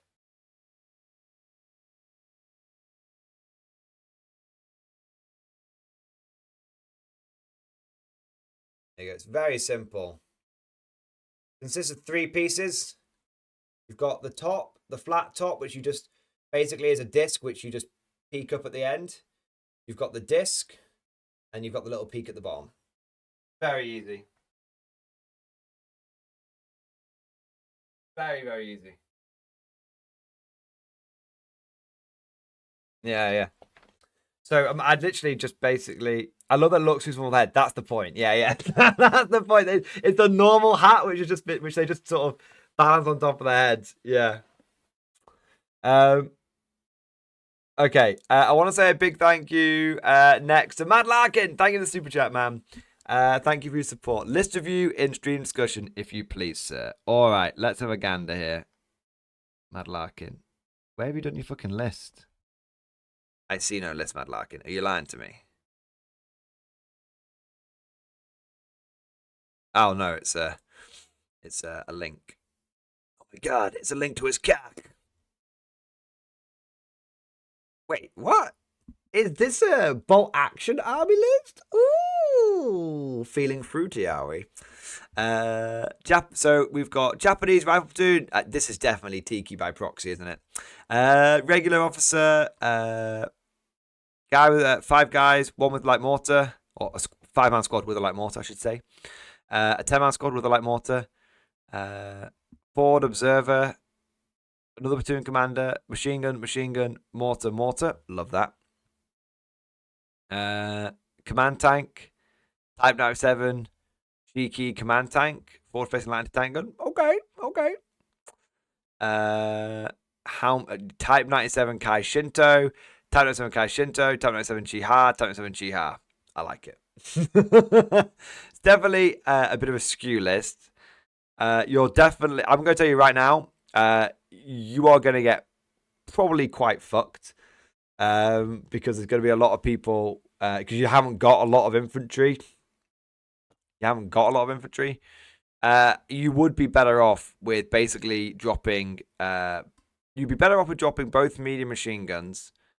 And the forward observer. I'm probably one of the tanks. Go for 4 tanks and take all of that points and dump it into infantry. Because then you're going to have, like probably 30 infantry, maybe 30 to 40 infantry, between the 30 and 40 infantry. And then you're going to have 5 tanks, and you're going to have 2 mortars. So you've got indirect fire, you've got bodies, and you've got armor. And that would be really, really effective. So yeah, basically get yourself, build it like a guard list, mate. That's why I found Japanese to be most effective. Solid bricks of infantry. Take advantage of the fact that you can run 15-man squads and no one else can. Yeah, take advantage of the fact that you can run 4 tanks, and most people are going to struggle to do that at 1250 points. So that's what I would do. That's what I do. Tone the tanks down a little bit. You don't need the MMGs because you've got so many tanks doing fire support. Grab yourself a couple of mortars because you need that indirect fire. Get yourself a solid infantry corps. Bosh. That's how I do it, mate. Yeah. All right. All right, man. Hope that helps, and thank you for your support. And good luck with the list, mate. It's a good start. Drop the Chiha. You could drop any of the tanks, mate. Anything that's not the command tank, basically. One of the 4. You could go for the Chiha. I mean, I'd probably I'd go for drop a Chiha, and I'd keep the 2 Kai Shintos because you want the anti-tank. You want the 2 medium ATs, right? So you have 2 medium ATs and a light AT. Plus you've got 2. So the 2 medium ATs are your main anti-tank. Your light AT and your medium mortars are your supplementary anti-tank, along with the light howitzer on the other Chiha. So that would save you 135 points. Then you save another 100 points on the 2 medium machine guns. So that's 235 points. Then you're going to drop the forward air observer, and that's going to get you up to about 300 points saved. And then what you're basically going to do is take the just get 2 bricks of 15 riflemen. Bosh. 2 bricks, 15 riflemen, and then take the 5-man squad and the 10-man squad that you've already got, combine them. Bosh. 3 big 15-man squads is very tasty. Very tasty. All right. So that's what I would do, mate. Bot action, Tiki, my boy! Banzai! Banzai! Banzai! We talked about a bit about action. There you go, Teeks. All right. Next, I'll say a big thank you to Trooper number 2102. Trooper number 2102. Thank you so much for the Giga Chat. Super chat on behalf of Josh Fletcher. He needs tips on his first 2K points tournament list. Ooh, okay. Let me have a look here, mate. Big thank you to Trooper number 1202 for not only support but also for looking out for the community. Josh Fletcher, I'm about to play my first 2,000 point tournament. Would you review my list and give pointers? I would email the list. Josh Fletcher, I will happily take a look at the list right now. Just email it in to mordianglorytv@gmail.com and I'll take a look at it. I'll check my email in case you've already done it. If you can't remember the email, it's already here. It's already here. So we've got a combined regiment, 2,000 points. We've got a Canadian command squad, plasma pistol, power fist, plasma gun, plasma pistol. I love that. Master Vox, Medipack, regiment standard. 2 Death Corps marshals and 2 tank commanders, 1 ground strategist, and we've got tech priest engine seer. Brick Acadian shock troops, Brick of Death Corps of Krieg, another Brick of Death Corps of Krieg. 2 units of Kazakin, 1 Lewis Exterminator, 2 Rogel Dawn battle tanks, and a Scout Sentinel. So overall I quite like the list. There are a couple of places that I would personally improve it. So firstly, I think that you do not quite have enough tank orders.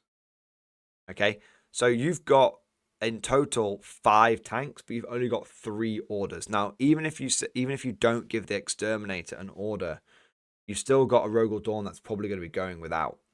So, and I would personally prefer it if you had 4 tanks that were well ordered. So the way I put it, I think 3 tank commanders is pretty much the way to go, and then 1 Rogel Dawn. That's probably where I would go.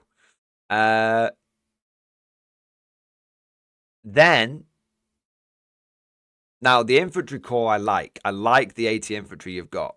I like that. and I think you've supported that infantry well with the appropriate characters. I like the Kazakin in here as well. That gets you up to the 80. Really like that.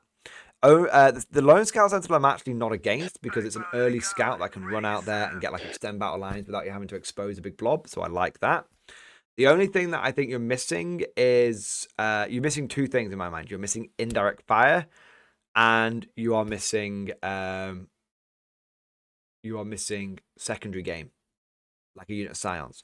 So what I would probably do with this list, mate, is I would drop one of the Rogal Dawns, and I would spend 55 points from that Rogal Dawn getting a Lehman Russ, upgrading the Lehman's Exterminator to another tank commander. That will give you 4 tanks well ordered, which is better than 5 tanks with only 60% of them being ordered. Okay. I would then, you're still going to have 185 points left over. With 185 points, I would definitely. So I think you put this. I would definitely. I mean, I feel like you need a Basilisk in here. Even one could make the difference. You go Basilisk, or if you can, I don't know if you can quite afford it anymore. I don't think you can go for a Scion Gigablob anymore. I think you need a Basilisk in here, personally. That'll leave you with, like, what, 50 points left over? Roughly.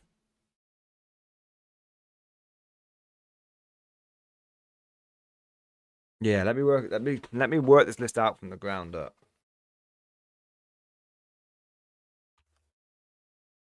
So it's 225, 225, 240, 240. 120 for the Cadians, 130, 130 for the Kriegers, 60 for the Marshal, 60 for the Marshal, 65 for the Cadian Command Squad. That gets our tanks done. That gets old Kazakin. 110, 110. So that infantry corps is done. Tank corps is done. What we need is indirect fire and secondary game. So I think we go for... you want the tech priest in there as well. So indirect fire, I think it's 140 for a Basilisk. Secondary game, I think we go Squad of Scions, Commissar. That's what I would run. That's what I would run. So I would go for... I know that means you're missing out on the Scout Sentinel. That is a pisser. That is a pisser. You'd probably have to think about dropping the Tech Priest.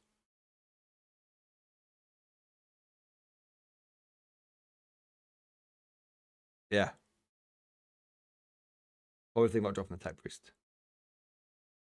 If you wanted to go down that route. So that's kind of my... So long story short, I think your list is solid. Very, very, very solid. But I think you are slightly... I think you are... You could do with some indirect fire. That's a huge gap. And I think your secondary game could be a little bit better. That's where I think... So I still think you'll do fine at the tournament. I don't think you'll lose every single game.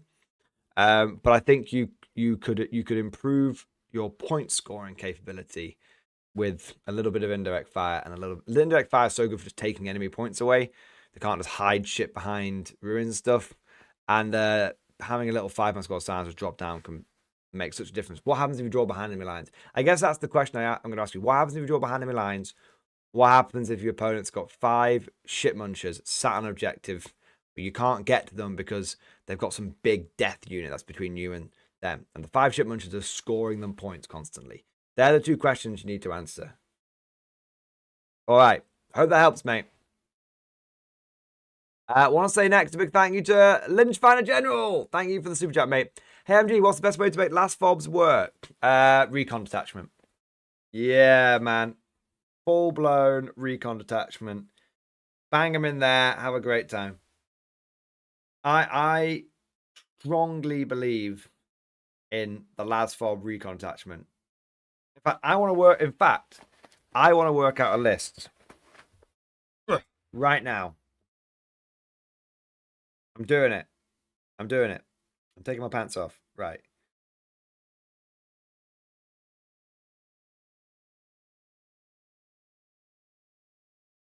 Josh Fletcher, thank you. I could put Basilisk in. I was worried it wouldn't pay for self-fire damage. So Josh Fletcher, the point of the Basilisk, ideally you'd want to, but we're going to have to start fundamentally rewriting shit at that point. You know what I mean? I think you take one Basilisk and it has a job, which is it's slow. It has one job. It's not going to do a lot of damage. It slows down enemy assault units. It gives you something that wants to sit on your backfield objective. And it gives you something that can shoot at the fucking 10 cultists or whatever that someone puts on their objective. That's its job. It does any one of those three things in a game, it's done its job. If it does more than one of those things in a game, it's flying. Don't put the weight of the world on its shoulders. But put it this way: you might not win a game because of having a Basilisk, but you absolutely could fucking lose a game for not having one. Absolutely. I need to go to Warhammer community 1 second. Yeah.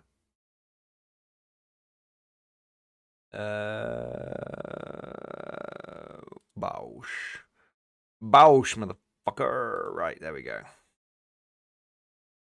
Where me fucking points, GW, for me after military? There they are. I want to see these new fucked up points. Well, they're not any good. Where are the new points where GW diddles everyone?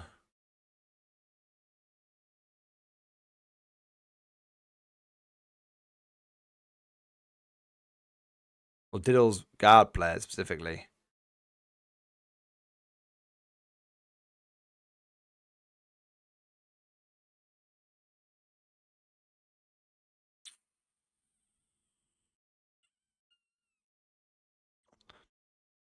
Maybe they were. Maybe I thought they'd reveal. They've revealed the FAQ, haven't they? Yeah. I'm looking at the Munitorum field manual, and it's referring to things like fucking Carnodons and shit. You know what I mean? Referring to goddamn Carnodons.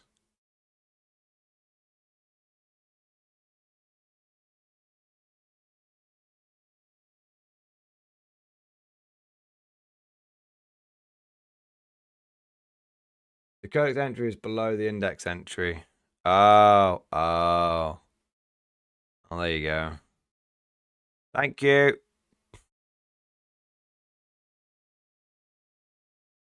$50 points. 50 points.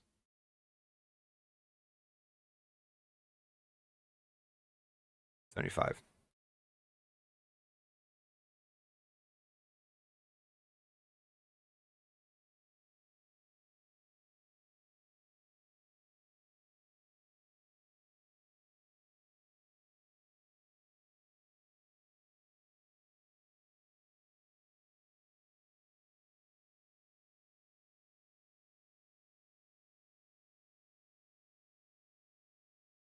All right, 120, 120, 120. 65, 65, 65.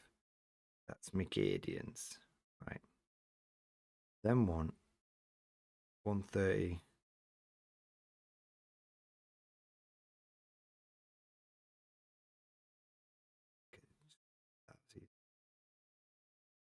Yes.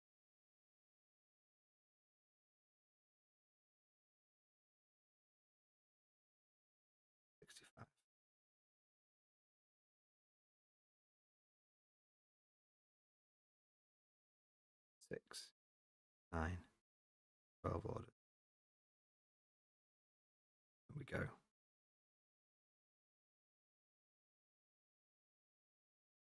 300. That's another 9 orders.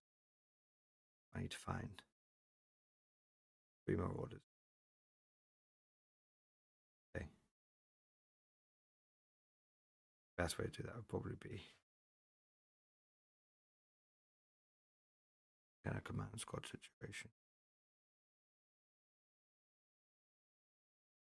Work.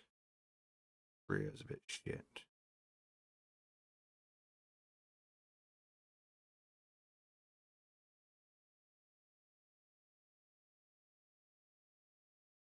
$250 points.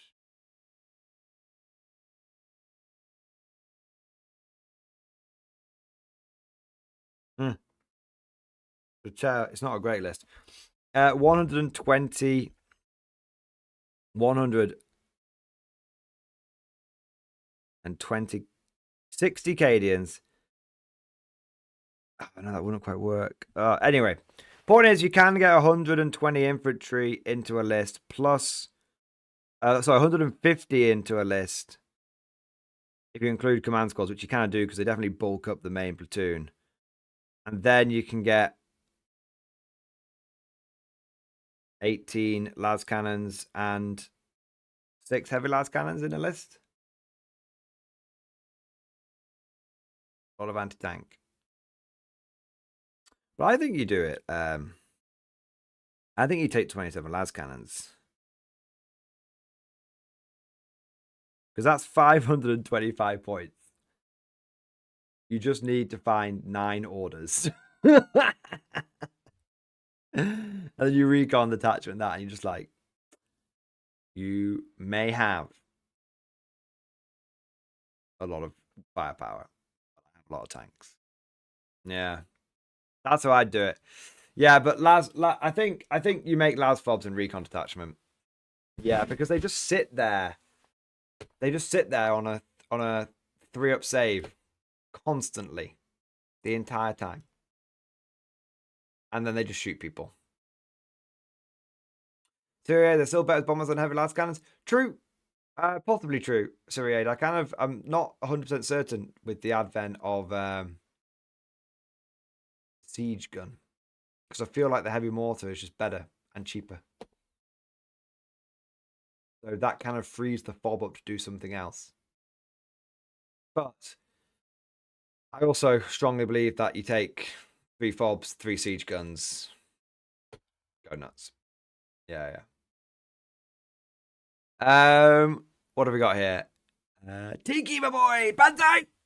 Banzai! Oh, shit, boy, sorry. Banzai! Banzai!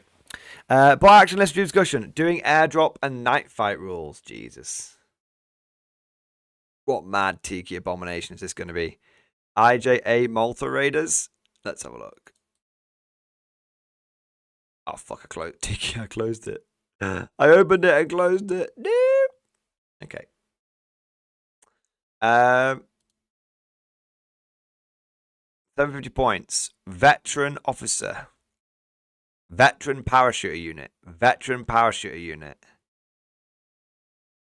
Veteran parachuter unit. Veteran air observer with 2 guys. Veteran stop it. Veteran anti-tank guys. Anti-tank rifle team. Light mortar, light truck. Your vet spam vexes me terribly. Are you doing it so they can deep strike in? That's cool. Are you deep striking in the unalive anti-tank guys? Because that's hilarious. It's gonna be a shit show. Drops in. Banzai! It's like he's just aiming on the way down. He's like floating down. He's just like aiming. It's not even floating. They don't give him a parachute. What's the point? They give him a set of aerodynamic. They give him a wingsuit. That's what they do. They give him a wingsuit to the anti-tank guy. He's like, ah! He's like flying down. Fucking hell. Fucking hell. Tiki, I love it. Absolutely mad list. All vets is going to be tough, man. It's going to be nails, man. It's going to be absolutely nails. Japanese Doom Divers, that's it. Fucking Japanese Doom Divers. Wingsuit Pogo Lunge Mines, the Pogo Stick from hell. We're going to invent the J-Down 50 years early. Brilliant. It will be in Conflict 47. Nice. Yeah, the wingsuit pogo lunch mines are going to be in K47. Warlord, write that down. Write that down. We will get to flak them. In my Reporting for mind duty, now. sir. In my mind now, if you get the air observer off and he calls in the heavy mortar strike, the equivalent of the heavy mortar strike, I think it is, the fighter bomber, the ground attack bomber guy, he's just gonna that's not actually a bomber, that is a Japanese cargo plane throwing out IJA doom divers. It's such a good name for them, you know, the doom diver corps. I guess it's basically the kamikaze corps, I guess, isn't it? Yeah. Crazy, man. Well, mate, good luck. The list looks nails. I reckon that'll be strong. I reckon that will be strong. Just mass veterans at 70 points is going to be hard for people to deal with. Yeah. Is it the medium howitzer? Okay, cool. Josh Fletcher, thank you for subscribing, mate. Appreciate it. Oh, mad. This is madness. This is the IJA. Banzai. This is not the IJA. This is Banzai. Sparta, Banzai. It works. This is Banzai. There you go. Banzai. RK is a great list. Nice. I'm looking forward to it. Is it going to be a battle report or just a fun game? 2v2, 750 points each. Sweet. I love 2v2 games. I love bigger games. Set aside a whole afternoon, a couple of brewskis, junk food, order pizza or curry for the evening. That's a good day all around. Good day for all involved all around. Commander AJL, Morning Glory YouTube channel, single-handedly setting the future war game for years to come. That's it. My powers of clairvoyance. Maybe my powers of clairvoyance will extend to Conflict 47, and we will see that. Oh my god. Okay. Right. I don't know if Warlord will do it. Because it is a little spicy, a little controversial. But it is Warlord Games. And so they are a bit mad. But I could definitely see. And they don't give a fuck about modern sensibilities as well. I could definitely see Conflict 47 launching with a Japanese multiple rocket launcher. Where what they do is they take a Japanese kamikaze guy and they put him in one of the ghost suits that lets him like phase through walls. And then they launch him. Imagine like a whirlwind, right? Imagine like a Spaceman whirlwind, but it's like on the back of a Japanese truck. And instead of like missiles, it's got like Japanese soldiers in ghost suits with pointy hats, because the rocket's got to be pointy, right? With pointy hats. And then they launch the Japanese guy on like a rocket booster. They like launch him. And because he's wearing the ghost suit, what happens is he phases through the armor of enemy vehicles and then rematerializes inside the crew compartment, then explodes. Warlord Games, write that down. Write that down. If make that a unit right now. I know you're a small enough company that you're agile enough to make that happen. Okay? Make that happen.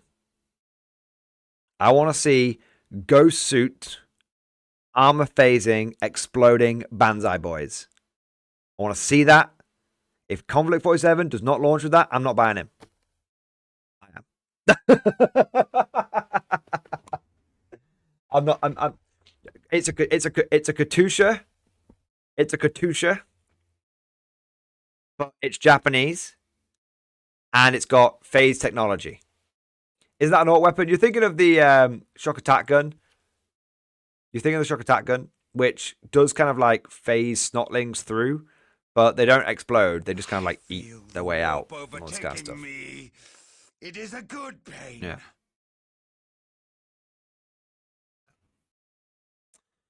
Slapping Shovels, thank you for the super chat, bro. Hey up, mate. Rough Riders versus Death Riders, can't decide. So, Rough Riders operate better independently because their melter mines are actually genuinely anti-tank. Death.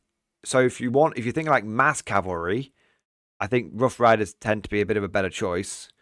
But Death Riders, they are better. If you're only going to take one unit of cavalry, I would actually recommend Death Riders.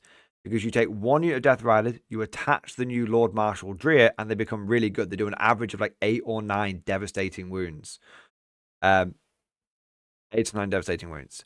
So it depends on what you're going for. If you know you're only going to have the one squad, I go Death Riders led by Dreer.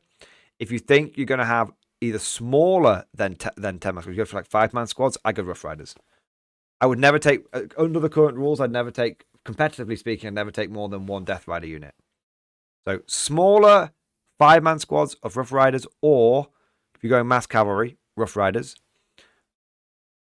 or you go for Death Riders, one big 10-man squad led by Dreer. That's the competitive angle. Slap and Shovels, Death Riders and Dreer it is then. No worries, mate. Also, heads up, Slap and Shovels. Give me a second. I'll show you whilst you're here. I don't know if you're thinking of building them yourself, but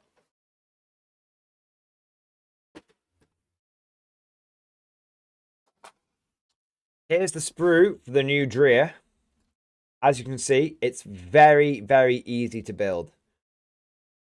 The new Deathcore Krieg models are very, very easy to build. So if you're getting the new plastics, they're super fucking easy. You can build this without instructions, mate. And the same is true for the Death Riders. Very easy to build. Let's find out. Dreer is too expensive. Could have almost 10 more Melted Lances for its costs. How much is Dreer in the new thing? I don't think he's that expensive, mate. I don't think he's that expensive. I think it's like, what, 100 points? Big difference between 100 and 140 points. But we'll see. I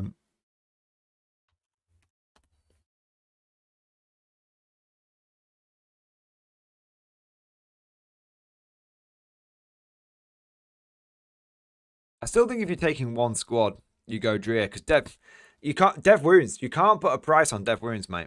You can't. Just getting past all of the enemies saved is so important. So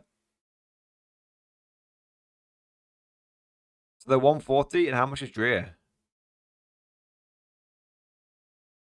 I guess it's expensive at 240, isn't it?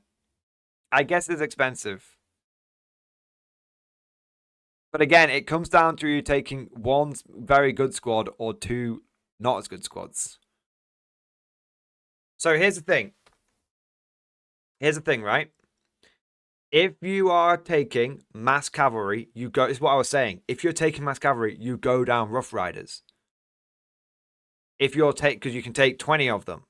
But if you're only going to take one squad, if you've only got the intention of building one squad, you might as well take the Dreer squad, because being able to just bang fucking 8 to 10 mortal wounds, devastating wounds onto something is very important. Yeah. So that's what it comes down to. That's what it comes down to me. Mass cavalry, Rough Riders all the way. One good squad, bang. I'd go Dreer. Yeah, because at the end of the day, they don't get an invulnerable save against you. They don't get an armor save against you. You just go bang, dev wounds, and it can spike. It can really fucking spike, boys. I want to check something, though. I do want to check something. It is too absolutely, Rodney G. It is a tank, but I'm telling you, man, you cannot put a price on dev wounds. Well, you can. It's 240 points, but you cannot underestimate dev wounds. I think I'm right on this one. Well, not necessarily the point of that, but the thing I was thinking about, I think I'm right on. And then I'll share in a moment what I thought I was right about.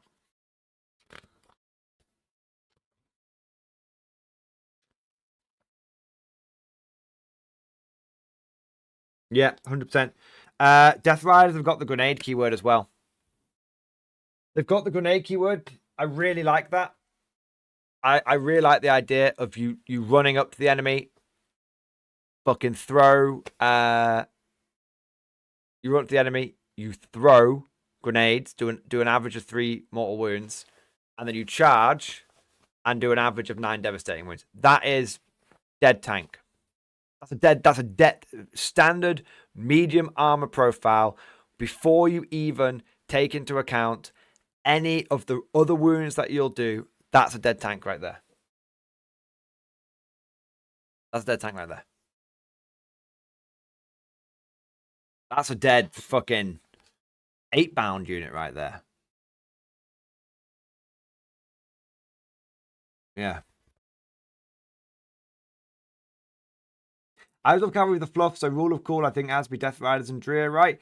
I mean, if you're only going to get one squad, you might as well get one really good squad. If you're gonna end up with mass cavalry because you fucking love cavalry, I think go down the Rough Rider route. Yeah. Can you grenade and charge? Yeah, of course. It's like asking, can you shoot and charge? Of course you can.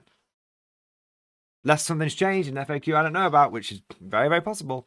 People were telling me, I want to check something. I'm sure. I've been getting a few comments in my channel recently where people are just saying, Mordian, you can't do X. And they're just wrong. But I want to just... I want to check something. Oh, you know what? Chat, just tell me. Chat. If you have the assault keyword, you absolutely can advance and then throw grenades, can't you? Right? Because you're eligible to shoot. And the only qualifier for grenades is you're eligible to shoot, right? Or have they FAQ'd it? Fortlights. So I'm sure you can't advance and do actions. People saying no. Since when? When did they change that? Is that a change into the grenade stratagem? Is that grenades excludes assault? Since when? Since when? Grenades if you don't advance or fall back. Really? I mean, I don't have anything with assault in my army, but I presumed it was if you are eligible to shoot. Or is it your normal move? A while now. I tell you what, it's going to be an FAQ, isn't it?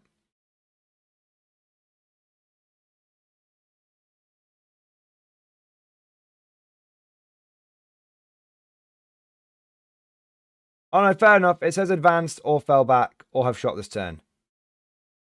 That has changed. So it used to say 1 unit from your army that is eligible to shoot. And now it's okay, hang on 1 second. 1 grenade unit from your army that is not within engagement range of 1 or more enemy units. That's it. So even if you've already 1 minute. Have 1 grenade model in your unit and 1 enemy unit that's not within engagement range of 1 or more units from your army and within 8 inches of visible 2 grenades model. Roll 66 for each. So they've completely changed it then. So they've completely changed it. So it used to be if you're eligible to shoot, you can throw grenades. And that meant that if you had fall back and shoot, you could throw grenades. If you had advance, if you had assault, you could advance and throw grenades. But the thing is, you had to be eligible to shoot. So you had to throw grenades first and then shoot. So they've completely changed it where it's like you can shoot first and then throw grenades, but you can't advance and throw grenades or fall back and throw grenades. That's so fucking stupid. Seriously, man. Fucking hell. Oh man, like guys, I play this game for a fucking living, and I can't keep up with all the changes. It changes too often, man. It changes way too often. That's mad. That's mad. It's not Countermando. It's not even previous edition syndrome. I distinctly remember reading the grenade stratagem. What, like 6 months ago? Crazy. Crazy. We're not even in 10th edition anymore. We're in fucking 11th edition already. Yeah. Yeah, that's mad.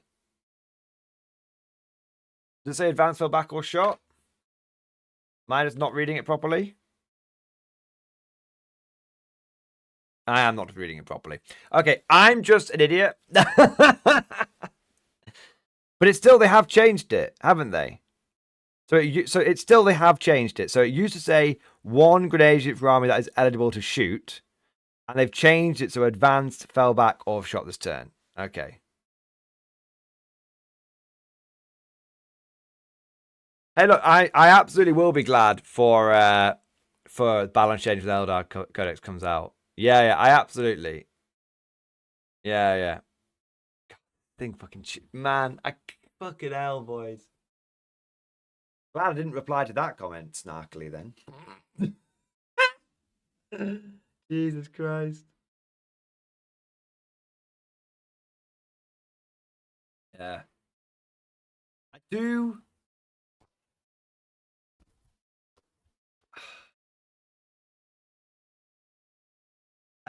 I think truly at this point, I don't think there is, outside of the top tables in the big super majors, I don't think there is a single person that is playing 40k correctly. Truly. I think unless you are on the top table of a super major event, I don't think there's going to be a single game of 40k that is.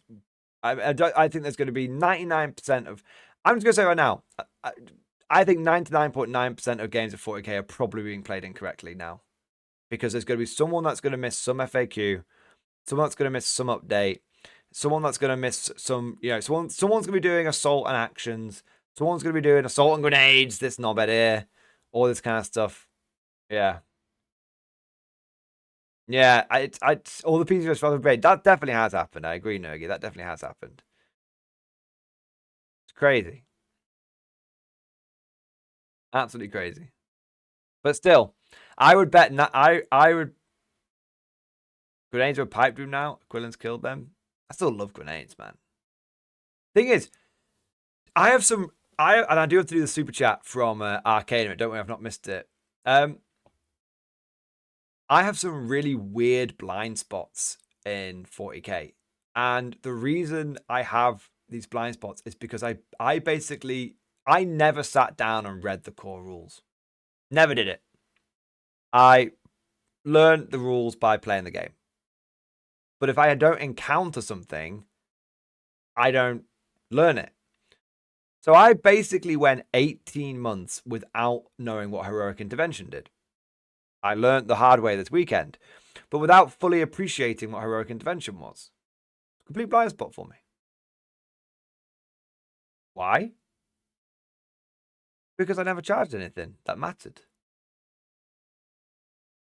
I'm playing infantry guard and tanks.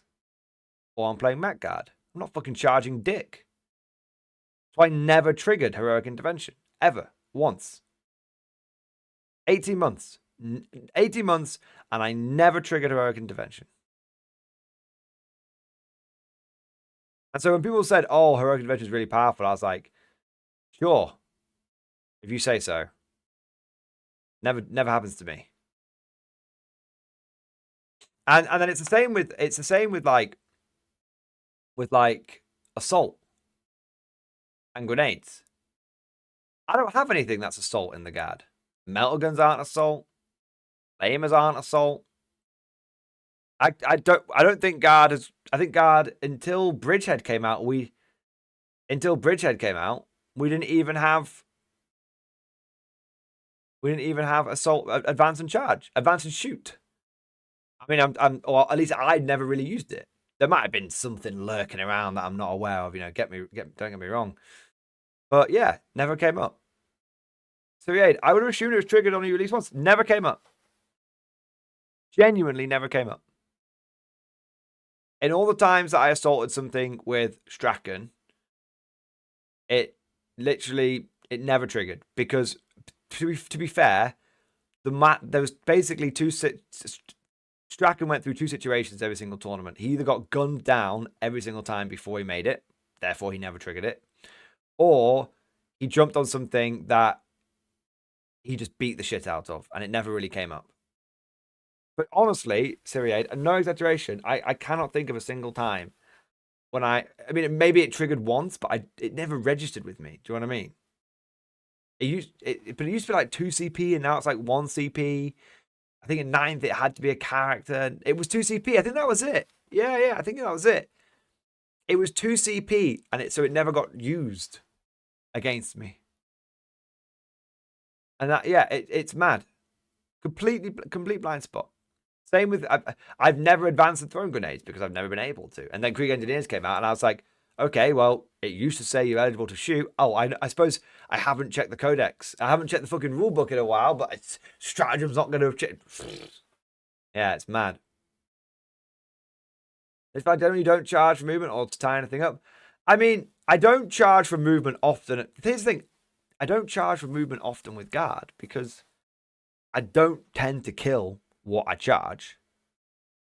And then it comes over to my next turn and the enemy just stays in combat with me. And I'm like, well, fuck that. Just 20 guards from that. I just can't not shooting now.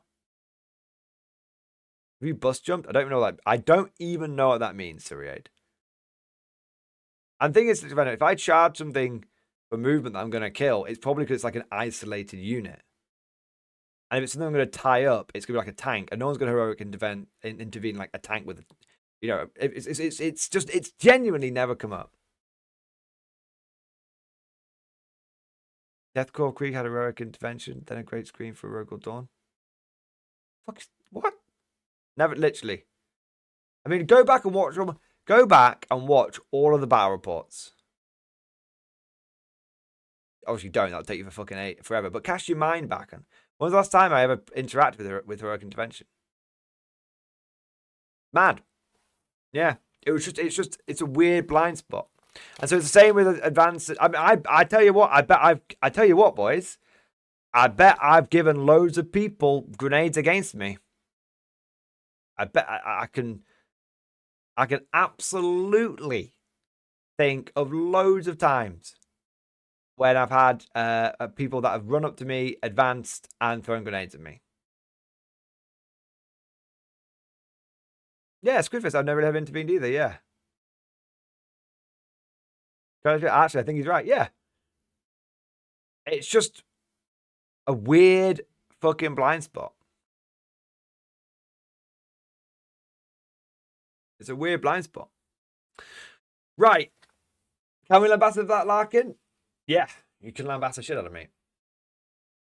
Always. You don't have to ask for permission, Commander HL. Lambastation rights are always turned on. You don't have administrator rights, but you have lambastation rights. Okay, we're going to do this last super chat and then we're going to wrap the stream up, boys. I want to say a big thank you to RK. RK, thank you for the super chat, bro. The list Tiki references in discussion. British. All right, let's have a look here, bud. What the fuck is this? The Molten Sky Sicily. I can't even read that, bro.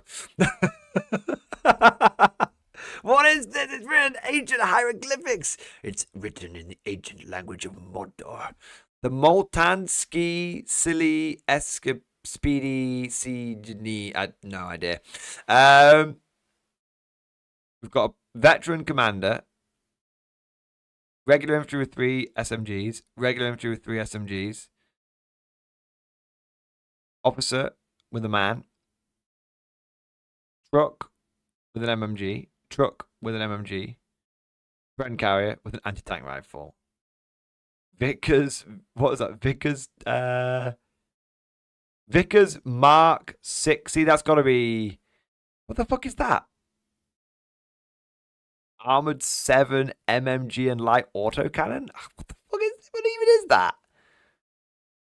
And then a Vickers Mark 2. I don't even know what that is. I got to Google that. I feel like it's a Valentine maybe, but I have no idea. It can't be a Valentine. It's some mad Vickers light tank.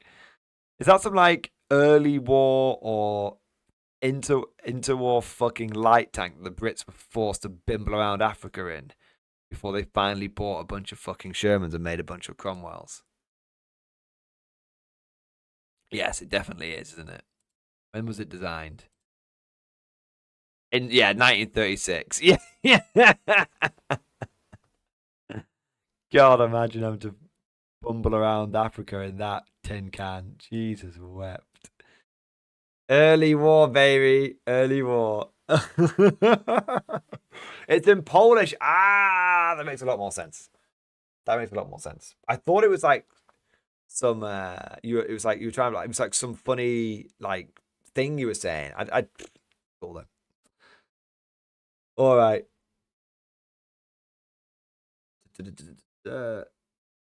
Okay. Boom, boom, boom, boom. All right. Slapping Shovels. New question, lads. Still not played a game yet. Getting the Krieg box. Could I use Lord Dreer as a Lord Solar as long as I'm my opponent? Yes, but you probably need to have him on the right base size. Dreer is on this base size, which is not the same base size as the Death Riders. Okay, so it's slightly bigger. See? And the Lord Solar is... Where the fuck's my Lord Solar? There you go. This is my custom-built Lord Solar, but he's on the right base size. He's on that base size. You can see it's quite a lot bigger. So what you want to do is build... What I would do, mate, is I would build Dreer on one of these bases and then buy one of these bigger ones. And then basically, when you want to use him as Dreer, you have him on like this base. And then when you want to use him with the Lord Solar, you have one of these spare bases, right? And you just basically blue tack him onto one of the spare bases. I can show you how it will look. I can show you how it will look, roughly.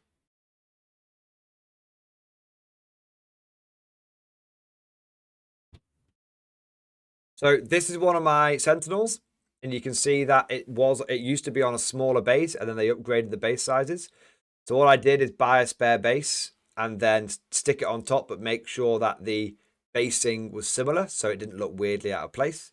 So it looks a bit funny, but it gets the job done and doesn't look bad at all. Looks good enough. Do you know what I mean? So basically, you'd do the same thing but you wouldn't glue it on. So you'd buy Dreer, glue him onto his original base, get a spare base for a couple of pounds or a couple of dollars, and then do it in the same basing material, and then basically, tack him on. We have this thing. I don't know if you call it the same thing in the US, but we've got this thing called blue tack. It's basically what you use to like stick posters to walls and stuff. There you go. It's kind of sticky.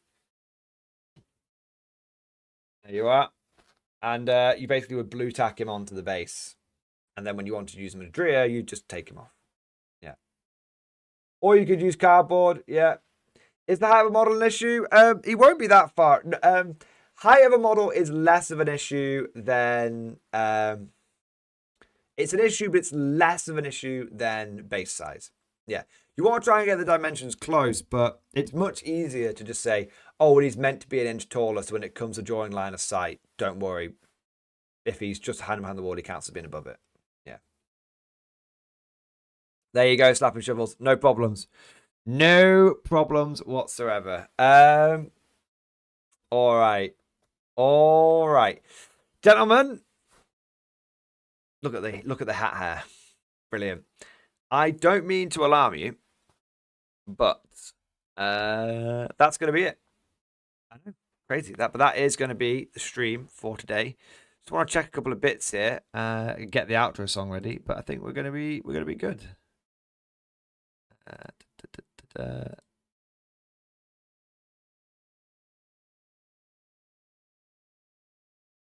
Yeah, cool. Cool. So, I just want to say a huge thank you to all of you guys that joined today's stream. It's felt good, to get back on it. It's felt good to stream with a little bit more confidence, although we are taking things day by day, of course. And I just want to say thank you to you beautiful people that have joined. In today's stream, just a good old Just Chatting stream, we had, I think it was like 180 people in it at one point, which is fantastic. And at the time of closing now, we've got 80 people in it, which is pretty good. This time last year, if I broke 100 people in a stream, it was pretty big deal. And if I had more than 30 people in the stream by the end, it was a pretty big deal. So it kind of goes to show like the growth the channel's going through and how large the community has grown. But it also shows that I'm still here a year later and you guys are still supporting. I want to say a huge thank you to all of you guys for your patience. I know there's probably been a little bit of trepidation, especially after the PC problems last week. But thank you for the support. Thank you for your patience and thank you for your understanding. Fingers crossed.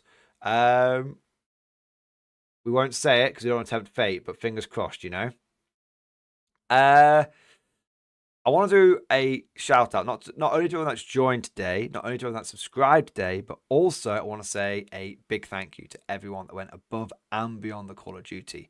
We have Wilario coming in with the big double death strikes and the many memberships. We had Tuesday's Avenger coming in with a death strike. We had Capagigal coming in with the double Bane blade. And we also had, I want to double check because there was another person that came with the big one as well. We also had, that was it, Jay Rodriguez coming in with the Bane blade as well. So huge thank you to all of you guys that absolutely smashed it, and a big thank you to everyone that supported. Whether it was big super chats, little super chats, all of it makes a huge difference. Couldn't do it without you guys, and I couldn't have resolved my PC woes without your incredible support. So thank you.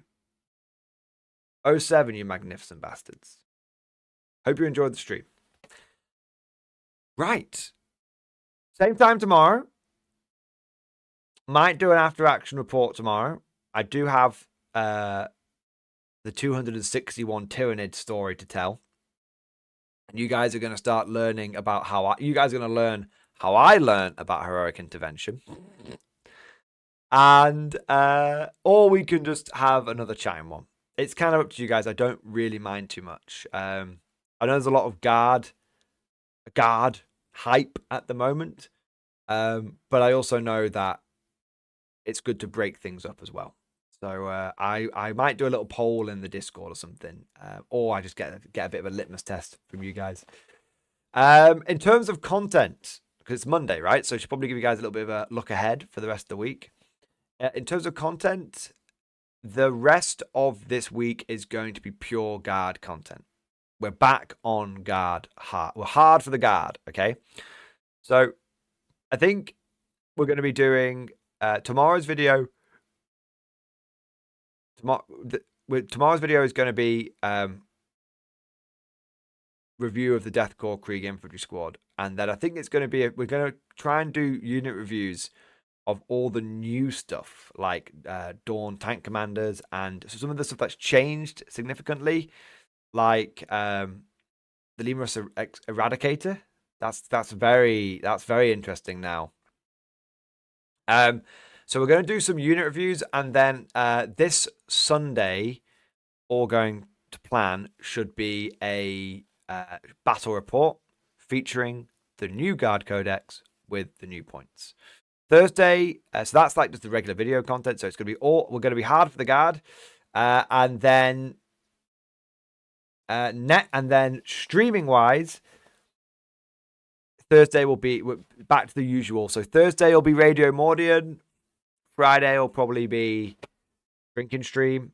Tomorrow and Wednesday, it's kind of up in the air. Tomorrow and Wednesday, we'll still be doing Just Chatting streams for the time being.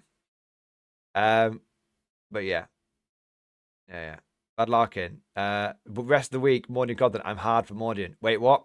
Mate, I'm hard for you too. Bromance. I do have to give you guys a heads up. I have spoken to Simon about doing the live stream battle reports.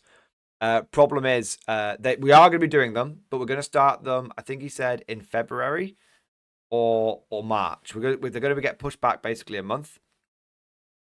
Reason for that is because Simon has his own business. He's also self-employed, but a lot of that's like, it's like phone based. So one of the things you don't see during the battle reports is if Simon gets a call for his work, then he needs to take it. And obviously, if we're doing like a live stream, then he's just gonna be sat there on the phone, it's going to be a big dead bit. And if those that know, he runs a holiday business, like a travel agent's business. So it's very busy at the moment. So basically, he said, "Can we just push it back slightly?" So as a result, I'm still totally open to doing live stream like battle reports, but I was kind of thinking we could try out the whole chat plays kill team thing. I've never played kill team though, so it might require a Mordian learns kill team thing first, and then chat learns kill team, and then it could be chat plays kill team kind of thing. But yeah, I'll definitely look into it, and if someone knows the best places to get like kill team rule books and stuff, whether that is digitally or physically, I think digitally would be better because I could then show it off I could share screen and stuff like that. But yeah, we could definitely do so. There's definitely something there. That. Yeah. There we go. So that's just a general heads up on live streams, content for this week. But yeah, it's now the Guard Codex is here, guys. We're going to be hard for the Guard. I think all this week, strong chance it'll be. I think it's all. I think we're hard for Guard all Jan. Personally, I think we're hard for Guard all Jan.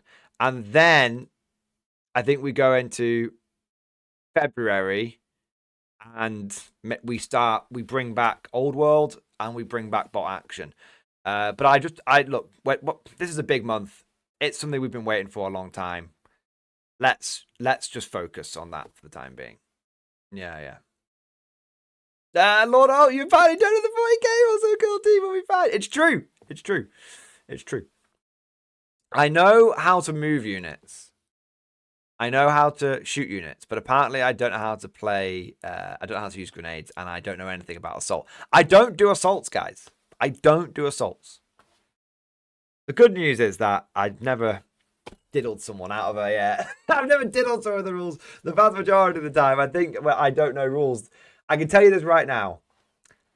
The vast majority of the time that I get rules wrong, they are against me, and I really wish I'd got the rules right.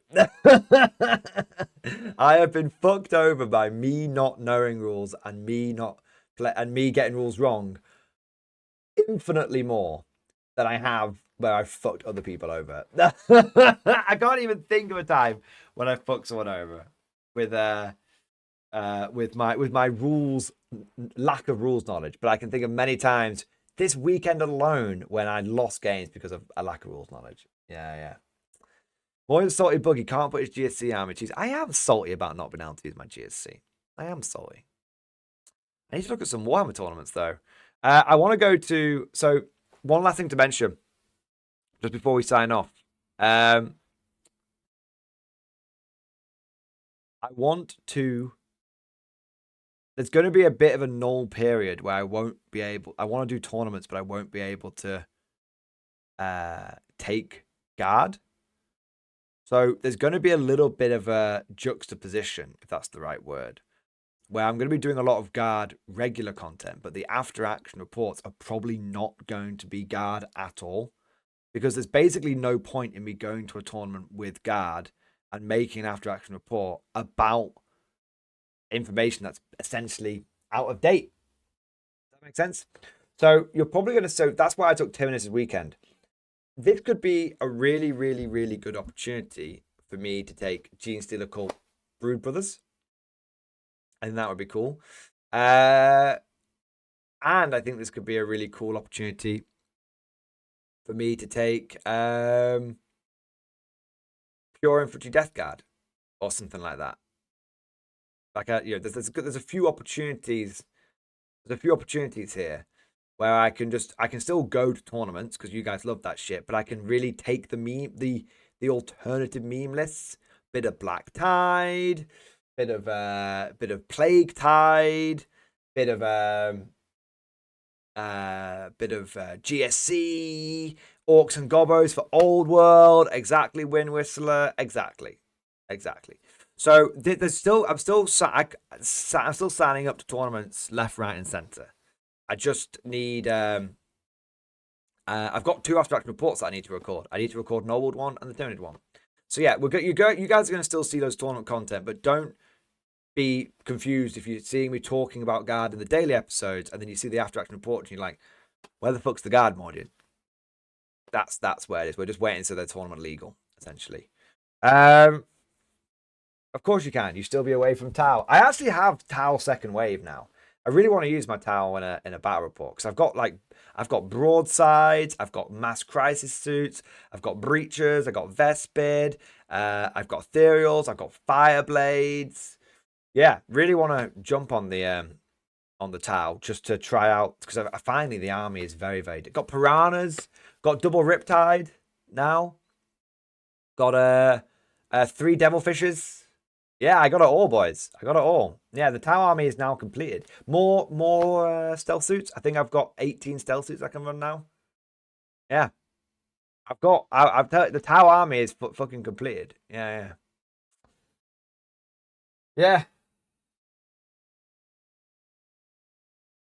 So long story short, lots to look forward to. Ready Rodney G, thank you the 22 with the member flex, mate. X-Boss, baby.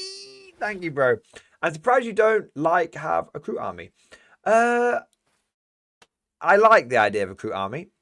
I just have so many projects which are 80% completed that really one of the things that I've sort of said to myself this year is this is the year where Mordian actually fucking completes an army. I haven't. This is just the year of finishing. Because I've never finished. Definitely an innuendo there. All right. And then one thing I want to say is the moment the Guard Codex becomes tournament legal, I'm at literally every tournament I can sign up to. Super Mage, RDT, GT, every weekend, tournament.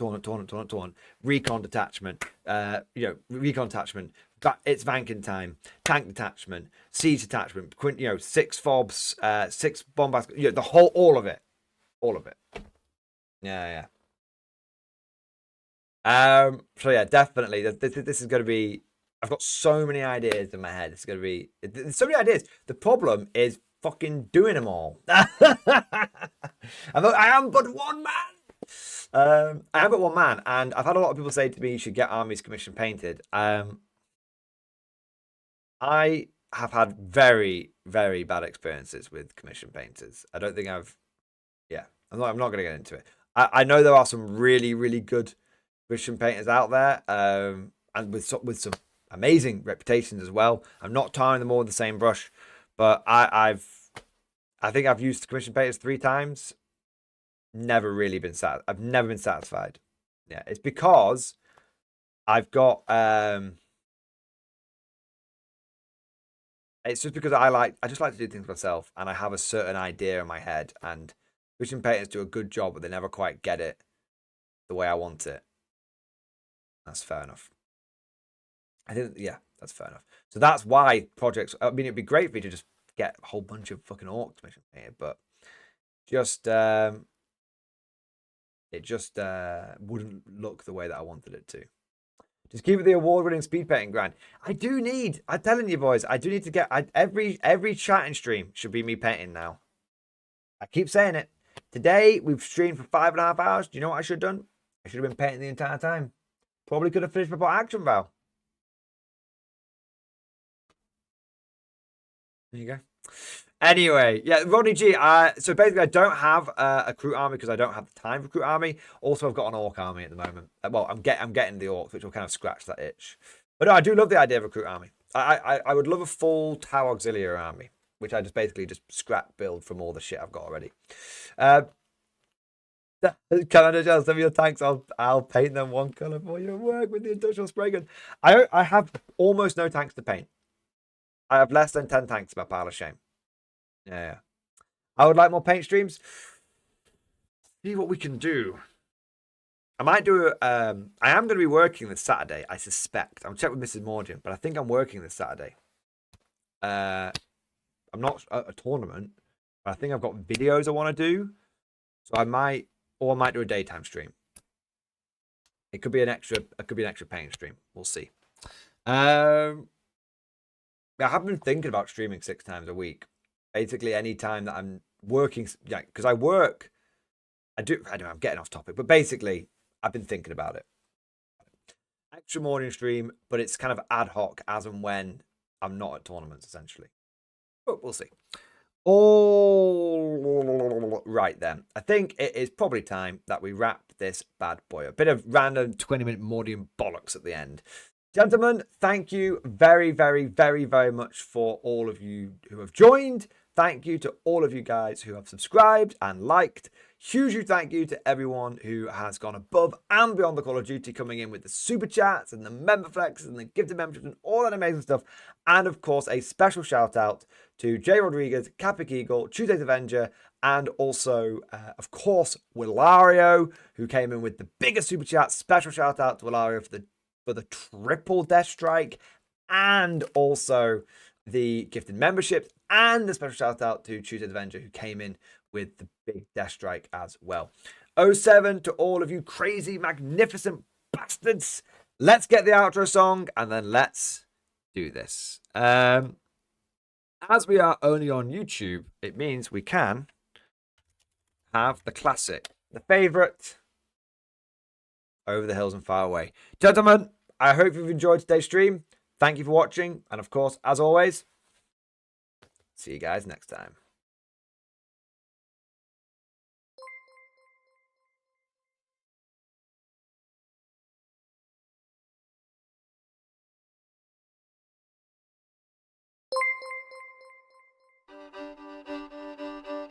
Here's 40 shillings on the drum for those who volunteer to come to list and fight the foe today, over the hills and far away, o'er the hills and o'er the main, through Flanders, Portugal and Spain. King George commands and we obey, over the hills and far away. When duty calls me, I must go to stand and face another foe. A part of me will always stray, over the hills and far away, o'er the hills and o'er the main, through Flanders, Portugal and Spain. King George commands and we obey, over the hills and far away.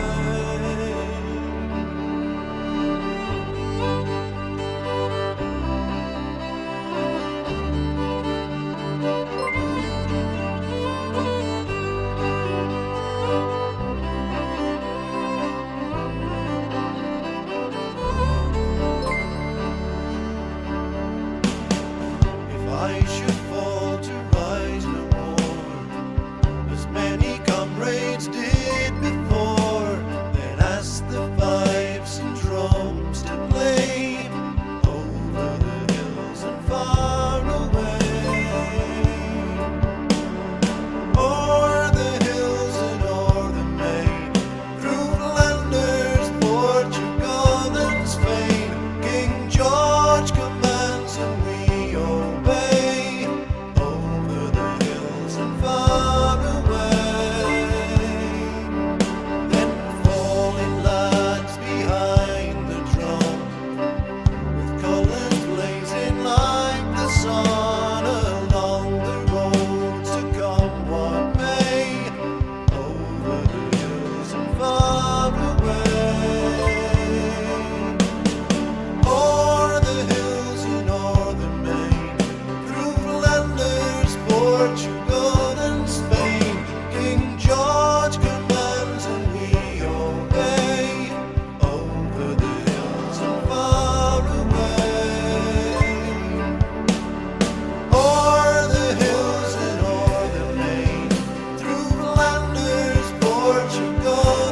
space.